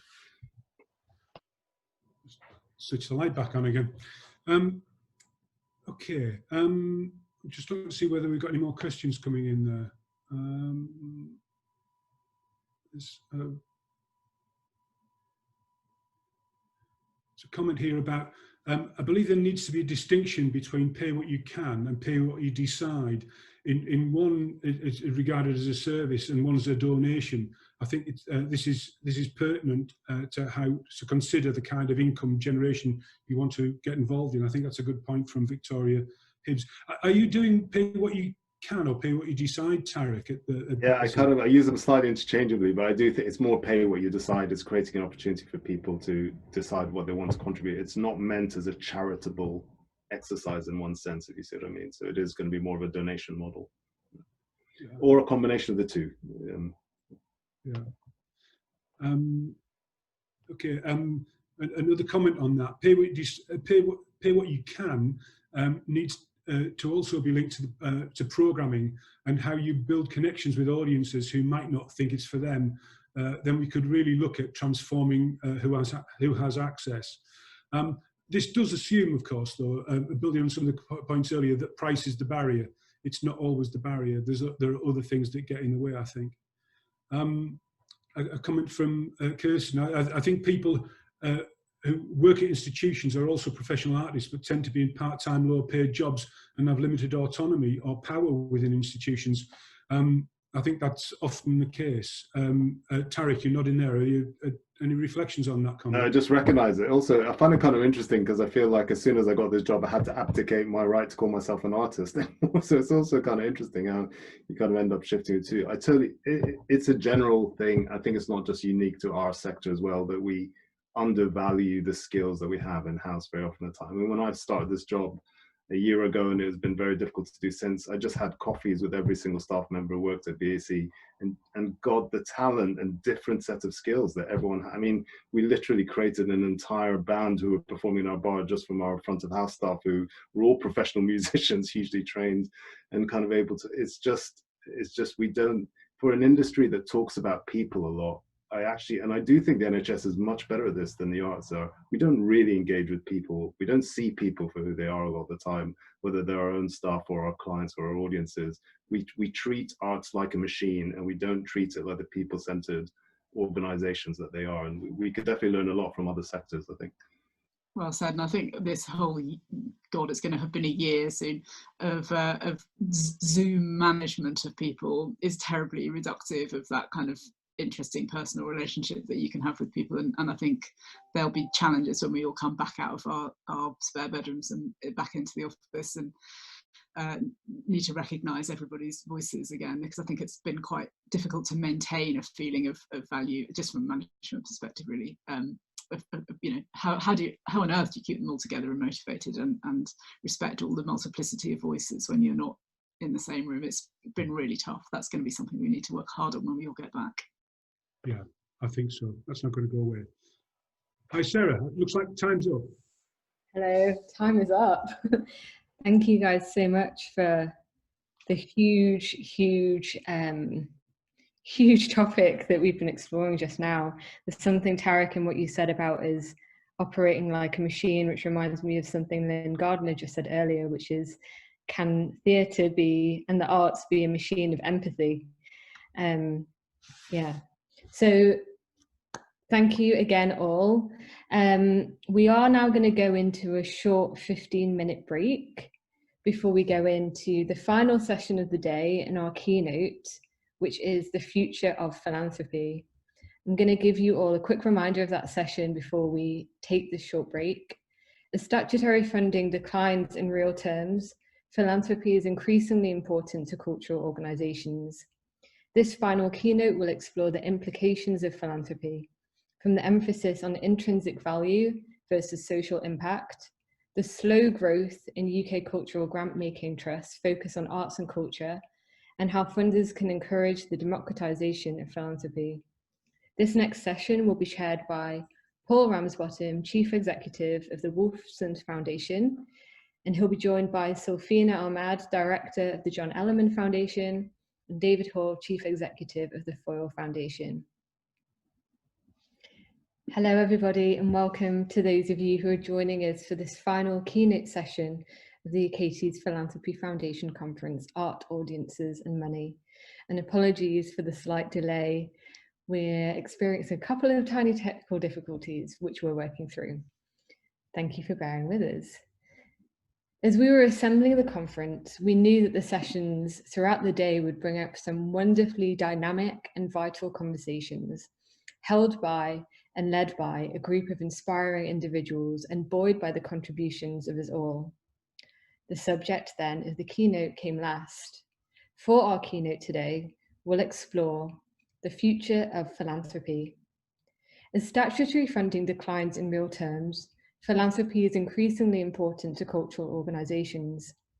This panel will explore the implications of philanthropy, from the emphasis on intrinsic value versus social impact, slow growth in UK cultural grant-making trusts focus on arts and culture, and how funders can encourage the democratisation of philanthropy. Before I introduce our chair, a reminder, as always, to encourage your participation in the conversation. If it's your first time joining us, then do note that we have a chat function running alongside the conversation, where you can feed in your thoughts and your questions. We will have a Q&A at the end of the session, and I'll be feeding in your questions to the chair. So for now, all that's left to do is to welcome our guests, hello, and to welcome our chair, Paul Ramsbottom. Paul Ramsbottom is the Chief Executive of the Wotherspoon Foundation and its sister charity, the Wotherspoon Family Charitable Trust. Paul takes a wider interest in issues relating to philanthropy in the UK as a speaker and writer. He has undergraduate and postgraduate degrees in history from the University of Oxford. Outside of philanthropy, he has an interest in international development, which includes founding the Savannah Education Trust, a charity which works in West Africa, and sitting on the board of Mercy Ships UK. His hometown university, the University of Bedfordshire, awarded him an honorary doctorate in 2013. In January 2020, he was awarded an OBE for services to charity. Congratulations, Paul. And now, thank you again for joining us, and I will hand over the baton to you, Paul, to introduce our guests. Sarah, thank you very much indeed, and it's a great privilege to be here this afternoon to talk about these big existential issues with two colleagues and friends. So let me begin by introducing Sulfina and David, and then I've been asked just briefly to frame the discussion, which I will do very crisply, I hope. Sulfina is director of the John Alleyne Foundation, is currently completing an MBA from Warwick Business School. She's got wide-ranging experience of philanthropy from previous roles at City Bridge Trust, National Lottery, and the City of London Corporation. In the very recent Queen's Birthday Honours, she was awarded an MBE, particularly for her work this year during COVID. David is the founding chief executive of the Foyle Foundation, and he also has a very broad perspective across philanthropy and culture, not just from his previous roles, including a senior consultant at AEA Consultants, but also from an impressive array of non-exec positions at some pillars of cultural life, such as the Royal Opera House, the National Gallery, and the National Theatre. So before we turn to discuss this great theme, the future of philanthropy. I've been asked to help frame that question by just touching on one or two current trends. I should say perhaps that we're going to be talking predominantly about major giving and institutional philanthropy in particular. And in that sense, as we look at trends, I think we can see a paradox emerging. On the one hand, the COVID-19 crisis without doubt highlights the great need for philanthropy, greater than ever before. Yet as we emerged into the COVID crisis, philanthropy was under scrutiny and indeed under criticism as perhaps never before. High-profile cases like the Sacklers or the philanthropy of Jeffrey Epstein, a series of books, some popular, some academic, sharply critiquing philanthropy, such as Rob Reich's Just Giving. It's not possible now to summarize those critiques, but the starting point for many debates was to pit private giving unfavorably against government spending. And the critique then often moved on to suggest that philanthropy itself can tend to entrench inequalities in society. In that context, philanthropy and foundations are seen merely as symptoms of an unjust economic system. Well, there are major implications for all of this in terms of the response of foundations. And we're going to unpick some of that in our conversation over the next 40 or 50 minutes or so. But let me perhaps start by posing a question that relates to that existential issue, the relationship between government and philanthropy. And Rucha Bremen infamously said at Davos last year, stop talking about stupid philanthropy schemes. We should be talking about taxes, taxes, taxes. So let me turn first, if I may, to you, Safina, to ask you whether he had a point and whether we should be relying more on tax and less on philanthropy. Right, just a nice big question to start with there. Thank you, I'm really pleased to be here and thank you for that kind introduction too. So why philanthropy? There's 1,000 millions of ways one could answer this question, but to my mind, the simplest way of starting my answer is to say that we need an ecosystem of investment into the causes that we care about as individuals, communities, and wider society. It's not simple enough to say that taxes or government spending are all that we require in order to create the kind of society that we want to live in.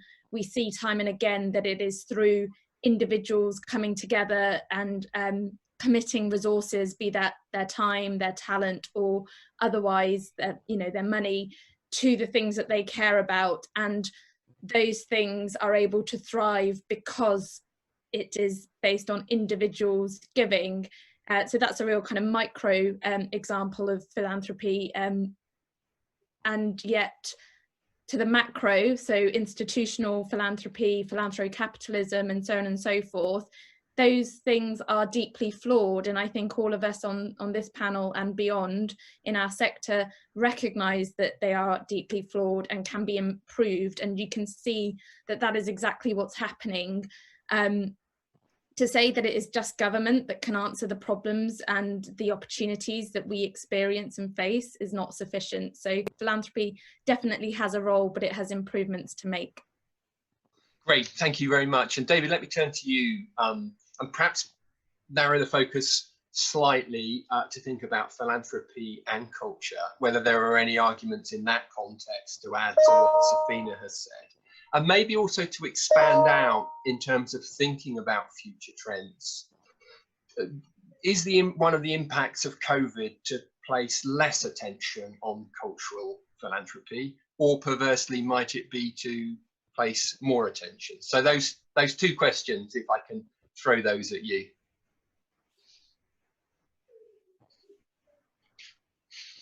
Now, David, I'm just cutting across there because we can't hear you there, so I don't know whether you're on mute, and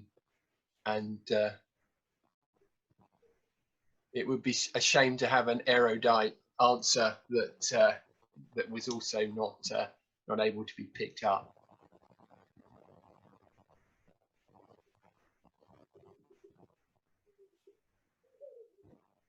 There we go. I think we've got you now, David. So that's great. If you unmute yourself, I can see a microphone up. So that's great.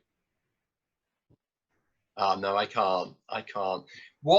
David, while I'll leave you to play with the technology for a little bit, and I'm going to put Safina back on the spot while you do that, and ask whether you think the arguments you just outlined have a particular resonance in terms of culture, whether there are kind of particular things about culture that means it's more or less suitable to philanthropy as opposed to kind of funding through the public pocket, and maybe particularly in relation to the the cultural recovery program, that huge sum of money coming through. What does that mean in terms of philanthropy's role in culture? I think philanthropy will still have a role. I talk a lot about a funding ecosystem that we all occupy, and we know that it is through individual and major giving and institutional philanthropy alongside government spending that we are able to get the kind of depth and breadth of cultural output that we all as individuals and consumers of culture value. And I think that the pandemic has completely highlighted just how much we felt starved of culture in a year like this, living through lockdowns and living through so much uncertainty. And that is borne out in the way that people are consuming digital outputs of culture and creating their own versions of turning their own attention to kind of cultural and creative activities. And when it has been possible to do so, people have been kind of re-engaging in person with cultural and heritage sites. So for me, I think that it is, of course, of complete importance that governments spend on culture and heritage sites and the arts, because we know that that's what we need and that's what we prioritise and value in our society. And it's about recognising that these things contribute to our economy, our digital and physical environments, and to the betterment of us in terms of well-being and all sorts of other factors. But philanthropy does and must continue to play a role in that, because to have something just the kind of domain of government will lessen the impact of arts and culture and heritage. And I guess looking forward, I mean, it is quite striking, isn't it? It seems to me to be quite striking that there doesn't seem to be a huge growth in the number of trusts and foundations who are looking at cultural life in the UK, at least. And I wonder what the impact of COVID-19 might be in terms of placing a light on cultural life. Because on the one hand, clearly there are very strong sort of medical imperatives. There's a lot of interest in philanthropy in terms of the medical research which underpins a lot of the search for cures and treatments, vaccines, and so on. On the other hand, I suppose what the crisis has done for philanthropy and for society as a whole is to highlight that things that we perhaps assume would be there forever are more fragile than we realised, and that actually they need to be cherished, and crucially they need to be funded and supported. And I just wonder whether, looking forward into 2021, 2022, whether actually we might see more funding flowing into culture.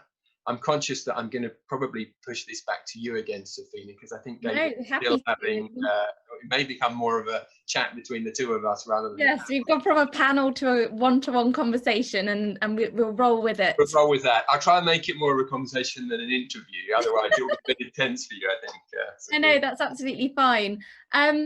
So I really hope that it does result in more investment into the arts and culture from the trust and foundation sector. I'm really conscious of the fact that when all of this started to happen earlier this year at Alleyne, we were having a conversation about what to do with our own funding streams, and we fund in the arts, social action and environment, and we felt that our priorities were as relevant, if not more so now, than they were you know, before. So we felt that, and that means that arts was as important to us now as it was before. So I certainly hope that people will recognise that this is something that we must contribute to and we must invest in where we are able to. And I often think about the 4 phases of, you know, we talk a lot about surviving and thriving, but actually there's 4 stages to that. We survive, we cope, we adapt, we thrive. And, you know, sometimes at various stages, it might be about having a vaccine so that we can survive and, you know, those real kind of tangible interventions. But I would really argue that at every phase of what it takes for individuals, communities, society as a whole to go from surviving, coping, adapting and thriving, and recognising we're constantly cycling through that, there is a, you know, a massive contribution that arts and culture make to each of those stages, and we can't ignore that. And so I do hope that people continue to invest or start to invest in this. And I think it will be interesting as well to see how the narrative alongside that, both from a kind of fundraising perspective and from a funder perspective, changes and evolves. I mean, we've obviously as funders, we've been very aware of the various dimensions to making the case for culture. But certainly in the last 6-9 months, I've seen a lot more coming across my desk in terms of culture and mental health. And increasingly, as we look perhaps to a kind of a significant recession over the next 18 months or more, the role of culture as an economic driver as we begin to think about recovery. So I wonder whether, as well as hopefully seeing an upsurge in interest, that we might actually also begin to see, it's not that they're new narratives at all, but perhaps a different emphasis. And in that context, I wonder whether we could just reflect on something that I think I've seen this year, which is a greater willingness among institutional philanthropy to simply come in and support core costs. You know, to recognise that actually this is the wrong year to begin people to get people to jump endlessly through hoops and create projects and create neat 3-year programs, and actually just put money into core costs. Absolutely. And I wonder whether this is something that's going to change the way in which foundations fund culture. You know, is that there to stay? I hope so, and long may that continue. We support core costs at Alleyne, and we're amongst a group of trusts and foundations that have been committed to this for a very, very long time, and rightly so. We talk a lot about values in the institutional trust and foundation sector, and oftentimes you'll see values like trust and transparency and flexibility and so on and so forth. And I think that this you know, this pandemic has really shown us new ways of living our values, and I hope that we are able to sustain these new ways of working. And you know, we've had hundreds of funders sign up to the We Stand With the Sector pledge that was first launched by London funders, but is now, you know, independent really in its own right. And we've had hundreds more sign up to the Still Standing With the Sector pledge, and those commitments are absolutely, as you say, Paul, about flexibility and, you know, putting trust in individuals and organisations, because at the end of the day, you are the experts in your organisations,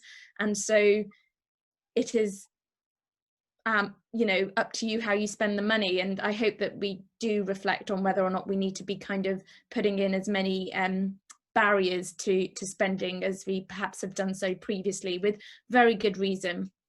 Well, and certainly from the messages coming through on chat and conversations that no doubt we all have, there is a sense that if this is a shift which is a permanent shift, it would be a good thing. I mean, my guess is that we might move to a situation where funders move in one of two directions. They are either core funders who just back the kind of intrinsic nature of what an organisation is doing, or they're very specialist. They sort of fund capital. And that this middle ground where we're endlessly as funders attempting to get organisations to create imaginative new schemes that we can put our name against will disappear like the mist on a sunny day. And I think probably everyone would welcome that. Yeah, and you need a spectrum at the end of the day. Like, there is no kind of one size fits all. You know, organizations come in all sorts of shapes, sizes and structures, and so to still provide a kind of varied offer and not kind of become a cookie cutter, you know, there's elements of what we do that should be kind of standardized, but there's so much that makes a trust and foundation unique that some of that needs to be held on to, because I think ultimately that is of benefit to the organisations we fund. I think where we fall down is where we kind of think we're far too unique, and that's where perhaps we become more of a burden than a you know, a help. Let me take a step back. At one of the sessions earlier today, rewriting the rule book, there were some eloquent comments about the sense of foundations always needing a track record and 2 years worth of results and so on. And I think it ties into some quite big themes in terms of some of the criticisms of philanthropy and trust and foundations, particularly, that there's a sense that we are intrinsically part of the status quo in society, that there is a sort of inherent conservatism. And I wondered whether you've got any thoughts on how we can begin to kind of shift that dial a little bit, how best we can support, you know, social justice, innovation, things which are new, pushing kind of, you know, cultural organizations that are really trying to break things up. Or are we just the wrong people to do that? I mean, are we just kind of intrinsically conservative and you know, that's the way that it is, and there will be other ways of getting funding for imaginative things? I mean, it would seem to me a shame if that was our conclusion. Yeah, speak for yourself, Paul. Speak for yourself. Certainly. I'm not going to take that label on. No, I joke. So I think that we do have to recognise that we have, for some of us as funders, we have different kind of systems and structures and articles in place that might limit some of our ability to just go out and do or change in a way that others within our kind of sector may have a bit more flexibility to really respond to what's happening, not just this year, but in any given year, and adapt and iterate and show that they are constantly innovating as an organisation, as a funder. For me, I think it's a little bit about really understanding the limits of your own expertise and knowledge as a funder. And so who are we looking to in order to gain our kind of own kind of learning and continuous learning at that? So, you know, if I'm not recognizing that there are these kind of seed funders out there who are seeing these really fantastic just starting groups, so if I'm getting an application going, I don't know who's been funding these guys next, then that's actually my failure. So I need to so I think it's about us as funders really starting to understand the kind of funding ecosystem that we are part of, in order to see who's spotting those really exciting kind of talented practitioners and creators, and then when they are ready to kind of graduate onto you know, trust and foundations like ourselves, where we may have certain restrictions, like you have to be a registered charity, or, you know, those things that actually are not that straightforward for us to completely undo, but we might be able to find workarounds through conduits, then I think we will start to see that we are bringing more interesting organisations into our own portfolio. And to your point around social justice and innovation, I think, you know, through our membership bodies such as so that's the Association of Charitable Foundations, although there are others like Environmental Funders Network and London Funders and so on, but through those membership bodies we are being, and as well as through our own peer groups, we are being called to think differently about how we are delivering our work, and to think about our own kind of biases and failures, quite frankly, about the kind of systems that we have occupied and exacerbated.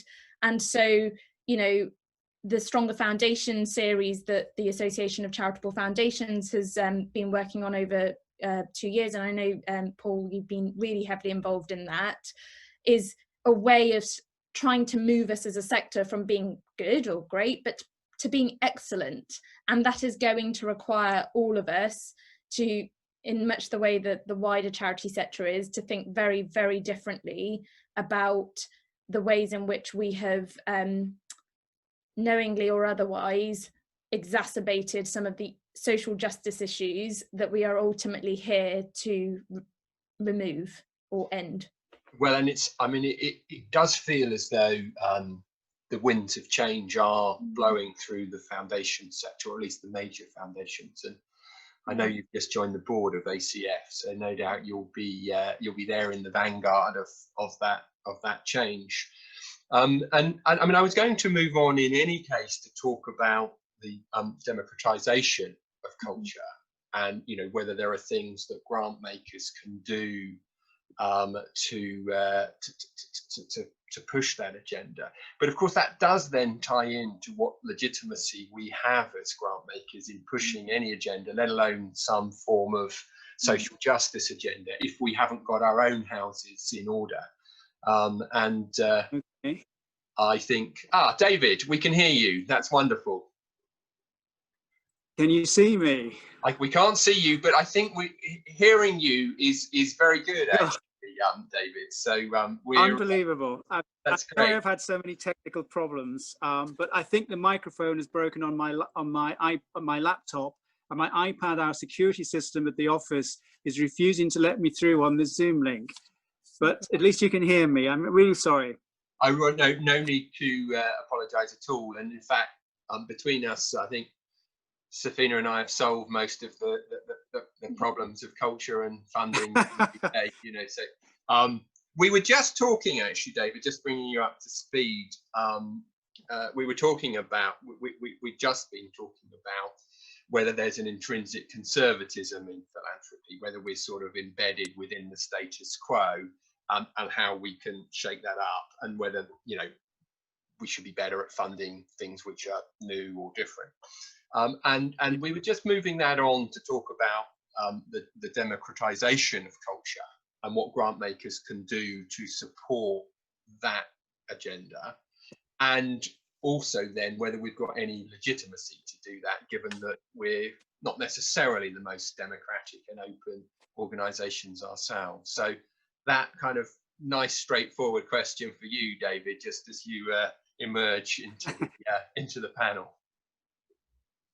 Okay. I mean, yes, trusts and foundations aren't always as democratic or as diverse as they should be, given the private nature of many of them as foundations. And some of them indeed being family foundations controlled by the family. So that is a limiting factor. But I do think that, and again, the whole sort of trust and foundation universe is very diverse. Some are very conservative, some are very forward thinking. But I think the major ones, the more independent ones in particular, are very keen to support the unfashionable, the unglamorous, and to try and reach out to organizations or to people who are underrepresented. So I think it works both ways. It might be that from board level, whatever, it looks as if we're not representative, but I think there is a core thrust of many trusts and foundations to try and get out there and support some of the small and unrepresented groups. And they see it as part of their philanthropy philosophy, that is the nature of a charitable organization, to try and reach out to those anyway. So I think it works both ways. But there are obviously clearly some trusts and foundations which are inherently conservative and others much more forward thinking. It's a very diverse world. Yes, yes. I'll just remind everybody who's listening, do keep sending questions in, because we're going to, I think we're going to have one last question among us, and then we're very, very keen to take questions from the audience. And again, David, I'm going to put you on the spot again, given that Safina has carried the show. My questions for a little while. But we started off by talking about the relationship between government and philanthropy in terms of the funding of culture. And I wonder whether we could kind of turn full circle now and think for a moment about commercialization and competition within culture, and the ways in which philanthropy should or shouldn't encourage that. I'm thinking particularly, for example, about some of the kind of social impact investing and debt rather than grant making as a means of funding, and whether you've got any thoughts on that, the right relationship between commerce, culture, and those of us who are funders. Yeah, it depends what you mean by commerce, but I think certainly, and even when we come out of this pandemic and all the issues it's raised, I think there'll be an increasing need for organisations, charities to diversify their income and to earn more income. There's really three strands: what you can earn, what you can generate from your activities, and what you can get from government or from other sources, local authority or the Arts Council. There's really three strands to how you finance your operations. And I think there's going to be an increasing emphasis on how you earn more. On the loan side, the debt side, I mean, that is a double-edged sword. I mean, I think some have no choice but to take out loans in this current time. That's all they've been offered through some of the cultural recovery funds, certainly some of the larger organisations. And that means, in theory, it has to be repaid back at some point in the future, even if there's an initial repayment holiday. And that is going to hold organisations back if they have no way in the medium term of financing those repayments. Now, it could be, we don't know, that in a few years' time it may be written off or partially written off. We just don't know. But at the moment it's a threat, and therefore that will mean potentially that certainly boards of cultural organisations might be more risk averse, might want to go for what they see as more safe activities or productions to try and generate more revenue if they have to pay back loans and finance loans. So that's an issue. I think where loans work or can work is when you have a capital project, and if you have a shortfall, and that means you can finish the project off, and usually there's some sort of extra activities you can do because of your capital projects, the greater efficiencies, the greater space you have, you can earn more income or something else, and that helps you repay those loans. So that works better.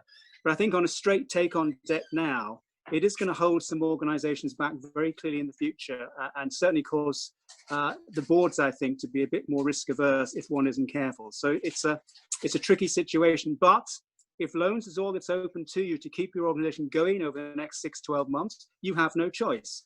Absolutely. And then think about how you adapt to the future. So it is going to be a tricky situation. Great.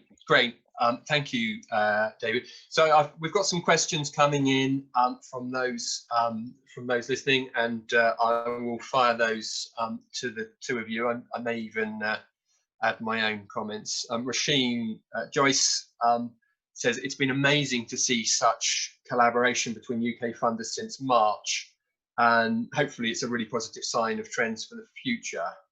And then she goes on to ask, do you think it is a trend? And do you think, for example, we're going to see more of a united approach to things like monitoring and evaluation? Safina, I know you've been heavily involved in framing a kind of new arts funders collaboration that actually the three of us are all involved in one way or another. Do you think this is a moment in time, or are we beginning to see what has always been a bit of a holy grail, more collaboration between major funders? Yeah, I think it's potentially a tipping point. I think that there is I think there has been a lot more collaboration and networks that exist within the funding sector, and this crisis has been a tipping point that makes that collaborative way of working and that sense of shared values far more visible than perhaps it has been in different times. So I think that for something like the Arts Funders Group that has come together and has absolutely collaborated in terms of really understanding what it is what role do we occupy and what can we be doing alongside our own individual responses, but actually our wider kind of sectoral responses as a group of arts funders. That wouldn't have been possible were it not for the fact that there were already a sense of kind of connection and relationship between clusters of that bigger group. So I think it's important to stress that, and I'm not kind of saying it to kind of suggest that we were perfect, because we weren't and we aren't now. So I do think it is it's accelerating a trend that was always there, and we should be held to account about sustaining momentum around being much more collaborative wherever it is possible to be so, particularly on things like reporting and evaluation and so on and so forth. And, you know, if I were to make a very quick plug for core costs and sticking to that, I think monitoring and evaluation around core cost funding as opposed to project funding is a lot easier, but I'm very biased.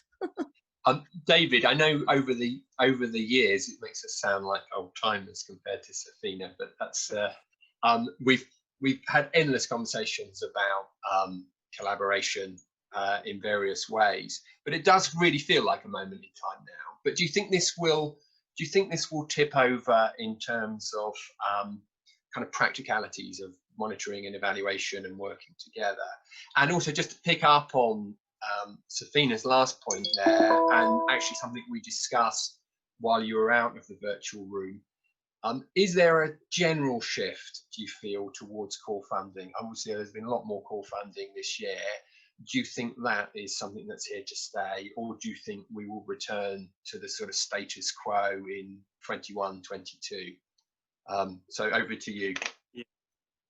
Yeah, on the first part, sort of collaboration. I mean, when I first joined the foundation, there was very little collaboration at all, and I think it's improved slowly, and far too slowly. But a crisis like what happened in March has brought us all together, which is what Safina has said. It's really been the catalyst, and I think because of that, and because of those conversations we've all had and shared, I think something will continue beyond this.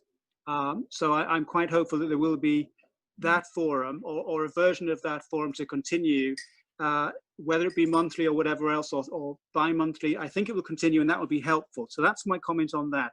On the monitoring and evaluation, yes, the more we collaborate together, the more that obviously, or that multiple funders come together to actually sort of work on one particular issue and co-funding it, then of course you can have, I think, standard monitoring and evaluation across all the multiple funders. It becomes more difficult on other things, of course, because different funders are funding the same organization for different reasons, and therefore that's when monitoring and evaluation becomes more difficult. Yeah. But I think it may be in the future as well, particularly because of the issue of core funding, that we move away from perhaps being too rigid on monitoring and evaluation. Because if you're giving core funding to an organization, it's because you believe in what that organization is doing, its core work, and therefore there should be less monitoring and less evaluation. It should be a looser framework of talking to that organization or discussing things with them. So that may happen there as well. As regards the other question which Safina raised and you have about, will it continue core funding? I hope it will. Both Esme Fairburn and ourselves initially moved towards core funding 5 or 6 years ago for smaller organisations, those without core Arts Council or other funding. And I think, again, because of the shift in March, what happened, the crisis, more have moved towards giving core funding. And there is a need for it, because even when we come out of this, there is not going to be enough Arts Council funding. The Arts Council is not going to be able to take on as many new organisations or growing organisations as it would like. It would be constrained by its funding from government. And therefore, there is a role, I think, for trusts and foundations now that they've explored this more comprehensively to actually look at the role of core funding in their portfolios. So I hope it would continue. One of the yeah, I mean, and a good degree of consensus on that, actually. And I suspect one of the, there is, I get the impression, quite a degree of unanimity among executive teams in the large foundations about the way forward: collaboration, core costs, working together wherever possible. I think it is sometimes true, and we will all tread carefully on this, that actually there is sometimes a challenge internally to ensure that that message is shared by the whole organisation, including the trustee board. But rather than put you on the spot on that, let me move on to quite an interesting perennial question, but one I think which has a sharper focus because of the COVID-19 challenge. The question is this, about the challenge of organisations outside of London and those who are not large national organisations in terms of philanthropy. which is something we all discuss endlessly, but which I think perhaps comes into sharp focus at this time. Do we think that actually funders are going to be more likely to do what they often say they want to do, which is to push more money out regionally and to smaller organisations? And how should we get that balance right?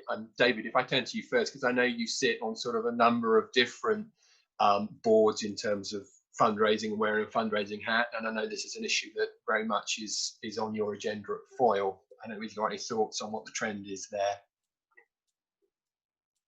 Yeah, I think from trusts and foundations perspective, as opposed to individuals, I think it very much has been on their agenda for the last 5 or 6 years to fund more outside London where possible. And there's been big pushes. Garfield Weston, for example, going to the northeast and actively promoting. Several of us going to Northern Ireland or to Wales and actively promoting.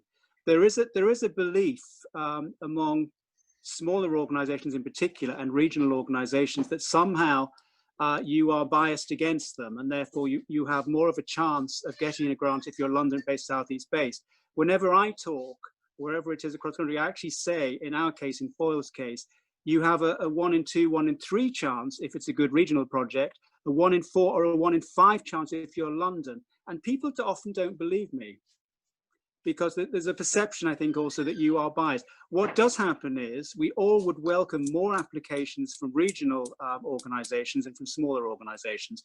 It's one of the reasons we set up our small grant scheme, because we felt so many small organisations were not applying to the main grant scheme. They were put off, they thought it wasn't for them, and we tried to make it easier through having a small grant scheme, which isn't just arts and culture, it's others as well, but arts and culture do apply to that.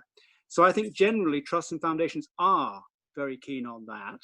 Although I think in the short term, I mean this year, London has been devastated by the pandemic and the impact on sort of the collapse of earned income and other things. And London is in some ways worse off at this moment than some other regional organisations. Not all, but a number, because a number of regional organisations have a higher percentage of public funding as part of their turnover. And therefore they're to a certain extent slightly more sheltered in this initial phase of what the pandemic has caused.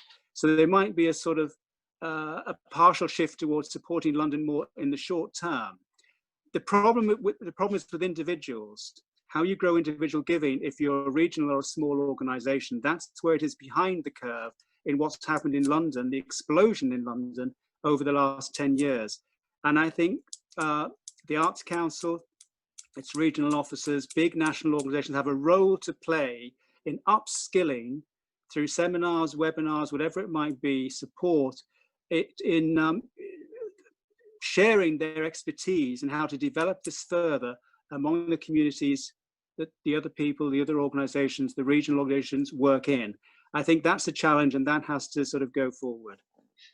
Yeah, really interesting, and actually leads neatly into our next question, which I'll pass to you, Safina, maybe to take the lead on. But if you want to pick up on any of those interesting points that David has made about the kind of regional spread and the fact that, you know, urban areas and including London have been so badly hit in this pandemic. But on that last point that David made, a couple of questions. How can we as a sector encourage a new generation of philanthropists to see the merit in funding culture? And another question makes exactly the same point, really. Trusts are more important than ever at the moment. How do we encourage more individuals and companies to make the commitment to setting up a foundation? So giving generally, giving regionally, and then giving through these structures of trusts and foundations, all kind of interlinked questions. So, kind of following on, I completely agree with everything that David just shared. And I think part of what I would answer for that question I can use here as well, which is to say that this is where transparency matters, and where, as trusts and foundations, we do have a kind of ability to think in the long term. We are shielded in terms of having, you know, financial stability and security, which means that we have assets beyond just giving money away.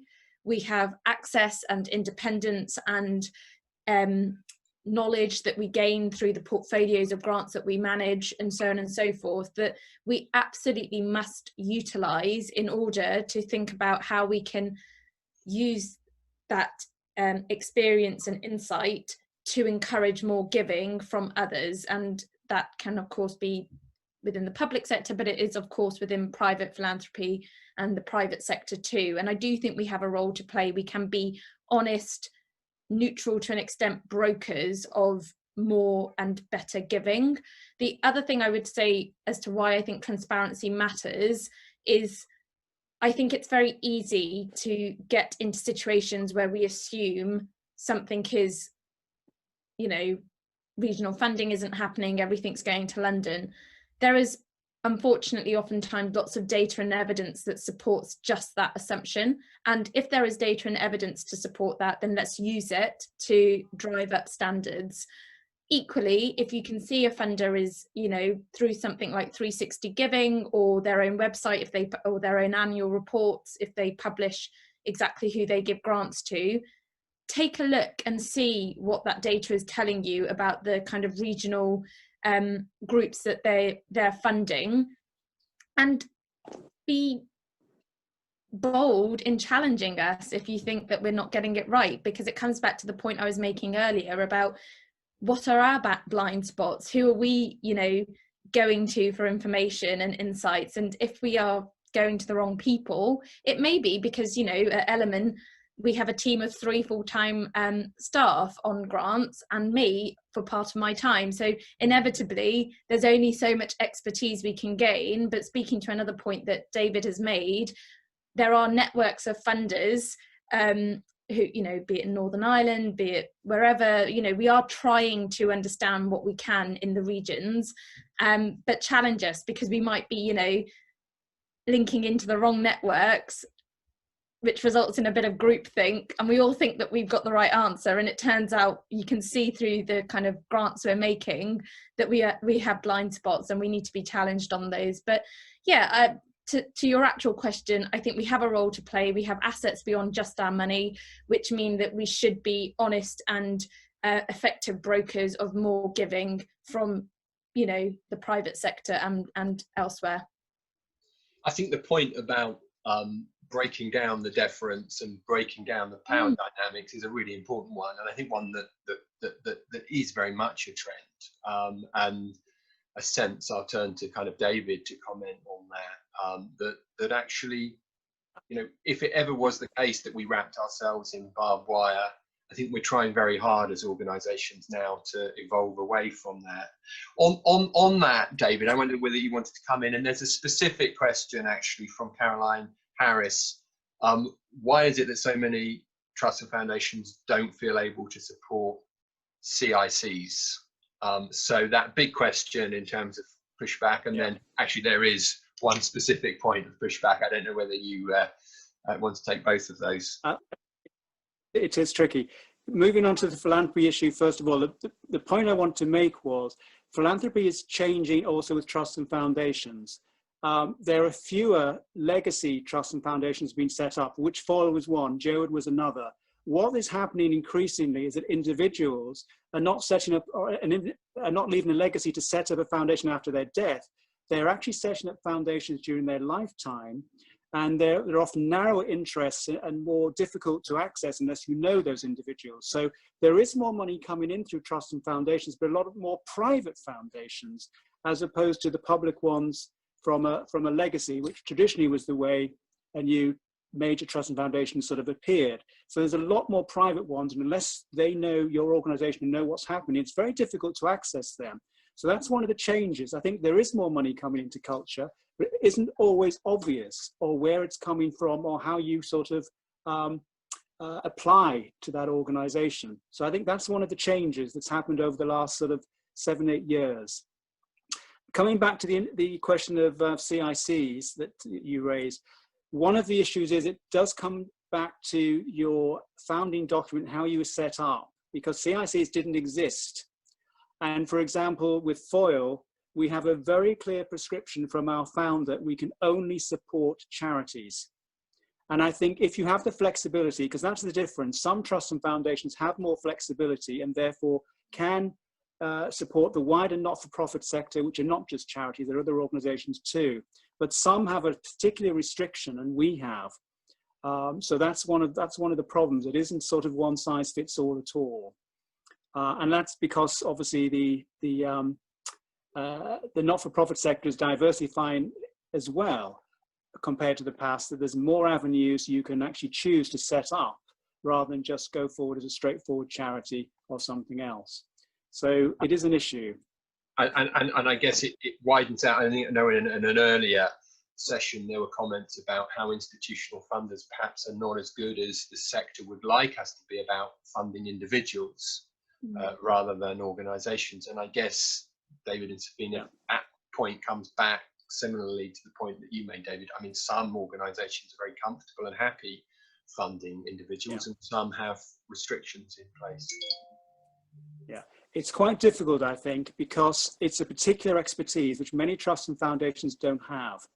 And because the assessment criteria for individuals is far, far different. And a lot of it is qualitative as well. And so I think it's more difficult. And you either have to specialize in it as a major area, or I think many don't do it at all because they're not qualified to assess. I mean, the big thing is the Arts Council, if we're talking about the cultural world, should be the key agency to actually support individuals. I think they're doing it a bit more now, and perhaps the COVID crisis has been a catalyst for them, because certainly through their project grants, they're certainly encouraging more individual artists to apply to them now, which certainly wasn't the case last year, for example. So it is tricky. It is tricky. And I mean, Sherwood is one of the obvious ones which does support individual artists rather than organizations. Yes. But it means a complete different set of assessment criteria, a different set of abilities, and a lot of different experience in order to move on that front. And I mean, Wolfson has got around this issue by this year partnering with Joe, and some of you may have seen an announcement that Sherwood, Wolfson, Esme and Limbury are creating a partnership to fund individuals, which goes back to one of our earlier questions. And one of the reasons we did that, beyond the benefits of collaboration, is exactly that actually funding individuals takes a particular staff team and skill set, which certainly I think at Wolfson Foundation we don't have. I don't know whether that would be true of Foyle and Element as well. Absolutely, yeah. It's certainly true of us as well, yeah. But an interesting question. I feel as though we've touched on so many great themes that we could keep talking happily into the evening. I'm conscious we've slightly overrun our slot. We did say that we would overrun it just slightly, given some of the technical problems that we've had. Safina or David, any kind of closing thoughts or reflections from the conversation before I attempt to wrap up and pass back to Sarah? I feel it's difficult for me to comment, Paul, because I've missed so much of the first half. So I don't know if I can give you any further comments unless you want to fire something at me. No, that's fine. That's fine, David. You've made up for lost time by your erudite and wise answers. Safina, you having spoken almost solidly for the first 25 minutes, any kind of particular points that you want to pull out, or any points that you feel that are burningly important that we haven't discussed? Not as such, but I would say that, you know, with or without a pandemic, there are never any simple answers to the question of what is the future of philanthropy. And I do hope that people are seeing a shift in culture, and I think David has really highlighted that in terms of, you know, increasing collaboration, increasing transparency, increasing engagement to really recognise what our strengths and weaknesses are. I absolutely do feel that trusts and foundations, you know, institutional funding has a role to play in facilitating greater and better giving, not just within its own organisations and, you know, across our peer group, but with others too, be that in the public or private or commercial, you know, however you want to kind of characterise other sectors. So, you know, I'm really delighted to have been here, and I'm sorry we didn't quite get a simple answer to what the future of philanthropy is. Well, thank you. And I guess Paul, I have thought of one comment actually. Paul, yeah, I have thought of one comment actually. The floor is yours, Maybe David. you've answered that. I'm just thinking about the fact of what's happening because of the crisis. There's a distortion of funding happening, and you may have touched on this earlier when I wasn't able to join you. And I think that's temporary, because we had a similar situation in 2009-10 because of the financial crisis, where all of a sudden some traditional individual philanthropists and others dropped away or diverted their funding into other things. And I think we will see that now. There's obviously a move to revenue funding away from capital in the short term. There's some changes in criteria to particularly reflect there's core funding, there's other things happening. There's a diversion of funding into more immediate ways of sort of helping organizations during this crisis. And there will be some individuals and others who, of course, will suddenly no longer want to give funding to the cultural sector, may give it to other sectors in the charity world. But I think that's a temporary distortion. And I think we will gradually see a reversion from 21 onwards back, because the same thing happened in 2009-10. There was a distortion and money went to other parts of what was seen as more pressing needs, etc. And it will come back. Great. Well, I don't know whether you touched on that earlier or not. But we did actually, David. So it's very useful to have your perspective on that. We did talk about how the crisis, in some ways, helps to make the case for culture. On the other hand, of course, philanthropists are very well aware of some very pressing needs, whether they search for the vaccine or frontline charities which are in desperate need. So I think that's a very helpful and reassuring note to end on. So, I mean, from my perspective, I think it's been a fascinating conversation. What strikes me, I think, in terms of looking at the future of philanthropy and what I think has come out from this conversation is that a lot of the trends that were there going into the crisis within institutional philanthropy have been catalysed this year. And I think particularly in two areas that we've discussed this afternoon. First, not just what is funded, but how it's funded. And I think we are seeing definite trends towards more transparency, towards more collaboration, and towards various forms of sort of participatory grant making. And then secondly, whether this is in governance terms or grant making or how we position ourselves or our communication, I think there is a sense that the philanthropy sector wants to be and needs to be much more representative of the society that it purports to serve. And I think those are issues which are very live issues that foundations and sector bodies are really grappling with, and which I think are going to be issues that we're talking about for a number of years to come. But thank you, Safina, and thank you, David, for, from my perspective, fascinating conversation. And although it's tempting to keep talking, this is, I suspect, the moment to hand back to you, Sarah.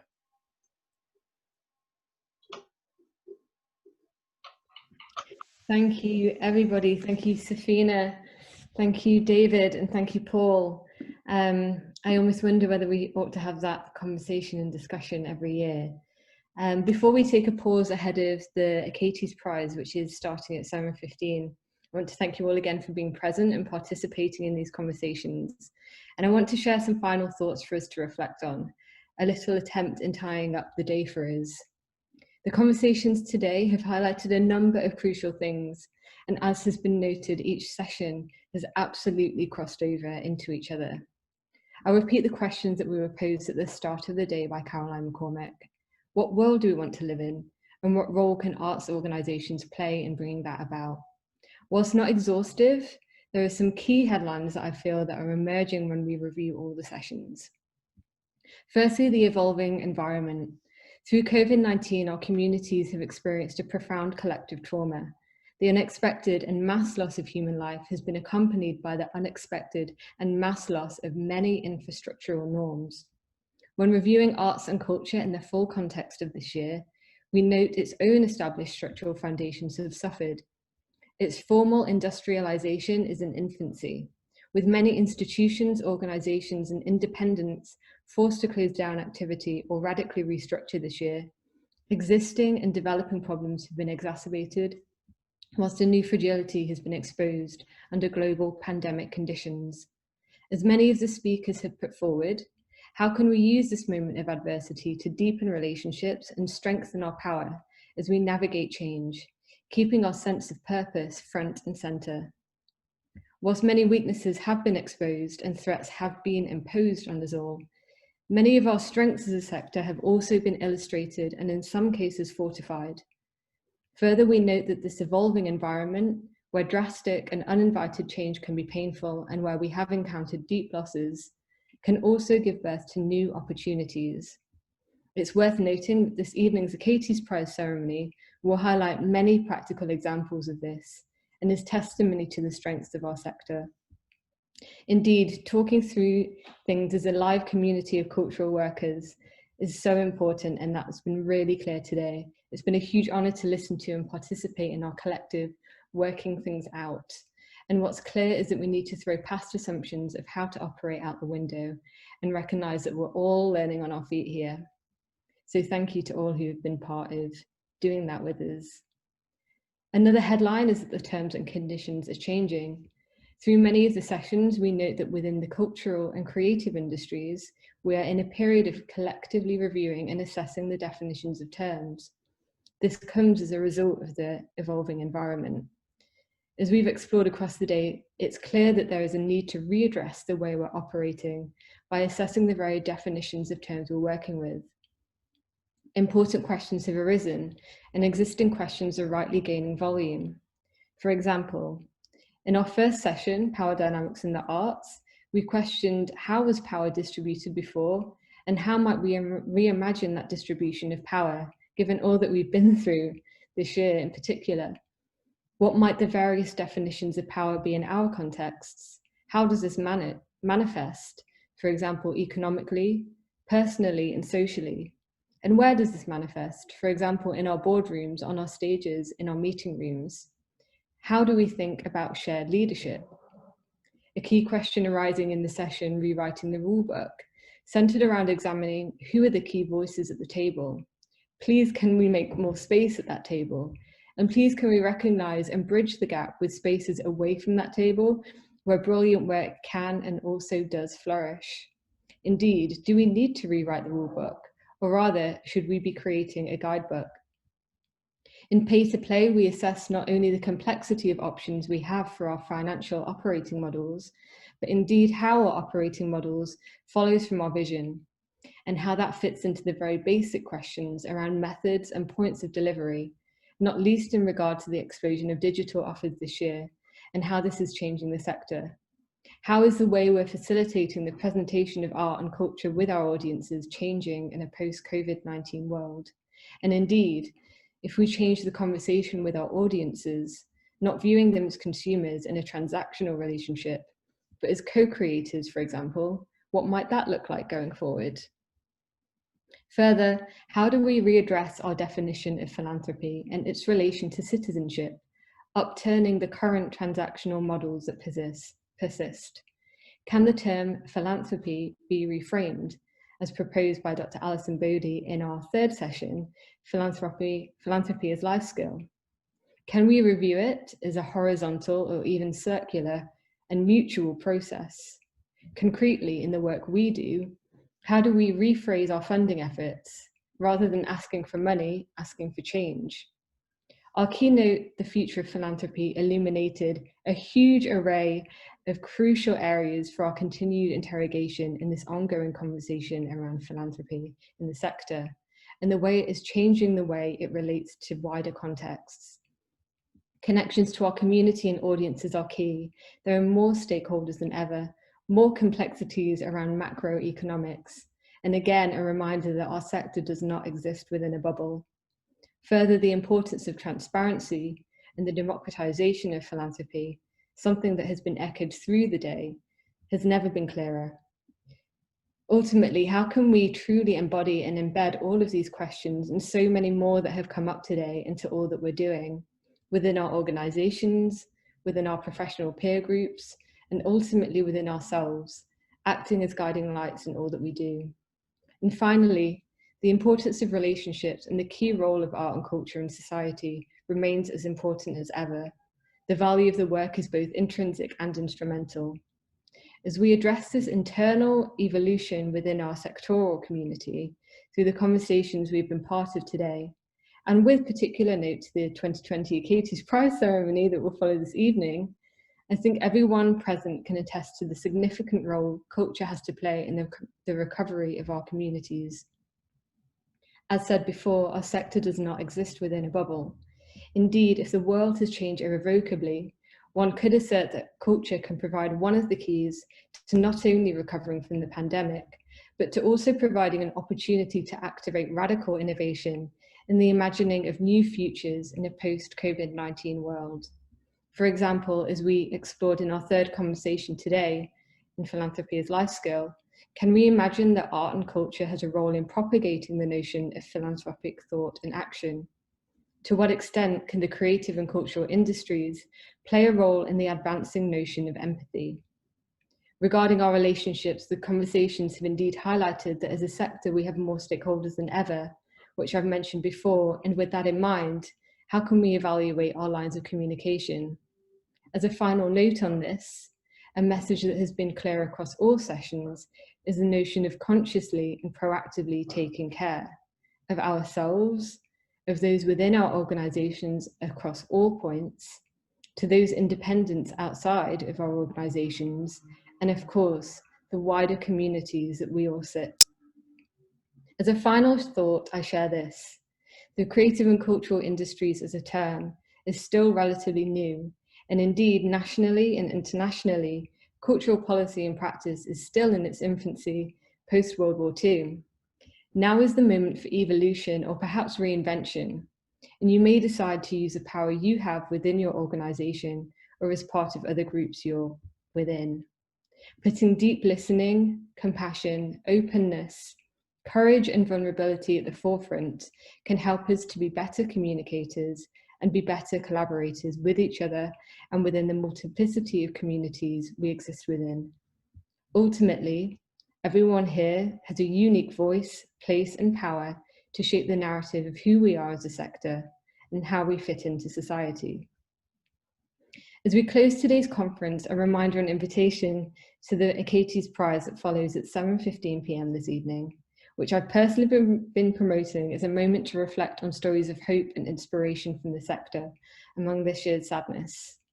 As mentioned at the start of the day, for those of you who weren't here, the Achates Philanthropy Foundation was created to support innovation in the cultural sector, to address wider philosophical questions that we face, and to support the development of models enabling organisational resilience.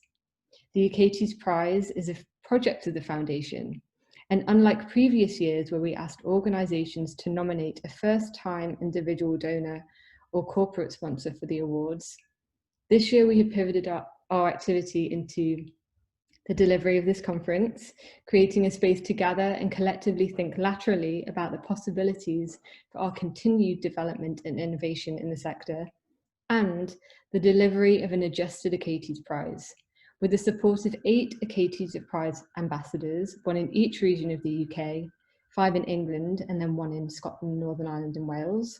We embarked on the research and generation of 15 case studies from each of their regions, which showcase best practice in terms of how arts organisations have responded to the needs of their audiences and how their audiences have in turn responded to that work. From this, we announced our regional showcase of 24 brilliant case studies. And in this evening's ceremony, we're proud to celebrate and share the results of this activity, specifically by announcing the 8 national showcase organisations, demonstrating the remarkable work carried out by these organisations across the UK through the pandemic. We hope they inspire you. And finally, a little sneak peek. The ceremony will be hosted by poet, producer and librettist Kartika Nier, who will perform a lockdown renga, which is a traditional Japanese collaborative form of poetry, alongside Marilyn Hacker as part of the ceremony. It begins at 7:15 on this same Zoom link. I look forward to attending that with you and hopefully won't embarrass myself by potentially crying partway through, just the emotion of it all, you know. And now, as we began the conference with gratitude, I would like to end with it. So before we leave, I would like to give thanks to our incredible and inspirational set of speakers who have been with us today for all that they shared with us and all that they do. Thank you to Achates Philanthropy Limited, our principal sponsor. Thank you to the Paul Hamlyn Foundation for making today possible, as well as the Young Arts fundraisers for your support. An additional thanks to our prize partners, Bot Consulting and Spectrix, and finally our venue partners, Home Manchester. Thank you also to Georgia Attlesey, our prize director, and Caroline McCormick, our chair, and our wonderful team at Achates Philanthropy Foundation who have carried us through this year, as well to my fellow trustees and ambassadors who have done so much this year and so much today. And a final thank you to all of you for attending. It's been a hugely rich and inspiring day, and so much of that is down to the ongoing and generous contributions from you all throughout. And now, onward into the evening, to food and drink, and to the prize ceremony later on. Thank you again, and goodbye for now.